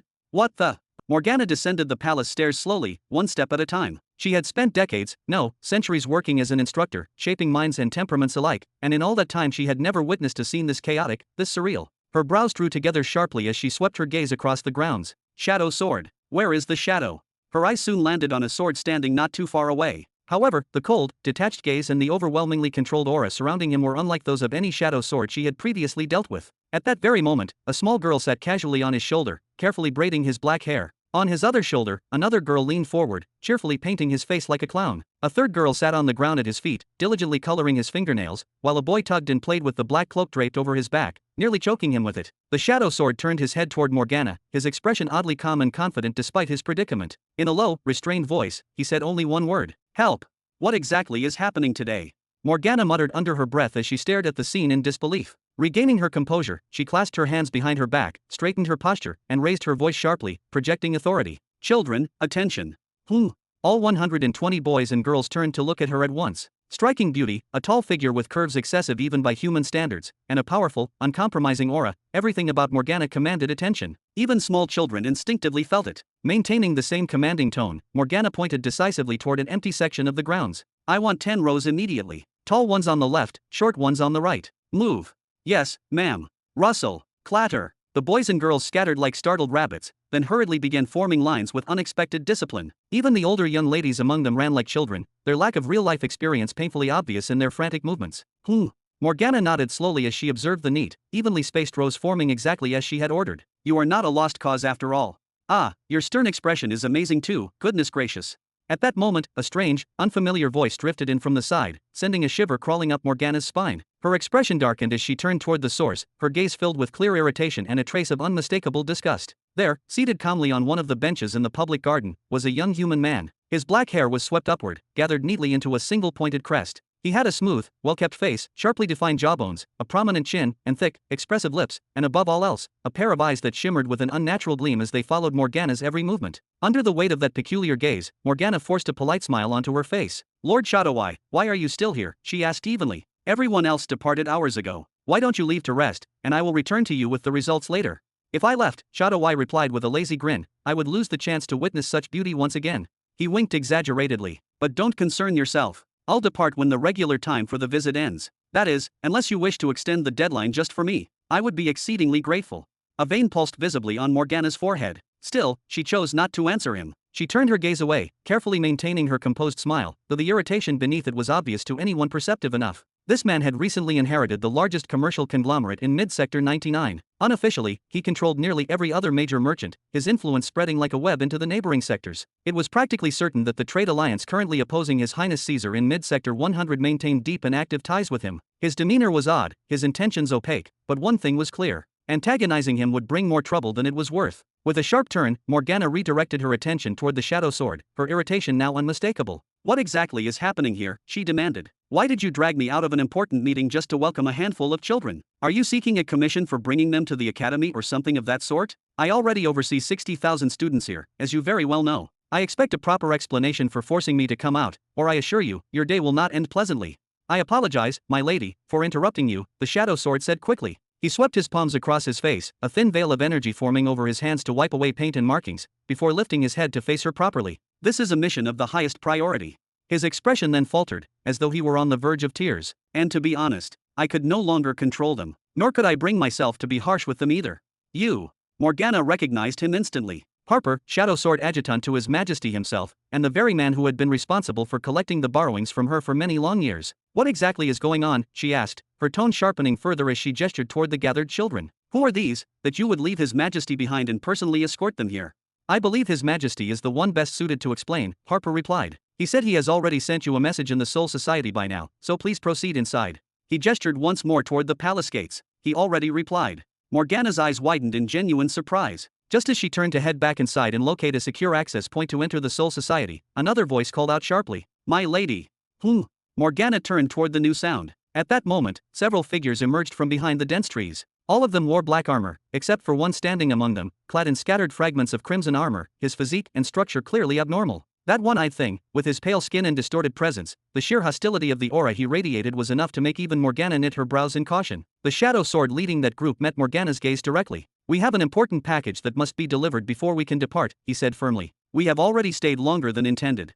He cast a brief glance toward the smiling Lord Shadoweye off to the side, then returned his focus to Morgana. "It may be better we continue this discussion inside the palace." Chapter 1932. Inside the Soul Society. "Welcome back, Lady Morgana. Would you like?" The smiling fairy's greeting was abruptly severed by a sharp swoosh. Morgana's soul manifestation strode straight past her, as though the fairy did not exist at all. Without slowing, she raised her hand and made a precise gesture, instantly calling up the message interface. Lines of light unfolded before her eyes as she scrolled downward at high speed, skimming past dozens of familiar names, commanders, academicians, nobles, until a single name made her stop. Human. Her finger paused for the briefest moment before pressing the message. Hello, Morgana. How are you? Your Majesty. The moment Robin's smiling face appeared, Morgana felt her chest tighten, as if invisible fingers had closed around her heart. She had contacted him in the midst of a looming disaster, fully expecting anger, shouting, harsh words, perhaps even a cold rebuke. Yet instead of fury, what greeted her was calm. Too much calm. Why did he look so completely at ease? Did he truly see the situation as something trivial, something not worth concern?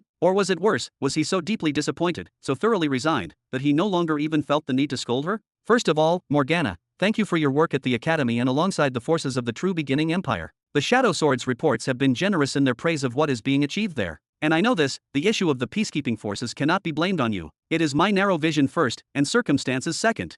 Don't say that. Morgana whispered under her breath, her fingers curling slightly as she listened to him shoulder the blame so casually. Hearing Robin speak of himself in such a way unsettled her far more than anger ever could have. There are several matters we need to discuss, but let us condense them into two main topics. First, the peacekeeping forces. Second, the children, who, judging by the timing, may have already reached you. Let us begin with the less important issue first, the peacekeeping forces. Morgana's eyes widened in disbelief. The peacekeeping forces were less important than the children currently causing chaos outside? We will establish peacekeeping forces. If not for the sake of the sector's inhabitants, then for our own sake. I cannot advance Neri in a region saturated with anti-life. So let us be honest with ourselves, we are serving our own future, not acting out of charity. Robin paused, allowing the words to settle, before continuing in the same measured tone. However, we will not follow the model used by other stellar academies. We will not maintain a centralized elite while recruiting millions of soldiers every year only to send them to die. That method is efficient, yes, but it is also wasteful in ways people prefer not to acknowledge. We will fight in our own way. This. Morgana murmured, uncertainty creeping into her expression. In truth, mass recruitment followed by mass sacrifice was the cheapest and most sustainable strategy. It was precisely why the academies had survived for so long. War against anti-life was brutal beyond measure, and heavy losses were not just expected, they were inevitable. Was Robin truly intending to build a real, standing army to confront them directly? Or was he planning to dispatch the Martial Arrow army to do so? Either option bordered on madness. The cost of such a war would not merely increase, it would explode several-fold. An army, in the era of space invasion, is divided into three components, war vessels and equipment, ground forces, and experts at world cataclysm level or higher.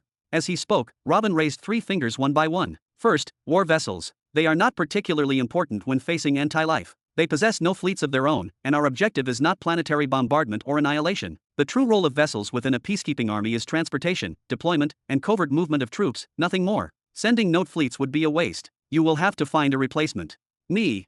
Morgana pointed at herself in disbelief, her voice rising slightly despite her attempt to remain composed. From today onward, you may keep the Academy's profits and freely use them to purchase suitable vehicles for the peacekeeping army. Use those funds as well to secure every essential need of the army, good armor, protective talismans, complex arrays, and anything else required for sustained operations. Some of these critical items can be purchased directly from the factories of the true beginning empire, specifically tailored for the force commanders and high-ranking officers. I apologize. You stated quite clearly in the past that you do not like managing armies and strongly prefer to remain a teacher. However, necessity has its own rules and does not care about personal preferences. Simply provide them with everything they require, as the actual field command of the forces will be placed under someone else's authority. You will not be required to lead them into battle. Anything for you. A strange, unreadable smile slowly appeared on Morgana's face, carrying emotions she herself could not fully explain. On another front, you will also need to provide your soldiers with proper food and drink, organize their salaries with precision, and establish a healthy, stable, and dignified environment for them to live in. You may even find and designate a few planets to serve as permanent main headquarters. Every single soldier and officer in our peacekeeping forces must live a good, high-quality life. The entire sector, no, the entire universe, must witness how well they are treated. Make absolutely sure of that. As for the equipment of the rest of the army, you may simply give the specifications to external powers and have them manufacture it for you. Tie as many forces in Sector 99 Mid as possible to the Academy's system by purchasing from them regularly and increasing their profits. Profits alone are what will truly make them defend it to the death, without hesitation. He paused for a moment, as if weighing his words carefully, then smiled faintly. And to ensure that all these materials and supplies are delivered with high quality, appropriate speed, and reasonable prices, you must find reliable commercial partners capable of meeting your standards. They must provide what you need and deliver it directly to all your suppliers without delay. You will be exhausted at first, Morgana, there is no avoiding that, but you must establish strong social relationships early on, so you can act with ease and confidence later.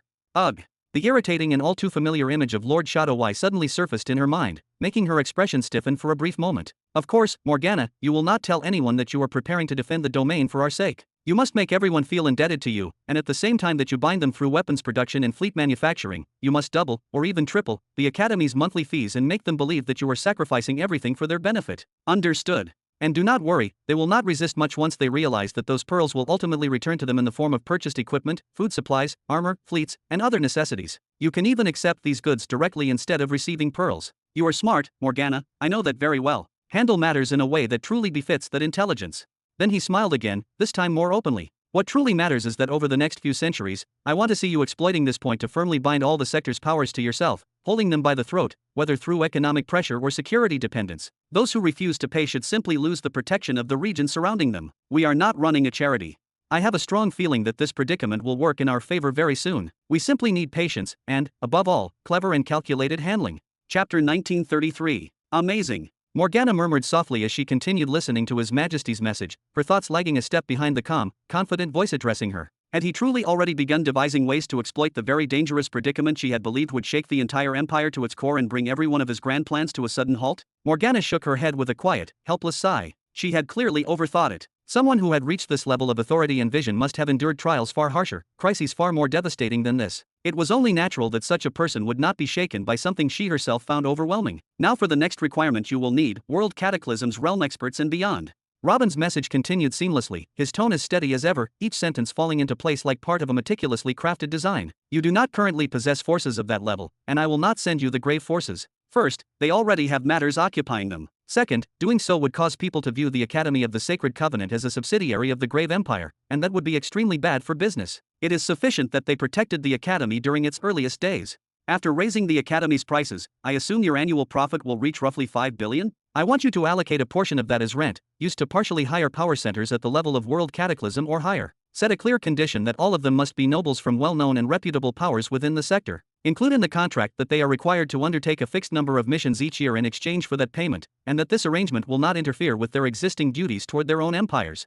With this announcement alone, you will find that the number of world cataclysms and nexus states wishing to apply will far exceed what you are capable of accepting. Should that happen, select your candidates from among the powers with whom you were unable to establish commercial ties, and hand those forces the contracts. Once again, this will bind you to all the powers of the universe through a threefold bond: first, by educating their offspring; second, by turning them into manufacturers from whom you purchase whatever you require; and third, by granting their elites high-paying positions, along with a place where they gather to listen to the orders of a single individual, your orders.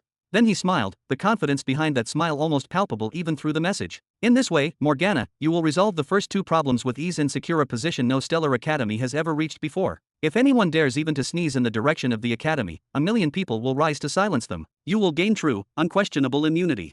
Morgana parted her lips slightly, a trace of awe and unease slipping into her heart despite herself. Why did all of this suddenly feel so vast, so far beyond what she believed she could shoulder? Now that we have resolved the issues of funding sources, crafts, equipment, and powerhouses, the remaining problem is the ground forces, and the solution to that lies with me. However, addressing this particular issue will require multiple layers of planning, applied step by step, until the final image of the army is fully formed. As I told you before, we will not rely on the sacrifice of soldiers.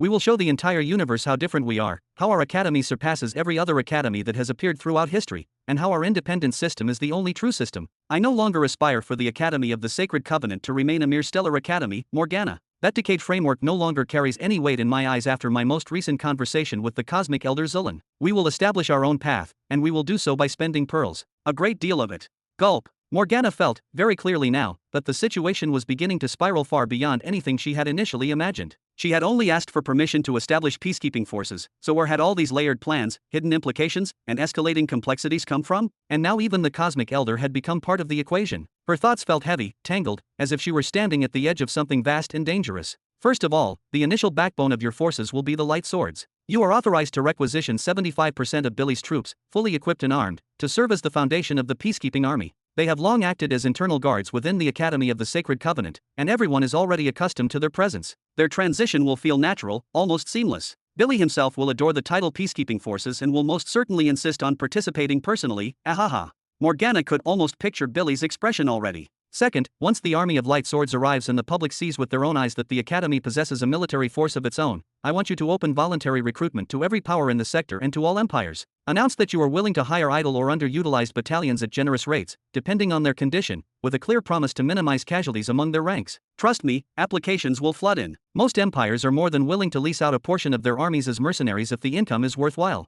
From among those applicants, select only a few battalions that meet your standards. Choose them specifically from powers with whom you have no commercial relationships and no existing agreements to lease high-tier experts, and here lies the true intent. In addition to those battalions, I want you to legally contract the Crixian battalion from the Grave Empire, under the direct command of General Kandal himself. General Kandal? The Crixians. Morgana was utterly stunned. Marshal Arrow will not be pleased by this. They were legendary, their reputation preceding them by centuries. Even before pledging allegiance to His Majesty, Morgana had heard countless tales about them. A towering race standing nearly 3 meters tall, possessing overwhelmingly powerful physiques and wings that granted them true flight. Their bloodline carried traces of a beast king from the dragon race, and they could wield blue flames so fearsome that even hardened veterans prayed never to face them. They were one of the 3 elite battalions of the Grave Empire. General Kandal himself was an aide to Marshal Arrow and one of his closest confidants. Rumor held that while he was not the most refined strategist among the Grave Empire's elite, he was certainly among the most vicious and cunning, a man who derived genuine pleasure from tormenting his enemies. This was hardly surprising, given that he had once been the leader of a shadow organization known as the Fire Salamander, and he had never fully abandoned its ruthless methods. Could Marshal Arrow truly afford to let them go? The Purgatory Flame wielded by the Crixian race is the most effective countermeasure against the plague in all its forms. Its mere presence on the battlefield will instill terror, it will make the enemy wish to flee before combat even begins. Battles will be decided before they truly start. The Purgatory Flame is absolute agony to the plague, and this alone will drastically reduce casualties among your forces, fulfilling the promises you make to the sector's powers. As for Arrow, he will resist at first, he may protest, perhaps even shout, but in the end, he will comply. Do not concern yourself with him. He can manage with his remaining forces. The Crixians' presence within the peacekeeping army is far more critical, and besides, they will not remain under your command for long. At that moment, Robin slowly raised his hand. A small, luminous soul sphere materialized above his palm, humming softly with contained power. He pushed it forward toward the recording, his tone calm yet resolute. And here, we arrive at the 3rd stage. The stage of completely eradicating the plague from Sector 99 Mid. Chapter 1934. Morgana's eyes widened slightly in surprise when she saw Robin make that unusual gesture. Without wasting a moment, she immediately checked the message attachments and discovered a perfectly formed soul sphere among them. Instantly, she accepted it, her hands trembling just slightly as she held it, and began to examine it with careful scrutiny. This, she asked, her voice a mixture of curiosity and caution. What you are holding right now is the merged law of purifying light. I have been planning its creation for quite some time, meticulously outlining its design and purpose, but I only managed to complete it fully in the past few hours. As its name implies, it is a fusion, a precise combination of the overwhelming raw power of light and the law of purity itself, the eternal and natural nemesis of the plague. Robin paused briefly, letting the weight of his words sink in, before continuing with a measured tone. The difference between this law and the law of Purgatory Flame is significant. Unlike the flame, which inflicts suffering and torment upon its victims for prolonged periods, the law of purifying light does not allow such agony. It acts efficiently and decisively, executing its duty with a swift, precise, and clean force. Concentrated beams of light, each imbued with the essence of purity, can obliterate entire areas of corruption without struggle, without unnecessary pain, and without chaotic frenzy. It is precise, elegant, and utterly ruthless against the plague. This is exactly the kind of weapon required for the project I have envisioned. He leaned back slightly, his gaze sharp and unwavering, before continuing with a serious undertone. Deliver this law directly to Billy. Give him explicit orders from me to massively increase the number of light swords to an unprecedented scale. Then identify candidates who have the potential to wield the law of purifying light effectively. In a century or two, their numbers will be sufficient to form the core backbone of the peacekeeping forces. Once that is achieved, the light swords may resume their role as police, while the hired battalions return to their original positions, including the Crixian battalion. Do you understand the importance of this, Morgana? Understood. Morgana replied immediately, her voice firm and resolute. According to His Majesty's explanation, even 1,000 individuals wielding the law of purifying light could single-handedly declare war on the plague. Morgana's mind raced as she considered the staggering implications. If they waited a century or two to cultivate an entire army of such warriors, the combined force would be unimaginable. Additionally, ensure the law of purifying light reaches sky-opening cities so they can begin producing elixirs and potions for its users. Instruct them to create talismans, arrays, and any other tools or artifacts that may assist you in your mission. Naturally, all of these costs will be covered by the Academy itself. I am merely opening the doors and providing the opportunity. Robin allowed a small, almost reassuring smile to touch his lips. I trust, Morgana, that all of your immediate problems have been resolved now, at least for the time being. Yes, Morgana nodded, a subtle sense of relief washing over her. What remains to be addressed? The Blue Plague and the Space Beasts. Submit all relevant files to Dawnlight Stellar Academy until you are strong enough to confront them yourself. For everyone that Eldora eliminates, send her roughly 1 billion Dora as compensation. Of course, she would have done so without any reward, but this gesture will encourage her to work with greater determination and focus. Dawnlight Stellar Academy appears to be struggling with certain difficulties, so it is crucial that we support their efforts. Yes, Morgana nodded again, this time twice, her expression one of deep contemplation. And with that, we conclude the first point. Regarding Leosar, Robin's expression darkened, his eyes narrowing slightly. That one-horned creature, if my observations are correct, is effectively a plague upon the plague itself. Its obsession with exterminating the plague is unmatched, and it grows exponentially stronger with each one it destroys, at an alarming and terrifying pace. Deploy him alongside the peacekeeping armies, not as their leader, but as a supplementary presence, serving as their silent guardian. Currently, he has reached the level of a lone X's state, but it is only a matter of time before he surpasses this. Honestly, I anticipate that he will exceed the conventional bounds of the Nexus state within 2 or 3 centuries at most. Keep a vigilant eye on him, Morgana. In my estimation, you must not allow him to outpace you by too great a margin. What? Morgana jolted violently, her mind struggling to process the information. That entity outside, the one-horned creature, was on a path toward attaining guardian-level power. And this assessment had been made personally by His Majesty himself? Questions raced in her mind. What exactly was its origin? How could it wield such an unrelenting and terrifying force? And most importantly, could it truly be controlled or guided alongside the armies? Alright, now we move on to the next, even more important point. Robin clapped lightly, a calm smile playing on his lips, but there was an unmistakable sharpness in his eyes. Don't treat this Leosar matter as if it's nothing. Morgana's voice rang out. The next point concerns the children who have likely just arrived at your location. If you haven't seen them yet, go out immediately and locate Shadow Sword Harper. There are 120 boys and girls of different ages, each one unique, and all of them are children of the Cosmic Elder. Morgana's face froze, her features twisting into a mixture of shock, disbelief, and an almost physical sense of overwhelm. For reasons I still don't entirely understand, the Cosmic Elder decided to establish a kind of child farm. For reasons that might never be clear, I saw an opportunity and offered to educate them on his behalf. And for reasons that remain equally mysterious, he agreed without hesitation. Everything unfolded at an astonishing speed, far too quickly to overthink or analyze.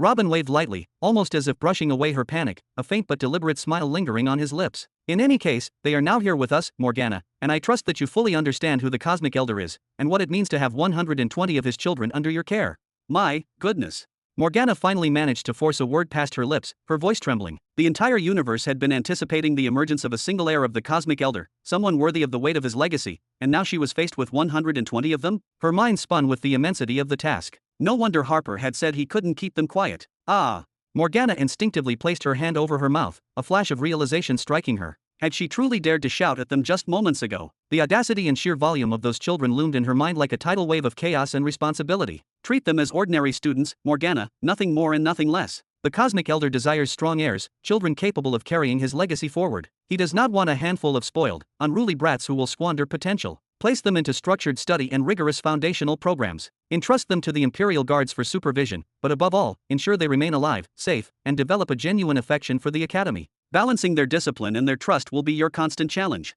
I also want you to introduce them to the children and youth of the Burton family. I am aware that you already have a large number of them due to the Leadership Development Program, so integrate them fully into every class and training session. The children of the Burton family could not find a better match than the heirs of the Cosmic Elder, if you understand my meaning, he added, winking subtly. You want me to be a matchmaker? Morgana's voice cracked, her hands trembling slightly. She had already endured enough shocks, commands, and revelations today to last millennia. Her mind raced, struggling to process the enormity of what Robin was asking. And there is one more thing I want you to accomplish. Run a fully paid, comprehensive publicity campaign on every available communication channel, reaching out to the general public across the sector, or even across the entire universe. The goal is to make known the virtues, achievements, and historical significance of the Cosmic Elder. Delve into ancient texts, extract his full history, highlight his contributions, and broadcast it widely before the noble families and commoners alike. Portray him as a hero unmatched in the annals of time, a pillar upon which the very life and prosperity of the world depend. Robin allowed his smile to widen slightly, exuding both charm and authority. After that educational campaign concludes, use the same channels to announce that the Sacred Covenant Academy is now hosting the children of the Cosmic Elder for their education. This will not only grant the Academy a form of enduring protection, but it will also draw the attention of emperors and the offspring of behemoths from all corners of the universe. They will want to personally witness the children, verify the reports, and ultimately observe our unrivaled educational system. Many will be inspired, or even compelled, to send their own children to the Sacred Covenant Academy as well. Morgana's eyes shook violently, the reality of the plan crashing down on her like a tidal wave. She called him for help and he laid a massive plan that involves too many powers, too many small details, too many ways that can go wrong. Has the picture finally formed in your mind, Morgana? Robin asked, his smile now stretching broadly, almost from ear to ear. The peacekeeping force system I have designed for you will give you unparalleled control over the sector. The Cosmic Elder's children will grant you not only renown but also an aura of authority and fear across the universe. Once these steps are completed, can you even begin to imagine the unprecedented status the Sacred Covenant Academy will achieve? Robin's tone suddenly became sharper, almost piercing, as if he were locking eyes with her through the very air between them. Do not ruin this. Chapter 1935. Inside Robin's soul domain. Phew. Robin leaned back slowly, stretching his arms wide as if trying to embrace the entire soul domain around him. What I said to Morgana, it felt more like a full-fledged speech than a mere message. Even though, technically, I didn't create anything entirely new except for the merge law of purifying light, I feel as though I ended up saying an awful lot. Perhaps too much. That's because you actually said an awful lot, Neri said sharply, placing her hands firmly on her hips. Her tone carried a mix of amusement and mild reproach. And secondly, don't ever treat the law of purifying light as if it's nothing. Seriously, Robin, how on earth did you even manage to make it so quickly? That's practically impossible. Ever since the Spectre Valley planet incident, I've been contemplating all possible methods of purification. I've considered countless variations, combinations, and potential improvements. The core idea had been in my mind for quite some time, lingering quietly, waiting for the right moment. Morgana, she simply gave me the push, the motivation I needed to finally put it all into writing, Robin explained, rubbing his forehead lightly as if easing the tension from deep thoughts. He then returned to sit more comfortably, his posture relaxed but his gaze sharp. Turning toward the soul sapling, he offered a gentle, yet confident smile. What do you think, Timari? Do you honestly believe that my plans, all of them, will elevate the Academy's standing, perhaps even beyond anything anyone has imagined? Of course. Timari replied enthusiastically, raising her thumb with a gleeful laugh that echoed faintly from inside the mirror. Everything you do is extraordinary, Lord Human. You never settle for mediocrity. Not once. Every single plan you conceive, every move you make, it is aimed at the greatest, most ambitious goal possible. Nothing less is acceptable for you. A good explanation of my mindset. I suppose I won't argue with that, Robin nodded, a faint smirk tugging at the corner of his lips. Then, leaning slightly forward, he fixed his eyes on Timorous with an intensity that seemed to pierce through the mirror. Do you truly believe that spreading news about the Cosmic Elder's children, that it will achieve the exact purpose I intend? I'm not really qualified to comment on something like that, Timari admitted, shaking her head slightly, before changing the subject as if sidestepping the weight of Robin's question. But, those peacekeeping forces of yours, when they are finally formed, they will make monumental news, without a shadow of doubt. There's no way the universe will ignore such a spectacle. Robin remained silent for a long moment, his gaze fixed unwaveringly on Timari. He let out a deep, contemplative sigh, as if the weight of his plans pressed down upon him. Then, with a slow, almost lazy gesture, he pointed toward her. Regarding the law of purifying light I sent to Morgana, fully perfected up to the 4th level, deliver it to Lord Morval as an additional gift from me. Afterwards, tell him that when the time comes and Morgana begins pushing to spread the news, if Lord Morval has any objections, he must speak to me before taking any action. Everything, no matter how complicated it may seem, can be resolved with words. And in every challenge, there is always some hidden benefit to be found, if one only looks closely. Lord Morval will certainly be delighted with such a valuable gift. Timari clapped her hands with visible joy, her voice filled with a sense of pride and excitement. Robin's smile faded into a more somber, almost melancholic expression. He knew that he would likely have to send additional gifts soon enough. Spreading news about the Cosmic Elder would not harm the Dreamer Galaxy, certainly not, but it would elevate another entity, the Sacred Covenant Academy, to a level of status and influence that was unprecedented. A status that was both competitive and remarkably secure, one that could challenge established powers and make the Academy a force to be reckoned with. Robin could not predict how Lord Morval would react at this stage. Would he ignore the news entirely, pretending it was inconsequential? Or would he attempt to suppress the dissemination of information, perhaps even conduct his own investigations in secret? Could he try to wrest control of the Sacred Covenant Academy for himself? The thought was both unnerving and pressing. Predicting the actions or thoughts of someone like Lord Morval was inherently illogical, Robin mused, but convincing him that their goals were aligned, at least on the surface, was far more rational. Perhaps it would keep him from creating chaos for as long as possible, and that would be enough, for now. The fear Robin had felt when first hearing news of the impending clash with them was real, tangible, and lingering. It reminded him once again that no matter how powerful he became, there were forces in the universe with which he could not afford to tangle. Not yet. And the Dreamer Galaxy was indisputably one of those forces. Alright, Robin cracked his neck slowly to the right and then to the left, a subtle stretching motion that seemed almost ritualistic. It's time to gather some funds. He glanced over his shoulder, his eyes sharp. Consciousness number 2, are you prepared? Consciousness number 2 opened its single, unblinking eye. Ready. A sphere of shimmering light materialized in its hand, glowing softly before it was released and propelled toward the sapling. Whoosh! As the soul sphere approached one of the protective walls surrounding the sapling, the wall momentarily shimmered and parted, allowing it to pass through. Immediately afterward, the wall reformed, perfectly intact. This process repeated over several moments until, in the final instant, the sphere landed neatly in the hand of Robin's own manifestation. He smiled faintly and then passed it gently toward Timari inside the mirror. This, Robin began, his voice calm but authoritative, is an upgrade for the youth restoration device. It is a standalone component, completely independent, that can be attached to the device at will. It also comes with its own dedicated dosage. When the device is used with this component and its new dosage, the user can completely change their entire appearance and generate a fake aura for 1 hour. And yes, that duration can be extended by administering an additional dosage before the hour expires. We are not merely talking about altering physical age, no. This is a total transformation, a complete change of form, race, and even gender. The person will be entirely someone else during that period, and their aura will perfectly match the new appearance they have chosen. In addition, there is a third component that carries a full list of the races that can be transformed into, along with the exact number of dosages required to activate each form. This component, like the others, will be sold separately. Timura's eyes widened, and she began examining the designs feverishly, her focus absolute. A complete alteration of both physical form and aura? Nothing like this had ever existed before. A separate activation component, a reference component listing all the races and requirements, multiple dosages, 3 entirely separate pieces, each sold independently, especially the dosages themselves. Announcing these add-ons would not merely increase demand for the device, it would double it, and perhaps even more. And selling the extra components and dosages would generate profits that were almost unimaginable, surpassing anything currently on the market. Timari, Robin said, his tone sharpening, this invention is not meant to serve the universe, nor to empower people for defense or self-improvement. It is a dangerous, military-grade device. I cannot think of a single legitimate application for ordinary use, none. Raise the price as high as possible. I need the funds. His brow furrowed deeply, emphasizing the urgency. You'll also find recommendations for the inks, materials, and components required to manufacture the pieces and dosages. As always, I will rely on you and your team to handle production and sales efficiently. Just ensure enough quantity is made to meet demand. Robin had been forced to invest law patterns of the shaping path directly into these add-ons. The law would use the original body as a resource to reshape itself completely, while the dosages acted as fuel to maintain stability. Extra fuel within the body would ensure it could revert to its original form after 1 hour. Leaving such an ability unchecked, he knew, could be catastrophic. Understood, Timari nodded firmly, her expression resolute. I'll coordinate with the development team to market this component as a top-tier strategic and intelligence tool. The dosages will be priced even higher, the main profit will come from them. She fixed Robin with a serious look. The projected profits will easily surpass those from the youth restoration device. To put it in perspective, the youth restoration device had already generated nearly 80 billion over just a few decades. Good. Inform Lord Morval on my behalf that I will voluntarily pay a 10% tax on my personal profits from this specific device, separate from any manufacturing profits you earn. Understood. Robin's lips curved into a strange, almost unsettling smile. I will deliver the message, certainly. Timari said, almost bouncing with excitement. Good, good.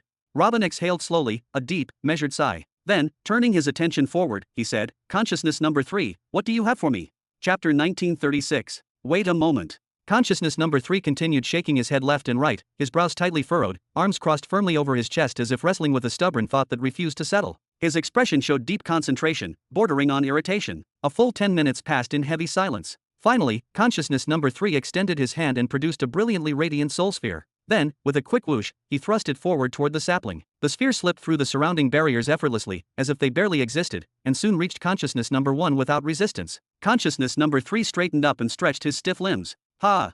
He then turned toward Consciousness number 2, who was sprawled lazily on his back, eyes half closed as he basked in the fresh, vibrant sunlight of Greenland, looking far too relaxed for the seriousness of the discussion. Hey, Consciousness number 3 said, tilting his head, what idea did you come up with for gathering money? An add-on for the youth restoration device that changes anyone's appearance and aura for a full hour. Consciousness number 2 chuckled, clearly amused by his own idea. Oh, dear. That thing will sell ridiculously fast. It is a good idea, Consciousness number 3 muttered, rubbing his chin thoughtfully, his gaze sharpening. But won't something like that eventually be used against us?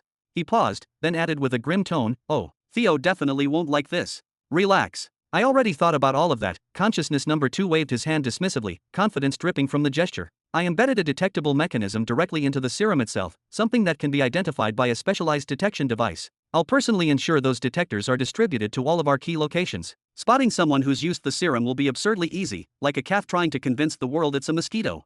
He waved his hand a few more times, then suddenly opened his eyes wide and stared up at the sky, his expression turning oddly distant, as if a crucial detail had slipped his mind at the last second. After a brief pause, one of them finally spoke. Are you thinking what I'm thinking? With a soft whoosh, another soul sphere pierced straight through the barrier and arrived in the hands of Consciousness number 1. He examined it personally, his focus sharp and efficient, before passing it onward to Timari. This will also be sold in the store, he said calmly. This.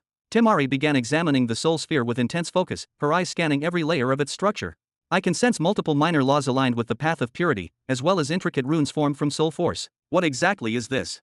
This is a personal use device specifically designed to suppress and calm the repercussions of negative karma, Robin explained in a serious, measured tone. It cannot erase or cleanse accumulated negative karma. Nothing is so absolute. However, anyone who uses this device can reasonably expect to avoid calamity for a full week.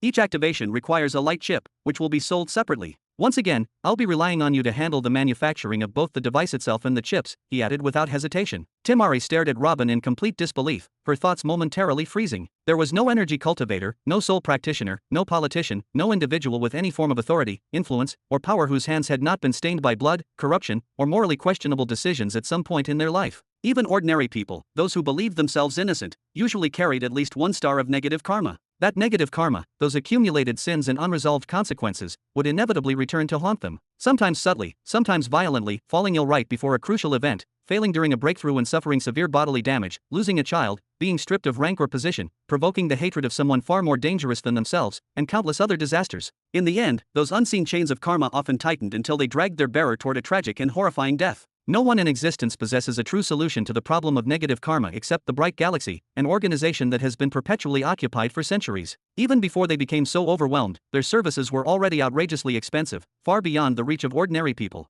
Forget the cost of the service itself. Even traveling to their location was something most people could never afford in their lifetime. Although this device does not completely erase negative karma, nor does it truly weaken it, it seals it for a full week. That single fact alone made this invention earth-shattering. Why was that so important? Anyone attempting a breakthrough could do so with absolute confidence, knowing that the specters of their past sins would not suddenly appear to obstruct them. A person could activate it before a critical meeting, ensuring that misfortune would not twist their judgment at the decisive moment. They could even use it before a major battle, greatly reducing the chance of being struck down by a cruel twist of fate, a random blow of bad luck that would otherwise end their life on the spot. If this device were to become widespread, it would become an indispensable item carried by every energy or soul trainee. It would be a staple object in the drawer of every powerful politician and high-ranking military commander, even if they were nothing more than mortals. Its importance and popularity would surpass even space rings, which were already considered absolute necessities. Do you have a name for it? Timari asked, her eyes still unfocused, as if her mind was struggling to keep up with the implications.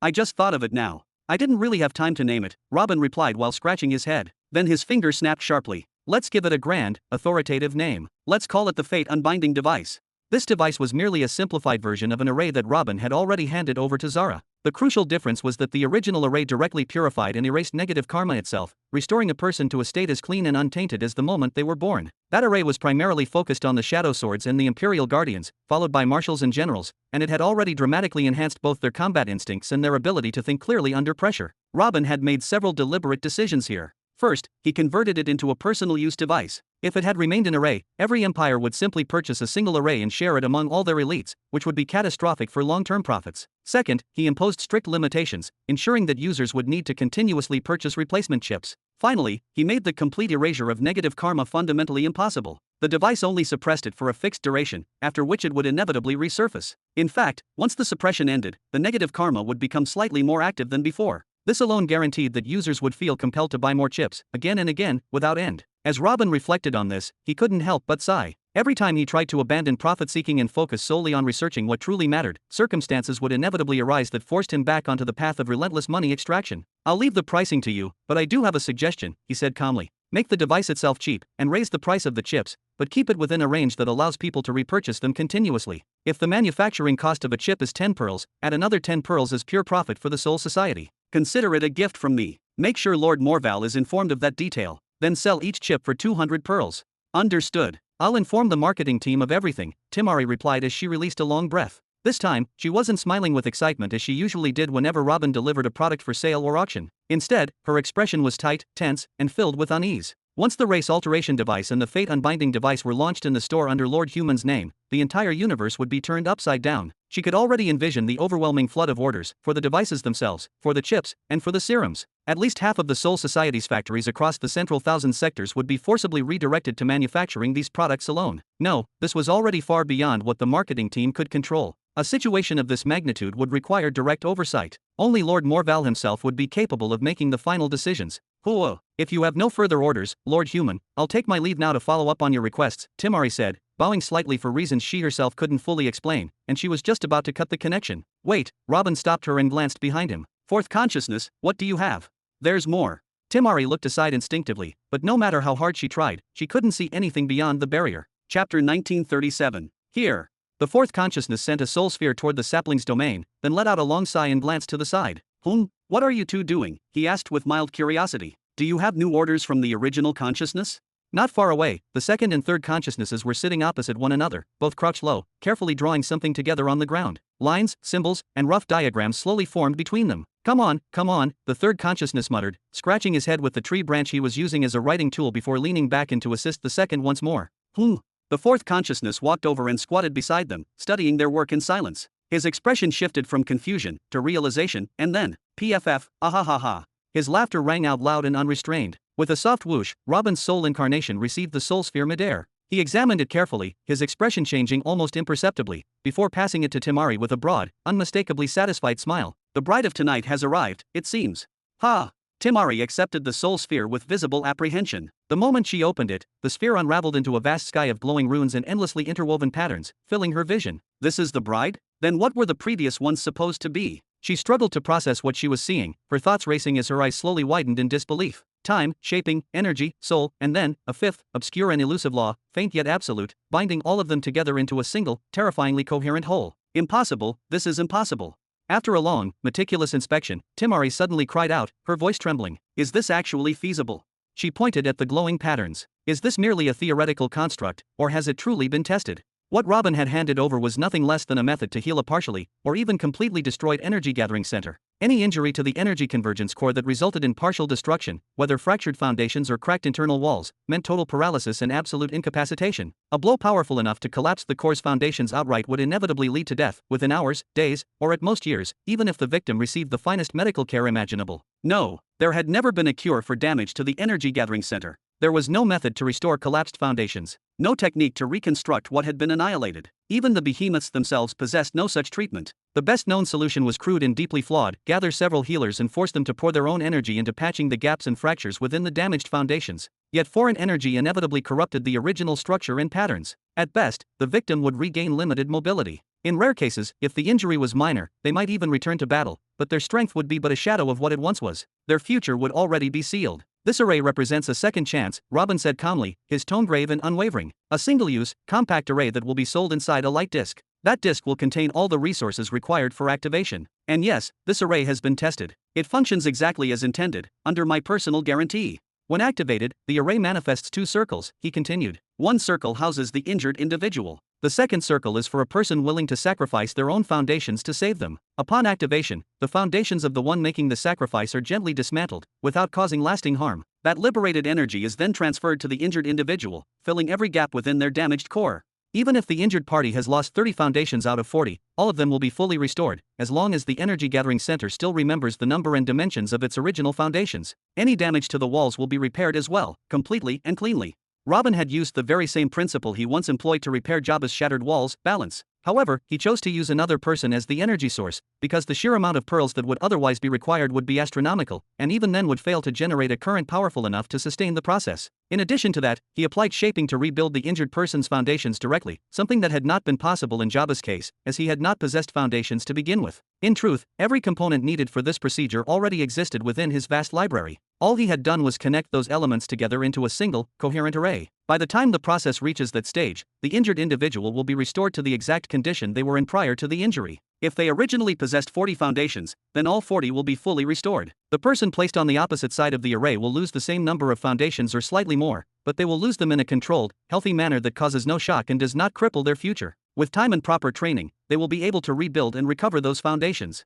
Through countless cycles of losing foundations and rebuilding them again, Robin had, without exaggeration, become the greatest authority in the entire universe on this subject. This is unbelievable, Timari murmured quietly. But the newly reconstructed foundations will lack the original patterns, won't they? That would significantly reduce the array's value. Yet even so, it remains nothing short of miraculous. The potential sales figures for such an array would reach heights beyond imagination. I'm not finished yet, Robin said calmly, raising a finger. Once the first phase is complete, the second phase will immediately begin. During this phase, the array will systematically erase any old, shattered patterns, as well as any newly transferred or distorted ones, and then proceed to reconstruct patterns that are perfectly identical to those stored within the soul domain. With this process completed, the injured person will regain an exact replica of their foundations and patterns as they were before the injury, as though the damage had never occurred in the first place. Once this task is complete, the array will automatically erase itself.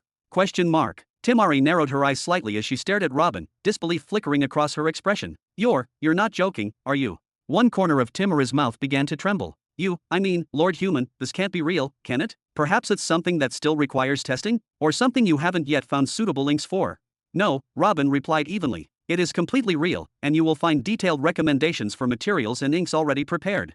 He gestured briefly behind her before clasping his hands behind his back. I believe the greatest uncertainty surrounding this array is how it will behave if both the injured party and the sacrificer are at the world cataclysm level or above. At present, I can only guarantee its effectiveness up to the peak of a martial emperor. Perhaps, in the future, I will release a revised version designed specifically for those beyond the world cataclysm threshold.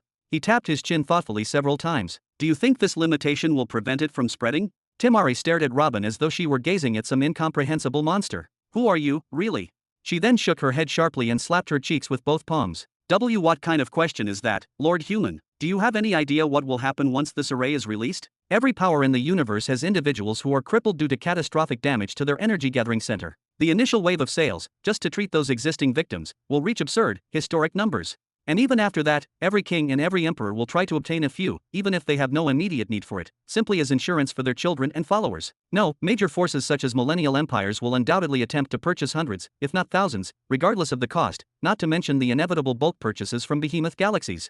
This array represents a second life, a second chance, exactly as you named it. Heh, Robin nodded faintly. My fourth consciousness thought this through very well. The underlying principle appeared simple, yet how many beings in the universe possessed pure forms of the laws of balance, shaping, energy, soul, and time all at once? Pust. A voice slipped in from beyond the layers of protection surrounding the sapling. First consciousness, take this too, hee.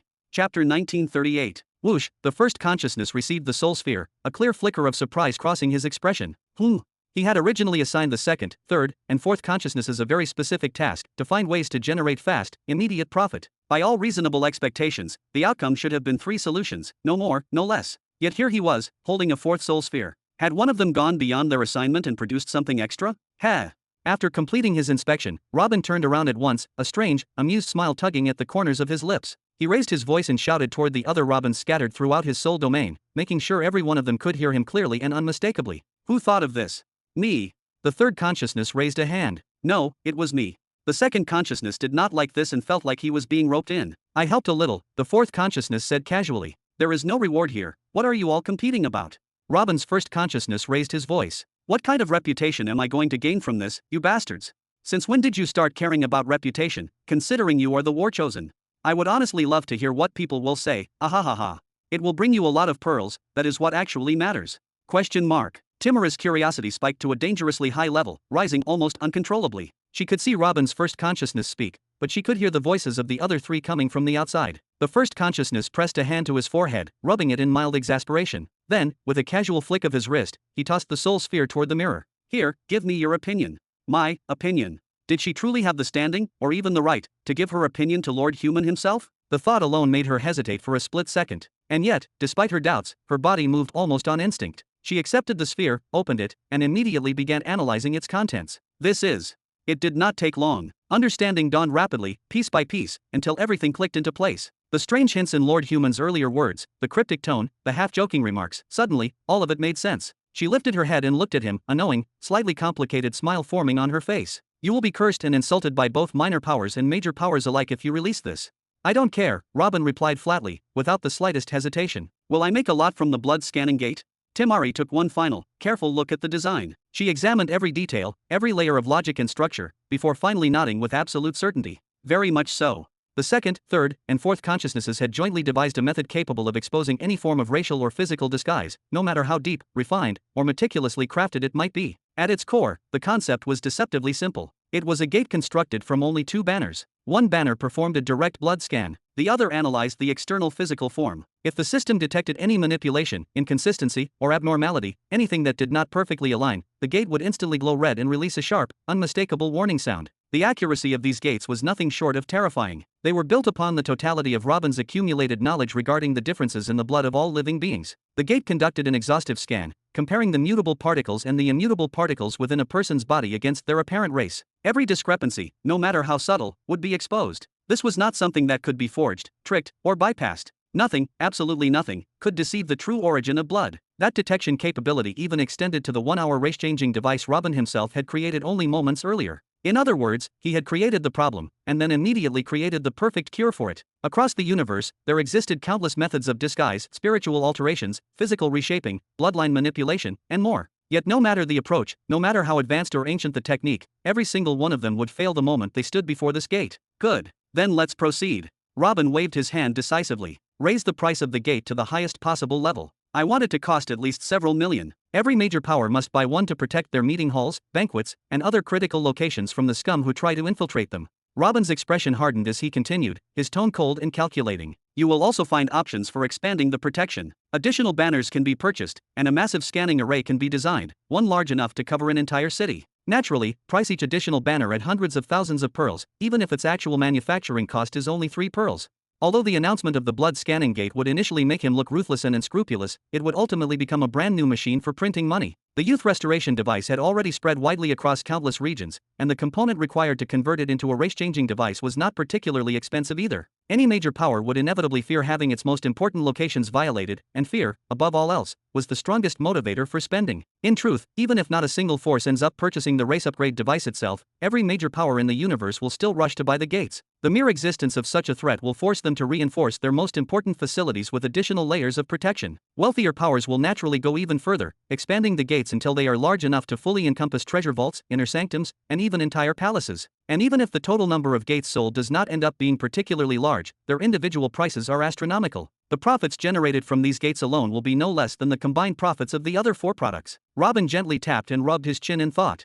I want you to deliberately leak information that I will be releasing future updates to the blood scanning array, updates that will allow it to detect more than just attempts at altering one's outward appearance. Make it clear that those who purchase the gates and arrays early will be the first to receive these updates, and that they will obtain them at a discounted price. Understood. Timari nodded firmly. With this approach, even powers that currently felt confident in their defenses and had little fear of infiltration would begin stockpiling banners in preparation for the future. Timari.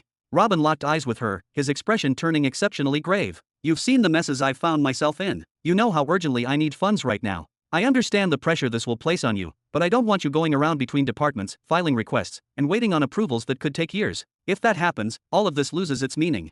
I will speak directly with upper management, Timari replied, nodding decisively. In truth, that was what frightened her the most. Lord Human had not intended to release anything just a few hours ago, and now, on what seemed like pure impulse, he had decided to overturn the entire playing field with 4 revolutionary products, each one more profitable than the last. Where had these ideas even come from? More frightening still was the fact that he had already prepared everything, the inks, the materials, the construction methods, and even the manufacturing order. Terrifying, absolutely terrifying. Good.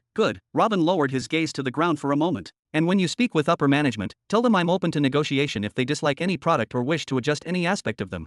Understood. Timari nodded once more. I will do everything within my power to meet your expectations. Robin nodded back, looking faintly weary. All right, you may go now. He raised his hand, preparing to terminate the connection. Wait, Lord Human. Timari lifted a finger hesitantly. You've just received a message from Sword Theo 2? ? Robin's eyes widened instantly. Show it. Now. In the very next moment, Theo's image appeared with startling clarity. They took 100 billion for 200 years. The message continued, Theo's tone outwardly calm and controlled. Yet near the end, his body was visibly trembling, though he struggled to keep his expression steady. The message ended there. Robin stared silently into his son's eyes for several long seconds. He saw the fracture within him, the exhaustion and disappointment, but he also saw defiance, anger, and an unyielding spark. It was painfully clear that those negotiations had been anything but easy. Finally, Robin let out a slow sigh, nodded a few times, and closed the message. There was nothing more that needed to be said. You heard what the boy said, Robin muttered when Timari's image reappeared. Speed up my request. At once, Timari replied, raising both hands slightly. I am certain you will be hearing news that pleases you very soon. Farewell. Connection terminated. Chapter 1939. Home. Robin took a few unsteady steps, forcing himself beyond the boundaries of the 7 seals surrounding the sapling. The moment he crossed the final line, poof, his legs gave out, and he collapsed, falling into a seated position where he stood. Are you all right? Neri approached him slowly, her movements careful and restrained. She deliberately kept some distance between them, giving him space and time to breathe. You don't look well, not at all. The soul fairy Timari is leaving now, or whatever her incomprehensible true nature actually is, Robin muttered. She's going personally to Lord Morval. She'll hand him every plan, every schematic, every detail. And she'll most likely inform him about my conflict with the sorcerer behemoth Zargal, and about what I said regarding the Cosmic Elder when I dealt with the Academy of the Sacred Covenant. His voice dropped lower. And worse than all of that, the Syndicate's 200-year promise. Robin couldn't bring himself to blame Theo for explaining the deal with the Syndicate inside the Soul Society. Theo was currently stationed in Medium Sector 101. Under normal circumstances, the only way to send information manually across such distance was through physical travel that would take 3 full years, or perhaps a single year, if the messenger was fortunate enough to carry a space flow bracelet. Could Robin really endure waiting for news for an entire year, trapped in uncertainty? No, that was impossible. Could the Shadow Swords, with Theo at their head, rely on encryption to protect their messages? The answer was painfully obvious. Timari herself, a being capable of analyzing entire, extremely complex arrays with nothing more than a glance. It was clear now that fairies were not merely programmed tools designed for assistance and reception, but entities with access to near unlimited information and comprehension. What kind of encryption could possibly pass before them unnoticed, as if it didn't exist at all? In the end, Robin had no one to blame but himself. He hadn't invented anything that could make communication truly independent from the Soul Society, even partially. He ground his teeth together. And after transferring all my news like I'm some outdated newspaper page, he continued bitterly, Morval, will sit there calmly, analyzing everything over a cup of hot drink. He'll decide my fate. Robin's fingers trembled. He'll judge whether these things pose a threat to the Soul Society, and if they do, he'll send someone to kill me. Or he'll decide they represent profit for them as well, and still refuse to sell them, just so I can't compete with them in wealth even if they take a massive share for themselves. And only then, after discussing my fate like a fish on a cutting board. His lips twisted. They might deign to allow their release.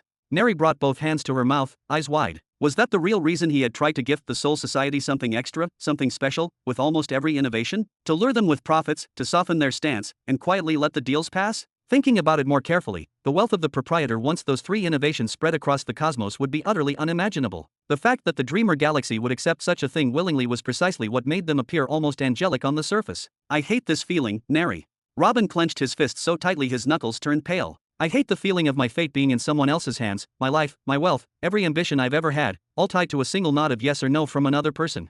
His voice shook. What a filthy feeling. What a truly horrible feeling. Neri stepped closer this time, no longer keeping her distance. She gently placed her hands on his shoulders, grounding him. You don't need to push yourself this hard, she said softly. Your growth rate is terrifying, abnormal, even. It's only a matter of time before you surpass them all. No need to comfort me. I won't collapse from fear now. Robin let out a slow breath, his shoulders rising and falling. If I want to escape the eternal hell, then I first have to win the hell of the power struggle. I understand that better than anyone. He then turned his gaze toward the three Robins sitting not far away, still engaged in animated discussion. Hey, he called out sharply. Get back to absorbing soul force and expanding the domain. The eighth star isn't going to compress itself. We're talking about the spacetime plan, you know. Overbearing bastard. Is that really how everyone sees me?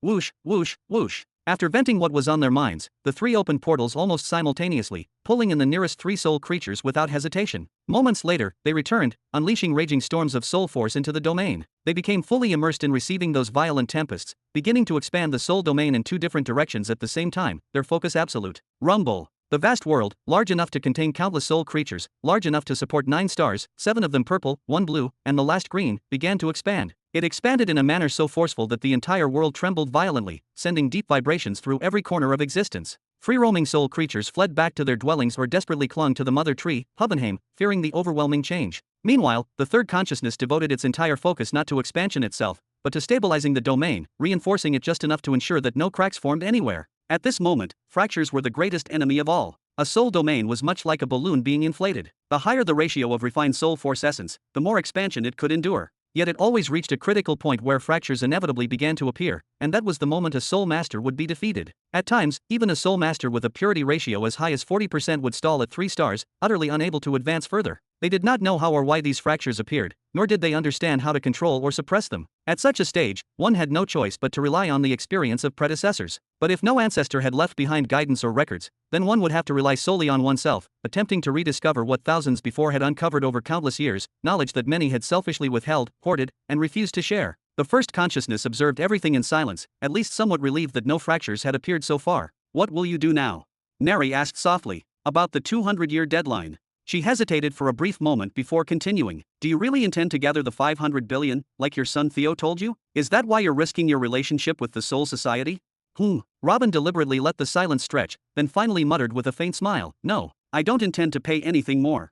A moment later, his expression brightened into a wide grin as he looked at her. By the way, where is Evergreen? Here or there? She doesn't accompany me much anymore since she matured and became busy managing the planetary movements within the galaxy. Neri smiled gently, though her heart was pounding at Robin's answer. Maybe you should give her a new playmate. In due time. Everything is good in its proper season.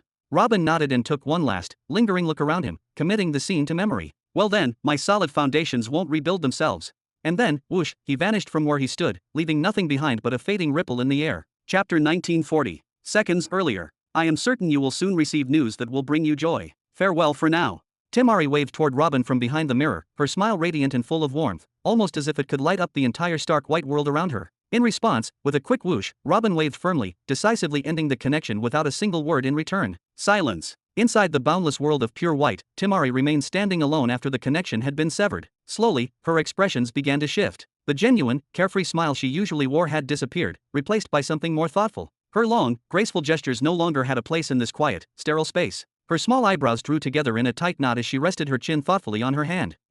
This sheer volume of profits, coupled with the layers of risk, will undoubtedly require a personal visit, she murmured to herself, her voice barely breaking the stillness around her. With deliberate motion, Timari raised her hand and tapped. Bing! The white cover that surrounded her fell away like a grand theatrical curtain, revealing a sight both astonishing and almost overwhelming. A colossal wall stretched upward, vanishing into the impossible heights of the sky, and downward, as though it were trying to pierce the very edge of the universe itself. The wall was far from empty. It was covered in countless tiny capsules, suspended in perfect, uniform intervals, like meticulously arranged eggs within an immense honeycomb. Some of these capsules were empty, while others contained something identical, fairies, each a perfect replica of the others, frozen in quiet slumber. KSSH. At that precise moment, one capsule opened. From within emerged a fairy whose eyes were dead, void of light or expression. She stepped carefully away from the wall, and with a single tap of her finger, a cube of blinding white appeared around her. Whoosh! Directly in front of her materialized a spiritual projection, a surreal hybrid of insect and human, three twisted horns curling from its head in a hunched, unsettling posture. The fairy immediately spoke in a mechanical, emotionless tone. Hello, new guest number 88,246,258,753,147,852. How may I assist you? In an instant, the same process repeated hundreds of times before Timari. Some of the fairies had already completed their tasks for their respective clients in the same robotic, precise manner that Lord Human had once experienced during his first visit. Then, as if collapsing from exhaustion, the surrounding white cube crumbled, and the fairies returned to their capsules to sleep once more. KSSH. As soon as each fairy slipped back into its capsule, a tube-like apparatus extended and connected to the back of their neck, lulling them into a deep, uninterrupted slumber until summoned again. This was the nerve center of the Soul Society, operating across the entirety of the universe. Here, every action was fully automated. Fairies were crafted from pure soul power, trained with mechanical precision, and kept alive through continuous infusions of soul energy. Every new piece of information gleaned from each fairy was absorbed automatically after every summoning, ensuring the system never lost a single detail. Yet Timari could not simply take a random capsule and approach it. She raised her hand and drew a specific symbol in the air. Multiple options appeared before her, ranging from VIP Hall 1 to VIP Hall 6, each shimmering slightly, awaiting her selection. She raised her finger again and, bing, she chose VIP Hall 6. Whoosh, the entire scene shifted. The immense wall vanished, taking with it trillions of fairies and their white cubes, leaving nothing but a new environment. Timari now found herself in a confined, enclosed space that resembled a small, orderly hall. Around her were roughly 100 seats, arranged facing each other. Some were empty, but most were occupied by other fairies, sitting comfortably instead of being cramped inside their capsules. Their eyes were all closed in peaceful rest, waiting to be summoned again. Timari took several deliberate steps until she reached her own designated seat. She sat down with ease, adjusting herself comfortably. Then, clatch, a tube extended from the seat and connected seamlessly to the back of her head. In that moment, all life seemed to vanish from the fairy's eyes. Every trace of expression disappeared. She became as lifeless as a doll, perfectly still, reminiscent of the very first time she had encountered Robin. The emptiness in her gaze was almost unnerving, a stark reminder of the mechanical perfection and complete automation of the Soul Society. Somewhere in Sector 500, on a breathtakingly beautiful seaside, the ground was covered only with soft, velvety sand that seemed to stretch endlessly. Not a single rock or shell marred the surface. Above, the sky was decorated with thin, wispy clouds that drifted lazily, partially hiding a deep red sun that seemed impatient to sink below the horizon.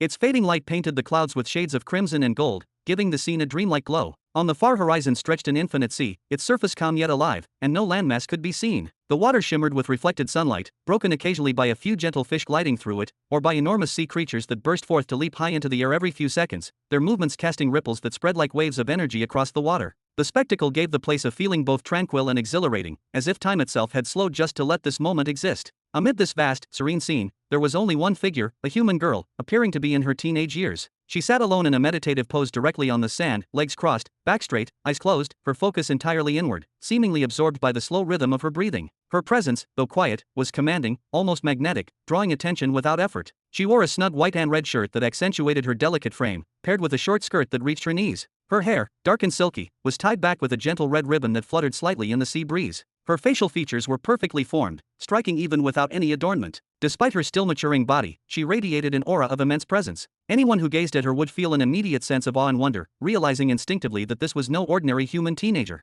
She murmured softly, opening her radiant, clear eyes. Her eyebrows knit together briefly as if in concentration. She rose to her feet with a fluid motion and began walking deliberately toward the water's edge. Each step was measured, almost ceremonial, as though the very sand responded to her presence, shifting subtly under her weight. After a few steps, she extended her hand toward the sun, as if to grasp its glowing orb. But the sun suddenly transformed in a blink into a smooth, metallic door handle. She turned it gently, stepped through the door it revealed, and allowed it to close silently behind her. Seconds after she passed through, the beach, the sea, and the glowing red sun all trembled, quivered, and then disappeared entirely. In its place stood a massive, meticulously arranged chamber, vast enough to make the previous seascape feel like a distant memory. The floor gleamed faintly, reflecting a soft light from above, while the walls seemed to stretch infinitely in all directions, giving the space a surreal, almost otherworldly grandeur. Step, step. The girl moved swiftly through the constantly shifting corridors of the strange, living building. As she passed, her eyes caught glimpses of dozens of humans and hundreds of otherworldly beings, all bowing or kneeling in respect. Some were so still they seemed carved from stone. Others shimmered briefly before reforming behind her as if her passage had momentarily disrupted them. She passed through a few of the creatures, who seemed to bend around her as if acknowledging her authority or presence, only to be restored to their original forms moments later. At last, she arrived at a colossal gate, adorned with intricate carvings and glowing with a soft, soothing light from its top and bottom. She descended gracefully, adjusting her clothing with care, then tapped twice, tap, tap, on the smooth surface. She tapped in a precise sequence, then placed her hands behind her back, her posture straight and dignified. Her voice, calm but resolute, carried clearly through the silent hall. Elder brother, there is a major deal with Lord Human that requires your personal approval. You will need to see if any modifications must be made before it is published, and you will need to heavily help in the supply chains if you approve it. Something even you cannot authorize on your own? A calm, deep voice responded instantly from within, as though it had been waiting patiently for her arrival. The door opened slowly, revealing a familiar figure wearing a gentle smile, radiating warmth and authority. Come in, little Timari. What has Robin Burton prepared for us this time?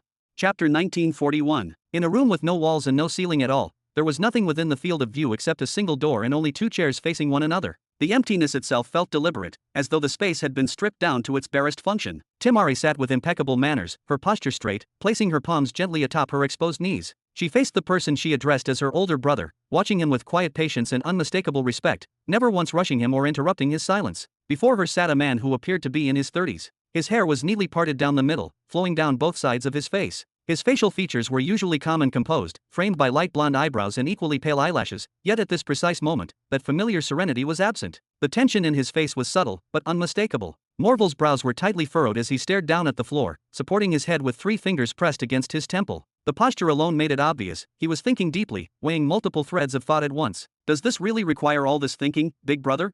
Timari finally spoke, her voice steady but curious. It's been almost an hour since I forwarded the details to you. Morval maintained his silence for several more seconds, as though finishing a line of reasoning in his mind, before parting his lips slightly. Regardless of anything shocking in your report, and there is a great deal of it, there is something that particularly caught my attention. Specifically, the sheer number of changes in Robin Burton's attitude and behavior toward us. Changes. Timara's eyebrows twitched faintly, a sign of unease. What do you mean by that? After the auction and the formal confirmation of his standing, he attempted to deal with me as an equal. He negotiated with me directly, head-on, without hesitation. He even demanded that all taxes be removed in a single stroke, in exchange for continuing to send us gifts that he himself judged to be appropriate. A smile appeared on Morval's face, so faint it was almost imperceptible. Even now, the image of Robin trying to treat him as an equal was quietly amusing. In truth, Robin's existence had been far too insignificant to justify such boldness. Still, Morval had chosen to indulge him, seeing value in maintaining a good relationship with someone who could potentially generate an enormous amount of profit in the future, and indeed, that decision had paid off. Then we transition into a phase that lasted no more than a century or two, Morval continued. During that period, he completely ignored his promise to send any gifts. His visits to the Soul Society became exceedingly rare, and the messages coming from the Shadow Swords grew few in number and, for some reason, heavily encrypted. The number of projects he had tied to the Society declined drastically, to the point where they were almost non-existent, right up until he released the Youth Restoration device. He even went so far as to ask you to tell me that I was free to reimpose the taxes if I wished.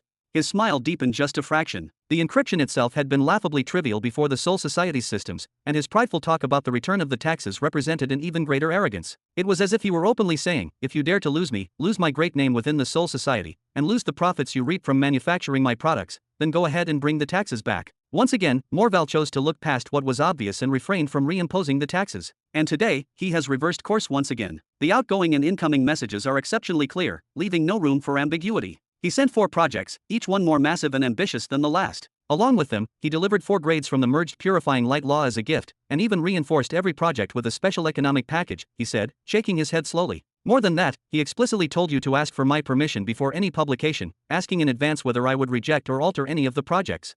He then leaned back further, resting both arms comfortably against the armrests of his chair, his posture relaxed but his eyes sharp. First, he saw himself as an equal once his name spread among the great powers. Second, he began to view himself as someone above the system, no longer in need of us, and after that he went on to establish several vast empires of his own. And finally, it appears to me as though he is deliberately throwing himself into our embrace, treating himself as someone of lesser standing. His voice grew quieter. And all of this took place in less than 400 years. Is this contradiction, or madness, in your opinion? How can a person like that be taken seriously?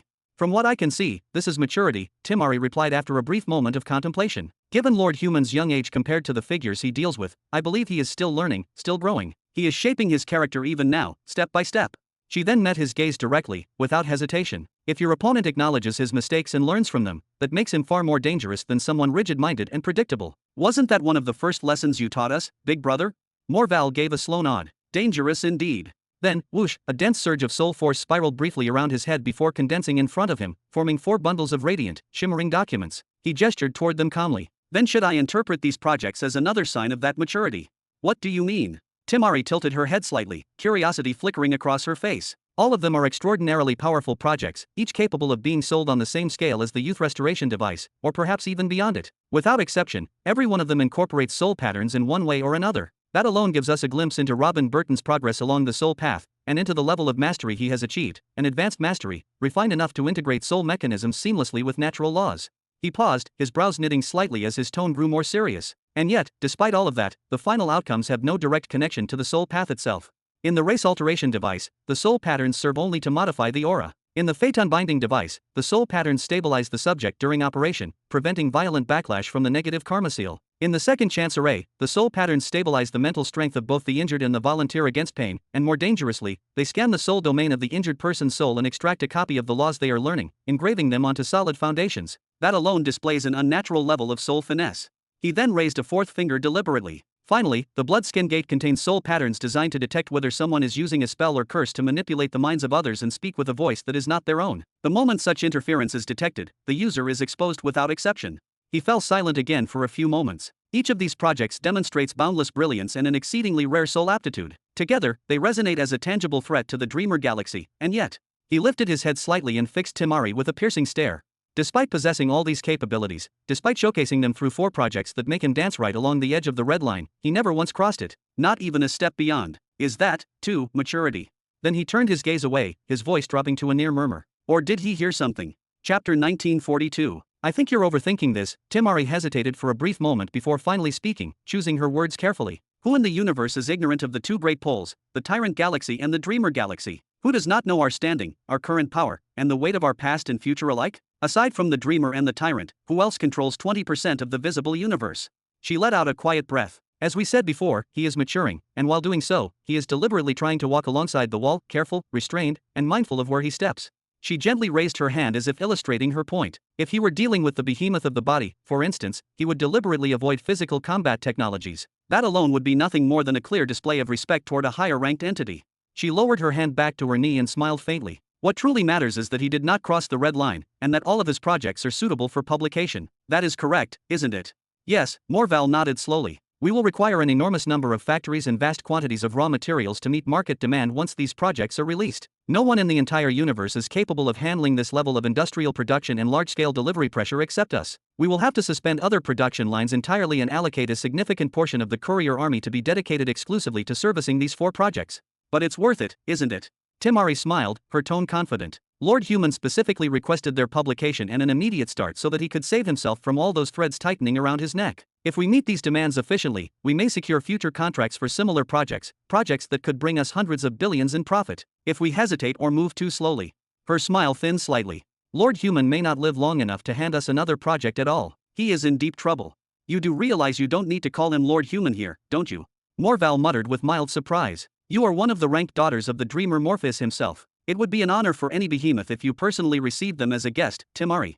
Oh, is that so? Timari tilted her head slightly, a thoughtful look crossing her face. It must be habit, then. I've never seen you address the sorcerer behemoth, the behemoth of corruption, the behemoth of oppression, or the behemoth of oblivion as Lord in front of me, Morval said, showing a faint smile. And that's despite the fact that you are responsible for overseeing their ferries as well. Is Robin Burton truly that special? You tell me, Timari's smile returned, subtle but meaningful. Who else could receive a direct threat from that syndicate and, on the very same day, receive a visit from the children of the Cosmic Elder? Morval's smile disappeared entirely. Ever since he had heard those words upon Timur's arrival, he had been trying to dismiss them as nothing more than credible but distant news, deliberately occupying his mind with other matters. After all, who could possibly be both this unlucky and this fortunate at the same time, within the same breath? That syndicate, one that even they, the Dreamer Galaxy itself, do not provoke or interfere with without a compelling reason, had a problem with Robin? And the Cosmic Elder, who had never even granted them a method of contact, had children, and sent them to him to be taught. What if those absurd, seemingly reckless messages were not what they appeared to be at all? What if they were encryption, an elaborate veil? What if Robin Burton was sending concealed messages to his agents, messages only they could decipher, while simultaneously deceiving the Soul Society and presenting an entirely different surface truth? This kind of encryption was, in truth, foolish. The Society could simply track the actions of those individuals afterward and uncover everything without much effort. Even if the surveillance did not originate directly from the Soul Society itself, it could easily dispatch external agents to observe those individuals in the outside world, just as it had been quietly monitoring Robin Burton throughout his entire stay on the commercial planet Sarin. For that very reason, while continuing his conversation with Timari as though nothing was amiss, he secretly issued orders to conduct his own private investigations, choosing not to rely solely on official channels. The reality soon became clear. Robin had indeed sent 107 billion pearls to Theo, the Lord of the Shadow Swords, and Theo, in turn, had transferred 100 billion pearls to the individual overseeing the Syndicate's operations in Mid-Sector 101. The trail was clean, direct, and left little room for alternative interpretations. Morval let out a slow sigh. I can't vouch for the credibility of his words regarding the children of the Cosmic Elder, he said thoughtfully, but I suspect that within the next few days, we'll see them appear at the Holy Covenant Academy. He told his subordinate, Morgana, that he intended to publicize their presence, enough to entice the behemoths into sending their own children and grandchildren to the Holy Covenant. If those truly are the children of the Cosmic Elder, then I don't mind indulging his little game for now. As for that syndicate, Morval tapped his fingers lightly against the armrest of his chair. The galaxy that Robin Burton is hiding in Young Sector 99 is going to bring him no small amount of disaster. Had he simply allowed them to discover it at their own pace, his losses would not have exceeded 100 billion pearls. And honestly, what is the worst that could have happened? He could have purchased a galaxy seat in another sector for far less than that sum and started over. There are people who place dignity above everything else, Timari said quietly, people who draw red lines that cannot be crossed under any circumstance. I believe Nihari Galaxy is that red line for Lord Hu. She paused and corrected herself. For Robin Burton. She fell silent for a brief moment. If you had seen him when he ordered Theo to attack the Syndicate and purge 6 entire sectors of their presence, you would have been genuinely surprised. She lowered her gaze. Those eyes of his, he truly meant what he was saying. I could feel the weight of every single word he spoke. Then she looked back up at Morval. I don't think his gifts to us are a sign of weakness. I believe they're his way of drawing closer to us after making an enemy of the Syndicate. And I certainly don't think he'll let those 100 billion pearls vanish without consequences. He would be completely mad if he believed we would support him against that syndicate, against that individual, simply because he happens to be a profitable merchant, Morval said, shaking his head. After a brief pause, he sighed and nodded toward Timari. Give the green light to the 4 projects. Speak with your sisters and begin coordinating with the factories and the delivery networks. We need to prepare for the storm that's coming. As for me, I'll personally speak with your brothers who oversee the promotion division. Understood. The girl rose to her feet and began walking toward the door with quick, fluid, almost swaying steps. Then a voice called out from behind her. Timari. The faintly blonde-haired girl paused and looked back. If, in the coming period, you find the pressure of managing Robin Burton's affairs becoming too heavy, Morval continued, you may relinquish responsibility for the other 4 behemoths. Just inform me at least 1 decade in advance, so I can select 4 of your brothers and train them properly to shoulder that responsibility. A faint smile appeared on his face. Never in history has a first-ranked daughter focused her attention on a single client. Still, we wouldn't want Lord Human to grow displeased with us due to any failure in fulfilling his requests, would we? I'll keep the offer in mind, Timari replied with a soft smile, before turning and continuing on her way out. Chapter 1943. After several days had passed somewhere within mid-sector 250, inside a colossal hall shrouded in subdued, dim lighting, there stood a towering and solemn stage shaped like a vast semicircle. The structure itself radiated an ancient authority. Above that elevated stage, numerous heads could be seen, figures seated at perfectly equal intervals, unmoving, as though carved from stone. Although none of their facial features were visible, the clear differences in the size of their bodies, along with the uniquely shaped shadows cast by each of their heads, made one thing undeniable. They did not belong to a single race. Is everyone prepared? I still don't understand why this meeting was convened over nothing more than one academy leader. She is not just any academy leader. A counselor let out a long sigh and waved lazily, clearly uninterested. Let her speak. Whatever she has to say. Just let her appear already. Let's finish this quickly and move on to matters that actually deserve our attention. After a brief exchange of words among the 13 individuals occupying the highest tier of the stage, an exchange heavy with obvious irritation and boredom, the person seated at the very center finally raised a finger. He pointed calmly toward the lowered central area of the platform below. Very well then, he said, and something shot forth from his fingertip like a fired bullet. Zwoo! The central area of the platform shimmered softly, glowing as if countless grains of stardust were drifting and scattering through the air. The light intensified, and then something began to take shape. The stardust gathered in an enchanting, almost hypnotic manner, first forming two delicate feet. From there, it continued upward, slowly sculpting legs, a torso, arms, and finally a complete body. What emerged was a breathtakingly beautiful woman holding a small sword. Her large, expressive eyes gave her an appearance reminiscent of a gentle, somewhat cute owl. The woman immediately raised her hand in a crisp military salute. I offer my respects to the esteemed Supreme Council of the Stellar Academies, and I thank you for accepting my request for this long-distance meeting. What is it now, Eldera? One member of the Supreme Council spoke with evident boredom. It hasn't even been a few years since your last request for a meeting. Ever since the Cosmic Elder Crisis, when the Stellar Academies ceased performing their duties, the plague spread across the stars, and the behemoths began to run rampant. Eldera had requested meetings time and time again. Each time, her request was approved. Each time, she voiced her grievances. And each time, once she finished speaking, the council would merely state that they would look into the matter before severing the connection. Today would likely end no differently. Faced with that dismissive tone, Eldera slowly lifted her head and let her gaze sweep across each member of the council, one by one. I have met the Cosmic Elder. What?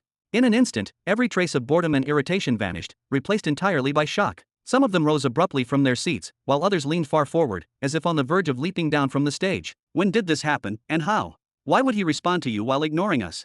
The Supreme Council's last attempt to contact the Cosmic Elder was only hours ago, and it was rejected. All of these questions are irrelevant at this moment. With all due respect, Eldera said calmly as she shook her head. What truly matters is what occurred during that meeting. She then refocused her gaze on the figure seated at the center. He said he felt anger when the Stellar Academies abandoned their duties the moment rumors of his death began to spread. He also felt deep frustration, because he personally heard the common folk insulting him openly in the streets. She continued without hesitation, her tone firm. And I believe both of these issues fall squarely upon the Supreme Council of the Stellar Academies. You failed to compel the academies to continue fulfilling their responsibilities, and you failed to properly educate the masses. The common people knew nothing about the Cosmic Elder before, then suddenly, they were fed filthy rumors, as if he had abandoned the world to burn while he went off to mate elsewhere. Naturally, they spoke ill of him, because they were given nothing else to believe. Enough of that for now, the person at the center said, waving his hand dismissively. Is he well?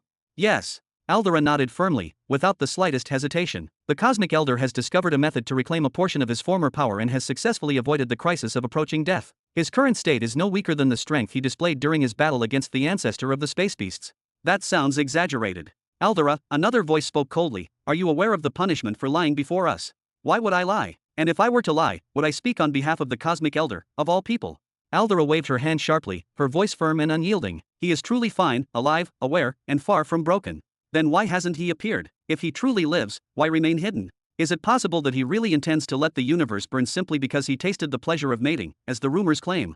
Silence. Eldera pointed fiercely at the Supreme Council member who uttered those words, her killing intent barely restrained. Say one more word against the Cosmic Elder, and I will come for you personally, Counselor, or do you think your seat will protect you? The Counselor gasped in shock, falling silent. Eldera. The person seated at the center of the stage finally spoke, his voice carrying unquestionable authority. At once, the entire hall fell silent. What did the Cosmic Elder say about the current situation? Enough theatrics. Give us the conclusion.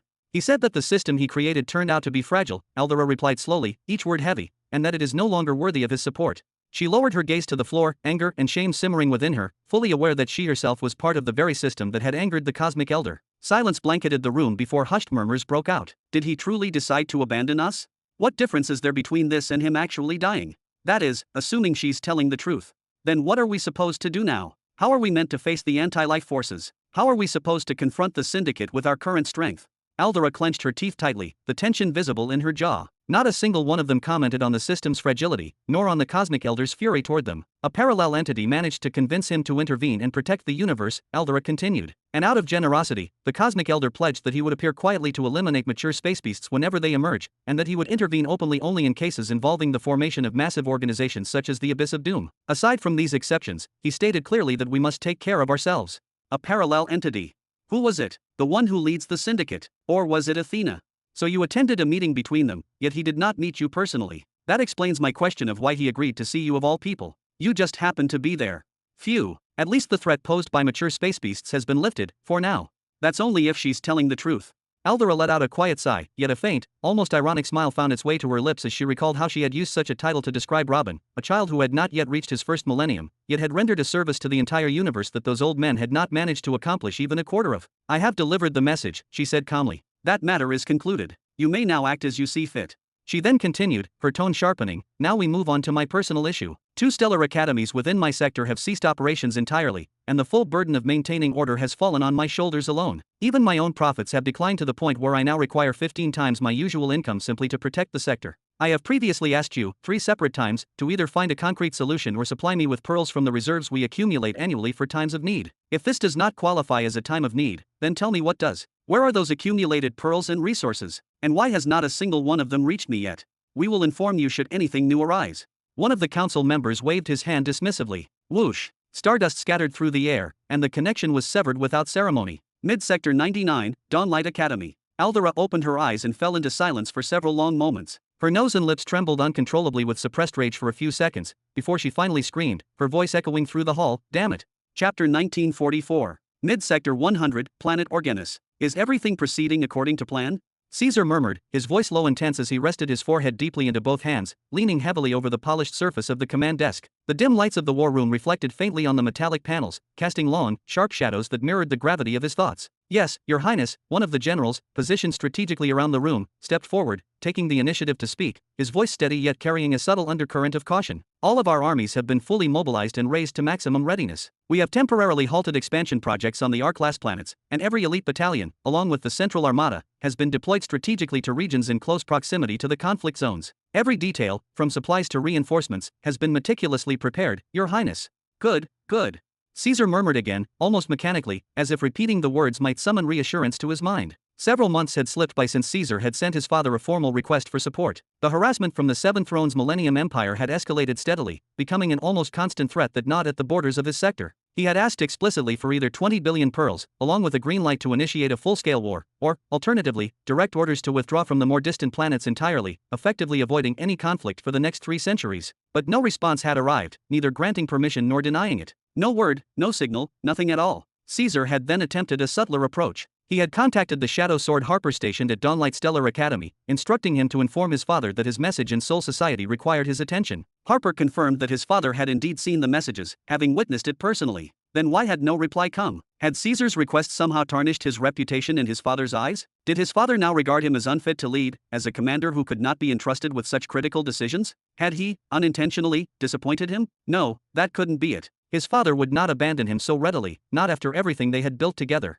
Most likely, he was waiting for something, some signal, some pivotal event, but what could it possibly be? In the meantime, Caesar had chosen a path of cautious preparation, balancing between both potential courses of action until an answer arrived. He had frozen all new conquests, summoning every available reserve of soldiers, equipment, and even specialized war machinery. Now, every unit stood ready, tense and alert, awaiting only the signal that would allow them to tear through any enemy forces in the northern region of the Stillpulse starfield. This was precisely where the Seven Thrones Millennium Empire had shown its greatest activity, their influence and operations concentrated like a dark pulse over the starfield. Since the declaration of general mobilization and the deployment of armies to a state of full readiness, the Seven Thrones Millennium Empire had exercised a degree of restraint, but they remained present, a persistent shadow over the northern sectors. Reports had even emerged suggesting that they were amassing a massive force across the planets of one of the multiplanetary empires, possibly preparing for a counterattack. Tension within the sector had reached a precarious peak. Within just a few months, Caesar would face a choice of immense consequence: either strike decisively against that multiplanetary empire, slaughtering every soldier encountered regardless of allegiance, or abandon the mobilization entirely and withdraw his forces completely, an act that could be perceived as weakness by allies and enemies alike.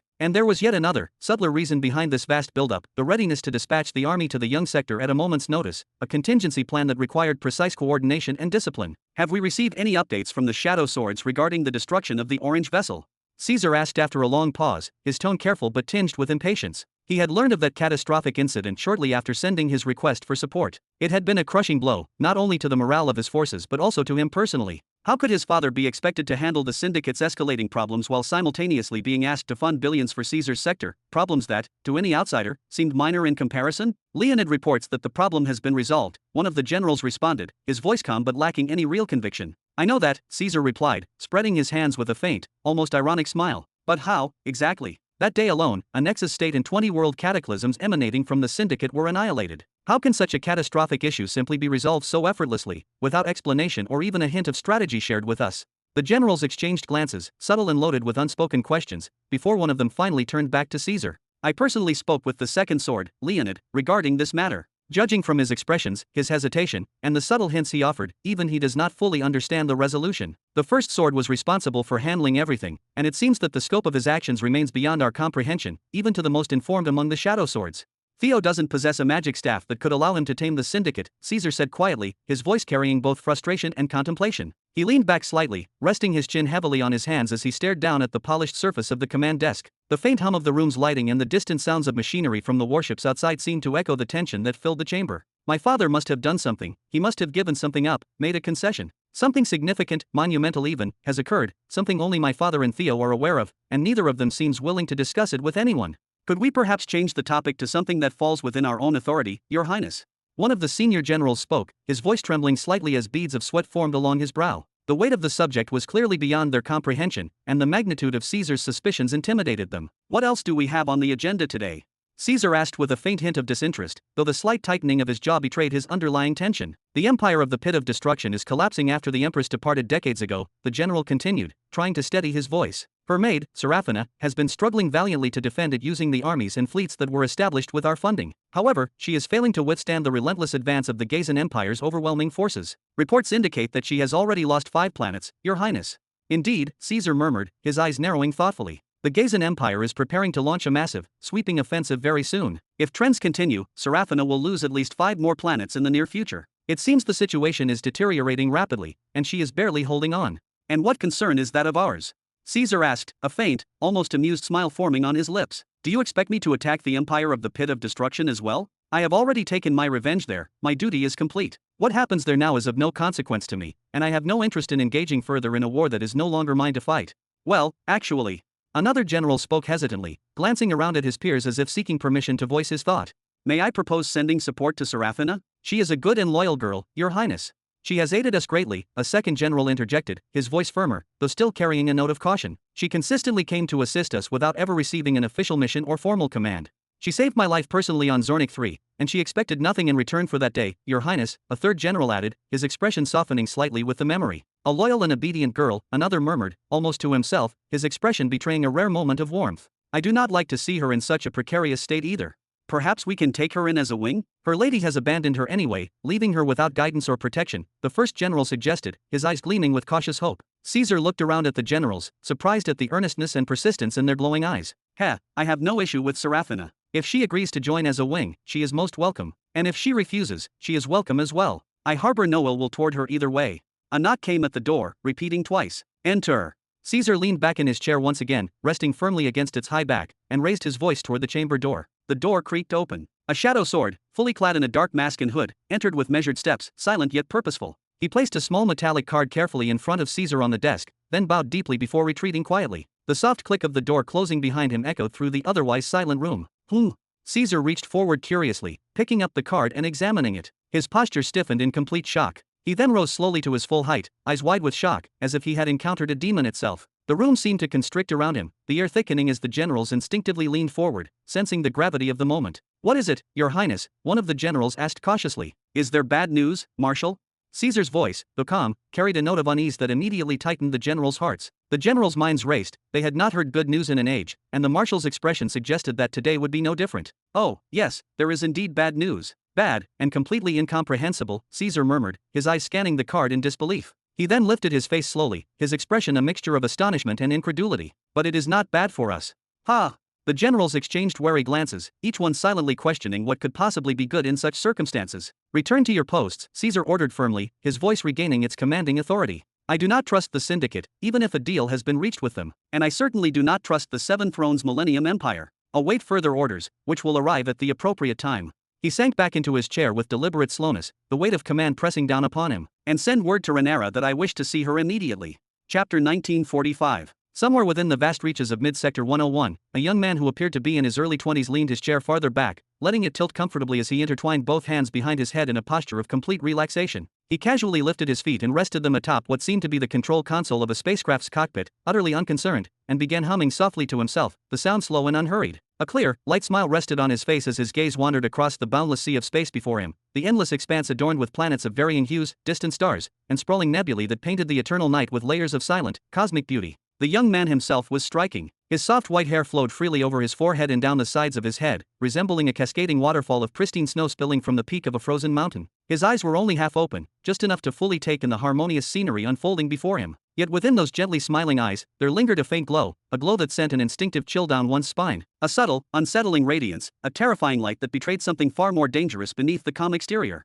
With a single glance, it was easy to tell these were not the eyes of a normal man. They were the eyes of a butcher. KSSH. The cockpit door slid open automatically with a soft mechanical hiss, and someone stepped inside. A woman. She wore specially crafted black and gold armor that fit her form perfectly, radiating both elegance and authority. Her hair was a captivating shade of blue, and her cold, enchanting eyes seemed as though they had emerged directly from a painting titled The Ice Queen. The woman halted instantly upon noticing that someone else was present in the cockpit. She straightened herself and bowed without hesitation. Your Highness Richard, I apologize for the disturbance. I will vacate the room immediately. It's fine, Richard replied lazily, waving the matter off as he nodded gently several times. General Victoria, right? Come in. His smile widened just a little. For some reason, I couldn't find anyone brave enough to share this beautiful view with me. Am I really that frightening? Victoria froze for a moment, genuinely taken aback by the question. If the man known throughout the Empire as the Impaler was not frightening, if the individual who, without dispute, held the highest confirmed kill count in Imperial history was not terrifying, then who possibly could be? Forgive me, then, Victoria said after a brief pause. She stepped forward with slow, steady movements and chose a seat beside Richard. People are not afraid of you, Your Highness. Rather, it is the awe inspired by your position within the Empire. That is all. She sat with composed nobility, resting her hands neatly on her thighs, and turned her gaze forward, silently observing the calm, unmoving horizon alongside him. The awe of my position, Richard repeated softly, his voice almost absent-minded. His eyes lingered on the distant void, and amidst the stars and celestial bodies, the image of a certain person slowly took shape in his thoughts, a girl of breathtaking beauty whose pure, radiant laughter brought joy even to the inhabitants of hell itself. He released a quiet sigh. Honestly, if the choice were mine, I wouldn't remain in this position at all. Even now, I still don't understand why we're fighting in Midsector 101 on behalf of Lord Hedrick. After a brief pause, he continued, his tone growing more serious. The only thing that keeps me resolute is the certainty that my father would never fight for another without a reason. His boundless arrogance would never allow it. We all saw a glimpse of what he is capable of during the coronation. A low laugh escaped him as he turned his head toward Victoria. That bastard looked us straight in the eyes and said, sorry. Do you remember? His smile twisted slightly. He was fully prepared to die, and drag all of us down with him, rather than submit to Helen or Rhaenyra. He. Richard turned his gaze forward once more, his expression settling into something calm yet contemplative. That's why I'm not worried. He definitely wants to put an end to what's happening here even more than we do. His eyes narrowed faintly, but something is holding him back. I've never seen it from that angle before. Victoria's eyebrows twitched ever so slightly, a subtle reaction that betrayed a moment of genuine surprise. Soon after, she returned her attention to the breathtaking view stretching endlessly before her. She, too, allowed a gentle smile to form on her lips. She, too, was seeing the image of someone reflected in the vastness of space, but the person she envisioned was completely different from the one Richard saw. Nearly an entire hour passed in silence, the two of them simply sharing the stillness of the eternal night. Eventually, Victoria turned her head and looked toward Richard once more. Your Highness, she asked calmly, her tone thoughtful, what is your opinion on the Seven Thrones Empire's potential war against Marshal Caesar? Do you truly believe he can endure it, that he can hold out against such pressure? Caesar is the strongest marshal I have ever seen, Richard replied slowly, his voice measured and firm. And I've seen many. The strongest. Victoria's eyes curved into a faint, knowing smile. Don't you think that title should belong to Marshal Sakar, considering his current strength? I'm not speaking of personal power, Richard clarified, his gaze still fixed on the distant stars. I'm speaking of strength within one's role. I'll explain. He paused briefly, choosing his words carefully. When Marshal Arrow leads a war, you're constantly on edge. As a soldier, you're always thinking about how you might be sacrificed next, or which dirty trick will be employed in the next moment. You're nervous, wary, never truly at ease. And yet deep inside, you're absolutely convinced of victory under his command. Whether you died or managed to survive somehow, your family back home is safe. That certainty is what pushes his soldiers forward, no matter the cost. As for Marshal Sakar, Richard continued, he treats his army like soulless chess pieces. Cold, precise, disposable. And strangely enough, that very approach minimizes their losses in most engagements. As the foremost strategist in the entire empire, that's exactly what one would expect of him. On top of that, his overwhelming personal strength gives his soldiers psychological reassurance that if an enemy appears whom they cannot possibly handle, he will step in and crush it himself. At this point, Richard fell silent for several moments, the faint hum of the ship filling the space between them. Then there's Caesar, he finally said. He's not the most cunning nor the best strategist, nor is he the strongest in raw power. But there's something about him. Richard's voice grew slightly deeper. His presence at the head of an army makes hearts boil. It makes soldiers want to follow him to the ends of the universe with their swords raised high. There's a living, breathing leadership spirit surrounding him, one that compels everyone to respect him and listen to him, even if they're kings or emperors in their own domains. Richard turned his head toward Victoria. You fought alongside him many times, he said quietly. Haven't you felt that yourself? I know it by heart. A thin veil of tears surfaced in Victoria's eyes, shimmering faintly as a breathtaking smile bloomed across her face. She didn't say anything more. Instead, she turned her gaze back toward the beautiful sea of space, silently watching his image reflected in the stars. Do we have any new orders? Richard asked after several more minutes of silence. It's been months now since Lord Hedrick met with Lord Orion for mediation, hasn't it? No, Victoria replied, shaking her head slowly. We are still ordered to remain on standby. Lord Hedrick has not made any moves yet. Perhaps he is considering the terms for ending the war. I strongly doubt that, Richard said, tilting his head slightly. You mentioned that my father chose Lord Hedrick as his sole partner, correct? A partner of that man will never put down the sword. That has become his fate. Victoria turned toward him and held his gaze for several seconds, studying his expression carefully. What a pessimistic outlook. It's simply the truth. Richard shrugged lightly. Review his history and you'll see it clearly. My father has never put down the sword, no matter how much he pretended to seek peace. Everyone who became involved with him either raised a sword themselves or supported those who did. He is a man who loves expansion. This much is obvious. He paused briefly. I'm not saying that this is wrong or right, it's just the truth. After a few more minutes of silence, Victoria was the one who chose to speak this time, not wanting Richard to feel that he was burdening her with his thoughts. Oh, something did actually happen recently, she said softly. The Sparkling Serene was summoned to the Bright Galaxy. Chapter 1946. The Sparkling Serene has been summoned to the Bright Galaxy, it was confirmed. Richard's head snapped to the side, eyes wide with sudden surprise. The words echoed in his mind longer than they should have, as if they carried more weight than a simple announcement. What? Victoria tilted slightly in her chair, arching an eyebrow as she sensed the tension in the room. Her posture was calm, but her intuition told her Richard's reaction was deeper than mere curiosity. Nothing, Richard muttered, slowly turning his gaze forward again, though his expression betrayed his inner unease. I have a friend, a close one, with the same name. She belongs to the Bright Galaxy. Could it, perhaps, be her? Victoria shook her head slowly, the movement deliberate and measured. I have no knowledge of such personal matters, Your Highness. My information comes strictly from the Soul Society, filtered and limited, or from the Shadow Swords who provide specific information permitted to generals and officers, often a fraction of the truth. Names like Serene are not unique. Many bear it. To assume your friend is the Sparkling Serene is unlikely. Oh. The faint shadow of worry on Richard's face did not dissipate. It lingered like smoke, a subtle tension curling around his eyes. Then tell me more. Describe this Sparkling Serene. Explain why her name matters enough for you to bring her up now.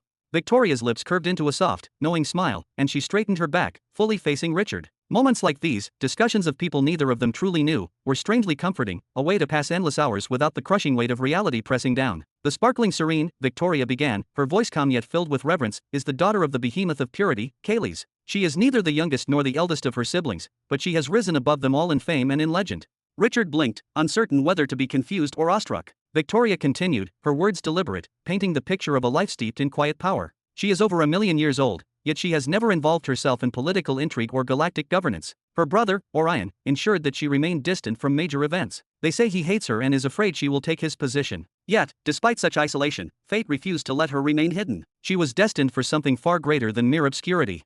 Serene's dream of becoming a doctor who would never charge a fee led to her expulsion from the Bright Galaxy hundreds of thousands of years ago, Victoria said, her voice lowering slightly as if sharing a secret across the centuries. During her exile, she wandered across many neighboring sectors. Wherever she appeared, the miraculous followed. Incurable diseases were healed, anti-life forces were eradicated, and entire villages were transformed for the better. Her mere presence shifted destinies. Richard's heart thudded in his chest as he imagined the scope of her deeds. Little by little, every sector began watching for any rumor of Serene's appearance, Victoria continued. Communities would rush after her, hoping for a chance to be healed. Yet she never lingered in one place for long. She moved unpredictably, leaving only whispers and hope in her wake. She preferred that those she saved find their own paths afterward, while she herself vanished, seeking out the next soul in need.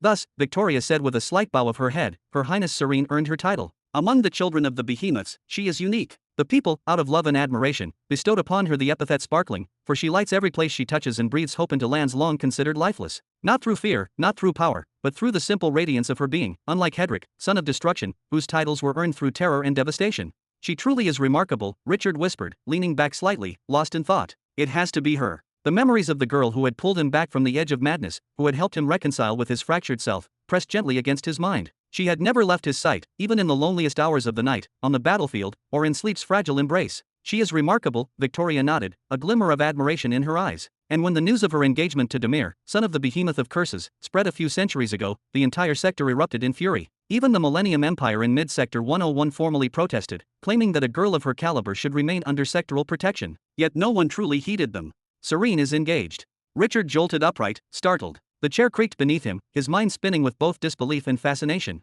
Yes, Victoria affirmed, her gaze steady. The engagement was arranged centuries ago, with the wedding set for 1 millennium afterward. Invitations were sent to every power in the universe. That long period ensured the attendance of as many influential figures as possible. After all, even those who wished to avoid Demir personally wanted to meet Serene, to secure her favor for the uncertain future. The engagement announcement was first distributed 550 years ago, which means there are supposedly 450 years left until the wedding, Victoria said, her voice calm but carrying an underlying weight. She paused for a moment, letting the silence stretch between them, as if space itself held its breath. Now, after the Curse's galaxy invaded Mid-Sector 101, and considering the daily humiliations inflicted by the Marshal of the Curse's galaxy directly upon the behemoth Kaylis herself, every intelligent mind expected the contract to be annulled. The rumors had spread like wildfire. Everyone assumed the engagement would collapse under the pressure of galactic politics. But now, Victoria continued, her gaze steady, after the sparkling Serene was summoned and entered the bright galaxy with a grand, formal procession, everyone is now claiming that the wedding date might be moved forward. They see it as a way to resolve the mounting tensions and disputes between sectors.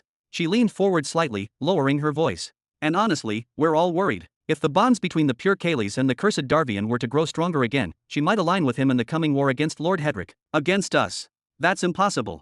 Richard leapt to his feet, his chair scraping across the floor. Shock and disbelief twisted his expression. His hands clenched at his sides, trembling slightly. How could?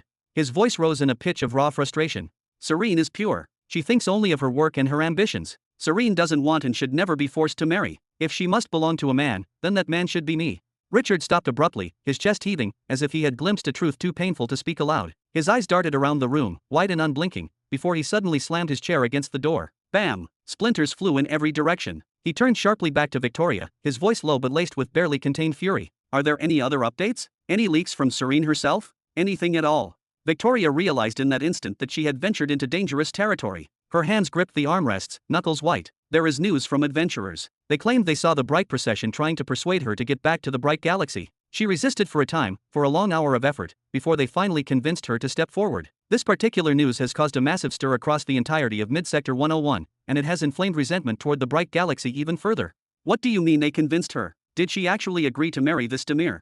Richard's breathing grew rapid and uneven, his chest rising and falling as though he might collapse under the weight of disbelief. Then, whoosh, a brief green flame leapt atop his head, crackling violently before dying out. I had placed her on a pedestal in my mind, sacred, untouchable. A son meant only to be admired from afar. How could she consent to be thrown into the arms of another man? How is it possible while I am still alive? His voice rose to a roar, eyes blazing with a murderous intensity that seemed almost tangible. Victoria pressed herself into her chair, frozen with fear. Her body felt numb, her mind struggling to process the terrifying force radiating from him. Was this the same Richard that the enemies of the Empire feared in their final moments? Her chest tightened, and her heart hammered like a war drum. I'm sorry, Richard finally whispered, taking a tentative step back, wiping his face with both hands as if to remove the storm from his own skin. Then, forcing a strained, hollow smile, he added, I forgot myself. I let my emotions show too clearly and displayed myself poorly.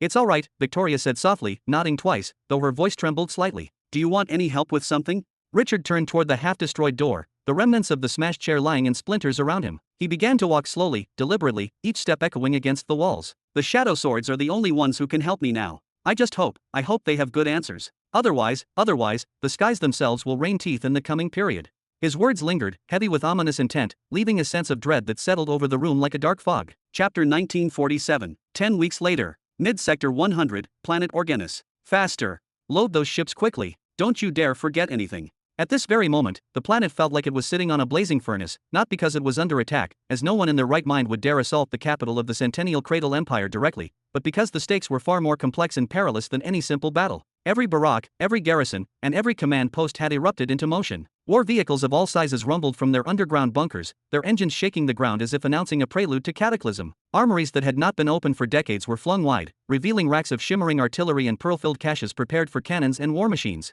Soldiers and officers moved like clockwork, shouting commands, coordinating fleets, and double-checking inventories, while scouts ran from tower to confirm the mobilization. This was a harbinger of doom for the entire sector. The Centennial Cradle Empire was preparing a war of such magnitude that even rumors of it struck terror across the stars. No one knew where the artillery would strike first, what fleets would be targeted, or which sectors would bear the brunt of this devastating assault. Whatever the target, it was about to face the raw, unrelenting might that had ruled over and terrorized the sector for centuries. Even the Seven Thrones Empire, known for its arrogance and confidence, halted all operations, dispatching envoys and commanders to strategize in anticipation of the Centennial mobilization. Every move on Organis was being watched, analyzed, and feared. Yet, not everyone was concerned with the chaos and preparations. Inside one of the tallest towers near the military parade ground, Jabba's eyes, glowing a vivid, unnatural green, were locked onto a small cup containing a few drops of blood. His attention was absolute. Nothing else existed in his field of vision. Even as his hand moved across a sheet of paper, furiously jotting down observations and sketches, his gaze never wavered from the cup. His handwriting was uneven, jagged in places, with letters piled atop one another.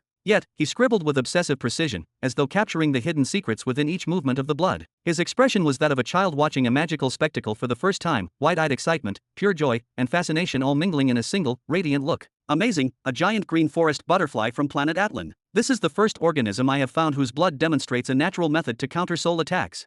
Jabba paused, setting his pen atop his ear. Then, snap, snap, he snapped his fingers, and a handful of soul units surged from him, flowing like liquid energy toward the cup. Whoosh! The soul units drew near, and the blood responded immediately, moving as if alive. It began leaping from the cup, striking at the soul units with remarkable precision, almost like fish darting to snatch insects skimming across water. Each drop moved independently, yet in perfect coordination. Then, one single drop would encircle a soul unit, trap it gently, and descend back into the cup, commencing a subtle process of absorption. Jabba observed intently, noting a slight increase in the blood's quantity after each interaction. He scribbled furiously, capturing the exact sequences and patterns, attempting to map a code of behavior from this living phenomenon. What dangerous creatures, and what limitless applications, Jabba whispered to himself, letting out a long sigh as he returned to his notes. His pen traced every movement, every leap, every oscillation of the blood with painstaking accuracy. After nearly an hour, he finally set his pen and notebook aside, moving a few steps to the side. There, another cup stood, labeled, King of Beasts, Black Winter Turtle from planet Atlan, with careful notes scrawled beneath the name. Some time ago, Jabba had made a formal agreement with Caesar that any samples of creatures from planets the Emperor explored would be sent to him. Knowing that alone would be insufficient, Jabba had expanded his efforts, visiting generals, officers, officer aides, and even ordinary soldiers personally. He promised them valuable rewards in exchange for any sample with potential to influence the Empire's research. And indeed, the flood of samples had become overwhelming. Every day, creatures of all forms and sizes arrived from soldiers, officers, and aides alike, each one a potential key to new discoveries, each one adding to Jabba's ever-growing compendium of living phenomena. The blood in the cup pulsed as if sensing his scrutiny, leaping and shifting in strange, mesmerizing patterns. Outside the tower, the engines of war continued their relentless roar, fleets and artillery readied for a conflict that could engulf the sector, while inside, Jabba meticulously documented life itself, uncovering the hidden codes within creatures no one else even dared to study. Jabba read the description briefly, tilting his head slightly, then his thick eyebrows sank into a deep frown. This king of beasts was at the absolute peak of the world cataclysm, and yet it fought relentlessly for 3 full days and nights without any sign of fatigue? They had to use the Supremacy Note Gen 4 cannons just to bring it down? Truly, unprecedented. Instantly, his vivid green eyes flickered with focus, scanning the blood in the cup with meticulous intensity. As was his habit, he began his examination at the cellular level, activating his magnifying vision to detect the minutest structures. From there, he moved deeper, analyzing energy flow patterns, then descending further to inspect the DNA itself. But today, he was halted even before reaching that point. The cells were unlike anything he had seen before. Their sizes were wildly inconsistent, not a single one uniform with another. Some cells were colossal, easily visible to the naked eye, large enough to resemble grains of sand. Others were normal-sized or even smaller than expected. Yet this didn't appear to be any sort of disease. All the cells, large and small alike, were healthy and stable. They didn't attack each other, they simply existed differently. What is the difference between these and? Jabba stared harder, his green eyes widening to their fullest extent, pupils shrinking as excitement surged. The large cells, they contain energy reservoirs. He snatched a fresh notebook and pen, feverishly jotting down observations as if the blood might vanish if he hesitated. The giant cells contained everything that the smaller cells did, everything, but their internal structures were altered. Their walls were thicker, their interiors brimming with energy far beyond what a normal cell could hold. Jabba couldn't help but feel a jolt of recognition. This reminded him of arming, the 5th training path, a discipline refined over centuries by countless truth-chosen, perfected only recently at its apex. And here, it existed naturally in a random, wild beast. Of course, the differences were clear. Arming reshapes every cell in the body, reconfiguring its structure entirely. This creature, however, had less than 1% of its cells naturally armed. If a creature of this size and raw power were to receive full arming injections, the thought alone sent a shiver down Jabba's spine. It could consume an entire sector by itself. A single beast, unstoppable. Yet this session wasn't wasted. Observing these naturally armed cells could allow him to refine the arming process of the 5th path, reduce the energy cost, or make it less excruciating and demanding. He could take what nature had perfected and apply it to human designs, a gift from the wild itself. He let out a long, contemplative sigh, shaking his head slightly as he reflected. All this knowledge, hidden in plain sight, waiting in the wild nature that most people never bothered to study. Why don't they learn from the universe itself? From the extraordinary creatures, the living code of life all around them? Do they really think they are superior to clay, to animals, to the living experiments of nature? That they are too elevated to touch or understand the world around them, too refined to glean its secrets? Everything comes from one origin. Everything is born of one origin. And yet, the differences, the subtle variations, they were there, waiting to be discovered. Found in blood. In the microscopic architecture of the body. These differences were the fingerprint separating the simplest, most insignificant creatures from the complex, the extraordinary. Variations originating from the same source, serving the same ultimate purpose. He had entered this secluded chamber under the guise of searching for a law with which to construct his pillars. But old passions, long dormant, drew him back to the blood. In just a few years, merely by observing and recording patterns from blood, he could push the city of sky opening forward by thousands of years in multiple fields of research. After nearly 2 hours of study, Jabba finally set aside the notebook and pen.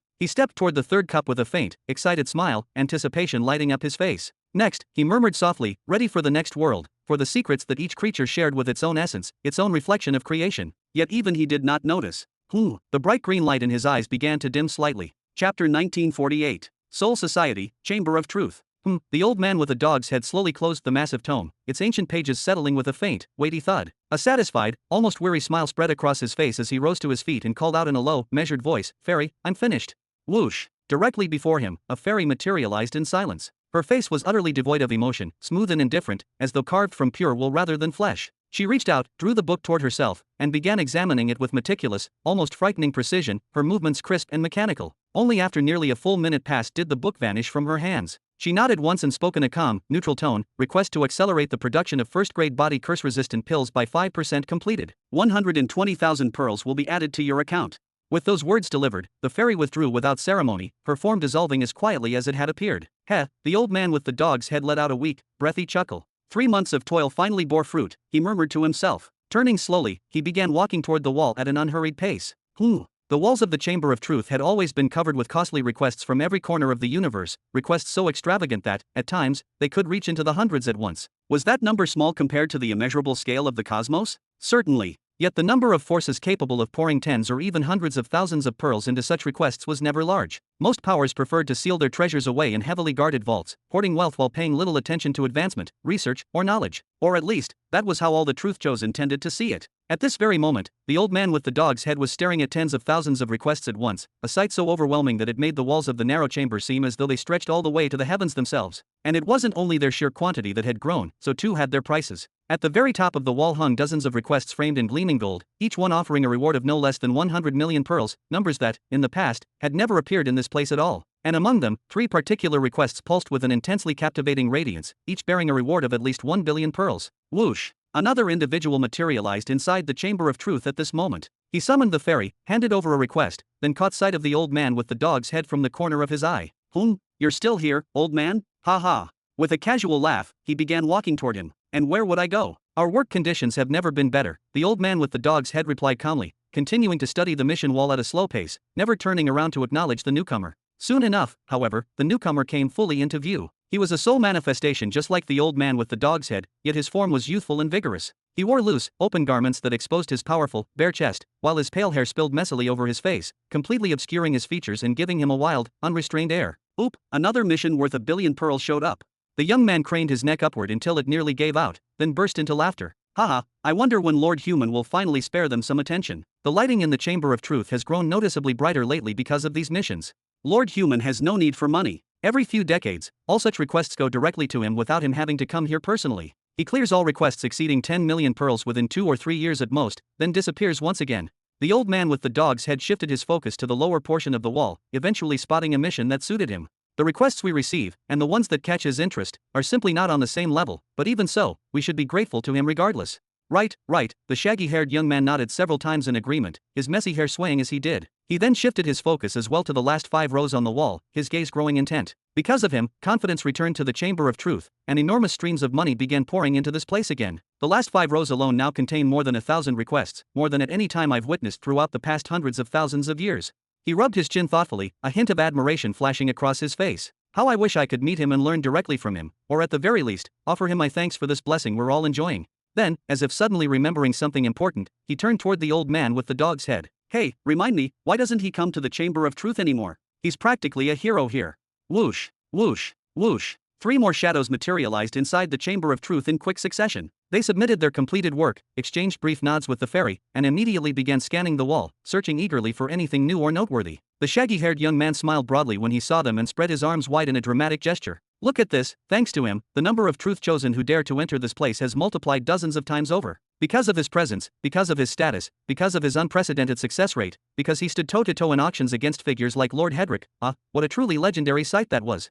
Are you talking about Lord Human? Is there any new news about him? The three truth chosen immediately stopped what they were doing the moment they heard the name of their hero. Even though they were in the concealment state they had deliberately chosen, the excitement and reverence in their voices were unmistakable, leaking through with nothing more than their tone. Lord Human didn't merely increase their income or restore the public's trust in the truth chosen. He lifted their heads high and gave them the courage to step into this place after they once feared even their own shadows. That man had openly declared that he bullied Helen, the daughter of the behemoth of destruction, and nothing at all happened to him as a result. He spoke as an equal with lords and with the sons of behemoths, clashed head-on with all of them, and emerged victorious, even seizing displacement gear in the process. Then, on that very same day, he shocked the entire era by announcing the fifth stage Breaths of Ages martial art, a revelation worthy of being called the surprise of the millennium. Even now, requests worthy of 1,000,000,000 pearls continued to flow toward him without pause. Only behemoths could afford numbers like those, and really, who else but them? Requests of extreme difficulty, extreme precision, and crushing pressure, and yet, none of them ever lingered for too long. Once Lord Human began working in earnest, he would simply wipe everything off the wall within a few months, or, at most, a few short years.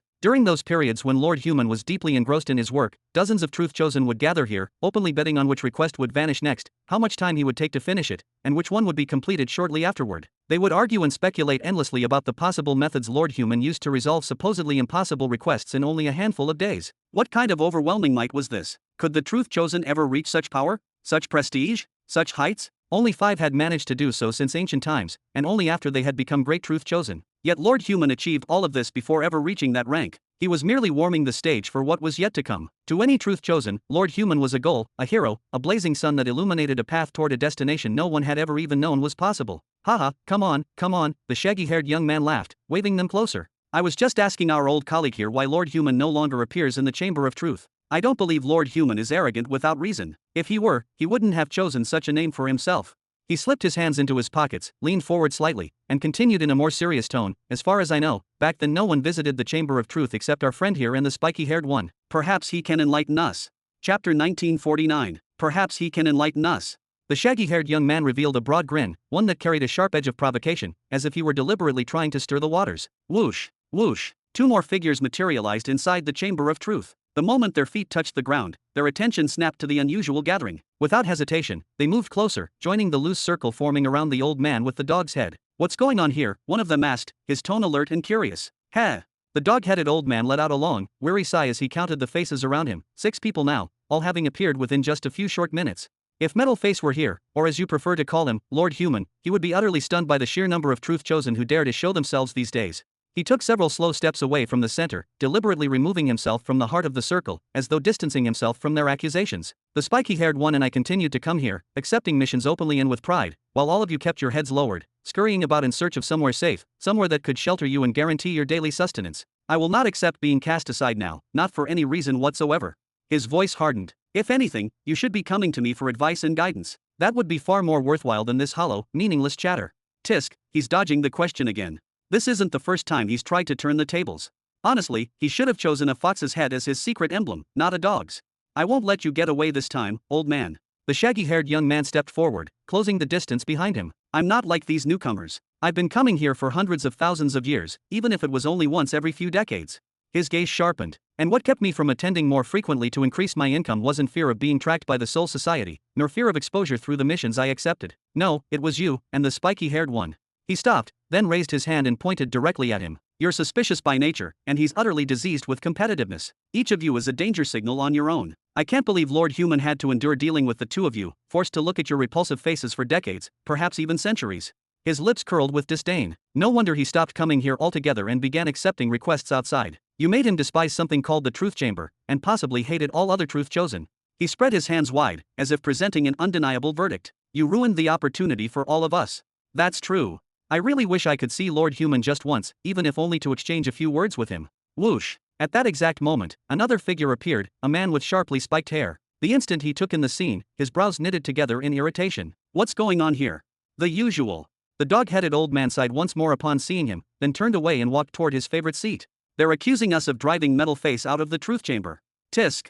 The spiky-haired man waved his hand casually, passing a sphere of light to the fairy without even slowing down. He then strode toward the wall, scanned the requests with practiced efficiency, and within barely 10 seconds tore a single request from the 7th row. Turning back, he returned to the midpoint, his movements smooth and decisive, and calmly prepared to depart, as if everything that had just transpired was nothing more than background noise. Hey! The shaggy-haired young man's voice boomed across the chamber of truth, sharp and commanding. Aren't you going to say anything? At least tell us how it feels, what it truly feels like, to be one of the most hated truth chosen in the entire universe. Surely it must weigh on you. The spiky-haired one froze mid-step, his expression hardening as he realized he had been cornered by words. Oh, I do have something to say, he finally admitted, his tone low but laced with defiance. Then, pointing directly at the shaggy-haired young man, he hissed, "Go to hell, both you and Metal Face. I will be the next great truth chosen, and mark my words, I will make both of you crawl under my feet, trembling, desperate, longing for even a single glance from me." Whoosh. And just like that, he vanished into the ethereal shadows of the chamber. His mind has completely flown off the rails. They say he's been like that ever since the auction. Every opportunity he gets, he curses Lord Human with every ounce of his being. That behavior earned him the instant hatred of all the new truth chosen here in the chamber and led to his expulsion. He only comes to get new requests and leave immediately, no longer having the right to work or stay here. He imagined that because Lord Human could just accept missions without ever showing up in the chamber, that he could do the same. His request was promptly rejected. He had no choice but to return, accept the missions, and leave without saying a single word. The shaggy-haired young man glanced to his side, his expression slightly amused. At least he has some courage in his veins, some fire in his blood. Not like certain others, still glued to the chamber as if stuck in place with invisible glue, refusing to ever leave. The dog-headed old man exhaled a slow, weary sigh. I suppose today I'll give you all a reprieve from my presence. Whoosh. Somewhere in Sector 720. Bam! An old man struggled to push himself upright from his heavy, dark chair. His joints creaked with effort, yet he forced himself to stand tall. Placing both hands behind his back, he advanced slowly toward a stone-framed window, his gaze fixed on the cold, distant moon above. His appearance offered no certainty as to whether he was fully human or not. His skin was slightly sun-kissed, a dull wheat-like tone, but his face was deeply wrinkled and lined, aged and weathered from years of knowledge and struggle. Not much had changed from the way he looked in the chamber of truth, yet now his presence carried an aura of solitary gravity. After what felt like an eternity, he opened his mouth, his voice low and wavering. Did I make a mistake? His eyes, reflecting the pale moonlight, seemed to pierce the darkness outside. Then he continued, did I make a mistake when I informed on Sector 100? He lowered his gaze toward the sprawling city beneath him, its streets alive with countless children playing under this perpetual night. Did I err because I sought to gather more funds to support everyone through selling this information? Because I wanted to reduce competition for requests in the Chamber of Truth so I could strengthen my world, ensure its stability, and provide for all under my care? I did make a mistake. After a long, uncertain pause, he spoke again, his tone bitter yet resolute. I erred by acting too hastily. I didn't try to gather enough information before selling it. Had I done so, I could have ensured its removal, as I had with every previous case. The boy was foolish, speaking out without my permission. He exhaled a heavy sigh. The spiky-haired fool, if he hadn't intervened at that precise moment, shouting at Metal Face and scaring him into silence. It's his fault. Farewell to the lucky one, and see you soon to the rat. The old man fell silent, the phrase reverberating ominously in his mind. Impossible, right? Surely he suspects the spiky-haired one more, and even if he suspects me, my method of selling information is flawless. This is not the first time I've done this, and it will certainly not be the last. A soft, dry laugh escaped his lips. I have intelligence on 13 fools. I wonder, what would be the price if I sold all of them at once? His eyes glimmered with a sharp, calculating light as he stared up at the pale moon. And as for you, Metal Face, continue your work, climb higher and higher, push yourself beyond all limits, forget the likes of me, embrace the endless void of oblivion. Knock, knock, The old man's leathery brows knitted together as he turned toward the door. His spiritual senses strained, unable to discern the fine details of those standing outside, yet he could feel the presence of roughly 5 individuals, each of different size, stature, and physical build. Who is there? You are not of this world. We are the enforcement forces. The short man at the front spoke with a firm, authoritative tone. Then, bam! He kicked the door open with force and entered, wearing a broad, confident grin. A removal order has arrived for you. Chapter 1950. Mid-Sector 100, Planet Crythorn. Step, step, step. A breathtakingly beautiful female entered a vast, expansive hall, her footsteps echoing softly as she swayed with every movement. She swayed with a flawless, mesmerizing body, as though it had been crafted to silently instruct all females on how they ought to be. She swayed with her 9 orange tails flowing behind her, each one blazing like a miniature sun in its own right, radiating warmth and authority. She swayed with one hand resting confidently on her waist, while the other waved forward and back with open arrogance, as if proclaiming that she alone was the woman of the universe, and that no other could possibly compare to her existence. Eleanor. The figure seated upon the throne at the very center of the hall revealed a faint, controlled smile. What brings you here today? What is it? Eleanor continued approaching him without slowing, then sent him a wink capable of toppling cities and shaking hearts. Have you finally had enough of me? Not yet. The man seated on the throne laughed softly. He was powerfully built, his physique unmistakably that of a seasoned ruler and warrior, clad in armor and a cloak even while seated upon his throne at the heart of his dominion. Fox-like ears rose from his head, and a single thick tail extended behind him, heavy with restrained power. But it's not like you to show up outside the affinity boosting sessions. Did you miss me? Well, don't let it go to your head now, your Imperial Majesty. Eleanor stopped directly before the throne and crossed her arms. A trace of seriousness surfaced on her face, her playful aura dimming. Something new has happened. Oh. The planetary emperor's expression shifted subtly, his amusement fading. Is there news regarding the Savage Galaxy? They've been applying a great deal of pressure on us recently. Actually, no. Eleanor frowned and tilted her head slightly, her tail slowing their motion. Why, by the way? I've heard about the increasingly frequent dealings between you lately. Is everything truly all right? I ruined things. The planetary emperor let out a long sigh, the weight of responsibility pressing down on him. Our discussions about uncovering secrets attracted the attention of entities I never believed would ever turn their gaze toward us, he said quietly, then looked away. The Beast Galaxy was one of them. The Savage Behemoth Galaxy is interested in the secret behind the one supporting the Cradle Empire? Why? Eleanor knitted her brows deeply. The Beast Behemoth Galaxy was unimaginably distant, far removed from the affairs unfolding here. I don't know for sure, the planetary emperor replied calmly, though his tone carried fatigue. It seems they linked the supporter of the Cradle Empire to the supporter of the Grave Empire, and also to the supporter of Lord Hedrick. That is the only explanation I can find. They sent envoys with an extremely forceful tone, demanding information. Demanding. Eleanor snapped, her voice sharp. That's not how things are done here. Secrets are our trump card, the very thing that keeps us alive, that expands our influence and multiplies our profits. If even a fragment of them leaks to another party, the sky itself will collapse over our heads. She forced a tense smile. You refused them diplomatically, the same way we do with everyone else, right? What did you do? Eleanor shouted, her composure finally breaking. I did what was asked of me, nothing more. The planetary emperor looked away, his gaze heavy. The source of our blood, and yours as well, comes entirely from the Savage Behemoth Garden. We are regarded as their official followers. It is already a miracle that they do not demand crushing annual tributes, and are instead satisfied with sending instructions every now and then. You handed over the secrets. Eleanor raised her voice, fury blazing. You gave them up simply because you feel indebted to them? What have they ever done for us since the founding of the clans? They exploit us to impose an illusion of control over the sectors. Also, the Savage Behemoth can boast that it commands the largest number of followers in the entire universe. Yes, I handed them over, but not because I'm indebted, the planetary emperor said as he let out a heavy sigh. It's because they possess the keys to our beast blood, and they understand its nature far better than we ever could. With that knowledge, they can weaken us, or strengthen us, with terrifying ease. He paused briefly, then continued in a lower voice, and I chose to stand on their good side rather than risk being crushed by them. Did they at least grant you a new supply of Aurora Twilight Fox blood? Eleanor asked after a moment of silence. Yes, enough to fill an entire lake, the planetary emperor replied with a satisfied smile. It turns out they control a whole family of that lineage. On top of that, they even gave us 10 vials taken from an Aurora Twilight Fox that has already stepped into the law domination realm as well. He waved his hand casually. Frankly, when faced with benefits like these, I no longer need anything from the scattered rodents around us. It's only a matter of time before we rise into a millennial great power, one that dominates the entire sector outright. Did they give you anything at all for the Kaya-Meiji race, at least? Eleanor looked as though she had aged hundreds of years in an instant. I was the original source of that information, after all. My followers were the ones who suffered the most because of the schism and the exposure of those secrets. The planetary emperor murmured after a short pause. They advised me to take care of you. Eleanor already knew that this would be the answer, yet hearing it still sent a dull ache through her chest. Anyway, the planetary emperor said, waving his hand dismissively, I told them that Lord Human is the financier, and I didn't add a single word beyond that. He then turned his gaze aside, a broad, confident smile spreading across his face. We still have cards left to play. And what else do you think you have?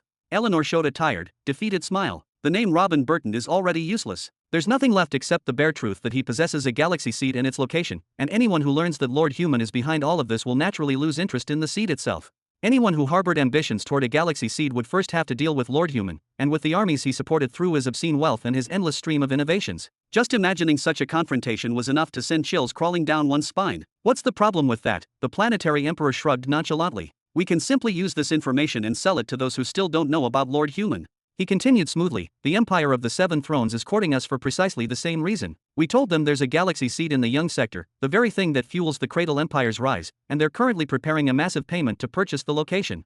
They'll never manage to gather the required sum. Eleanor shook her head slowly. Is 10 billion pearls really too much for a galaxy seed? The planetary emperor said with a chuckle. It doesn't matter even if they fail to collect it in the end. He waved his hand again. The gifts we receive every few weeks alone, along with the enormous trade and defense agreements, already make this arrangement profitable for us.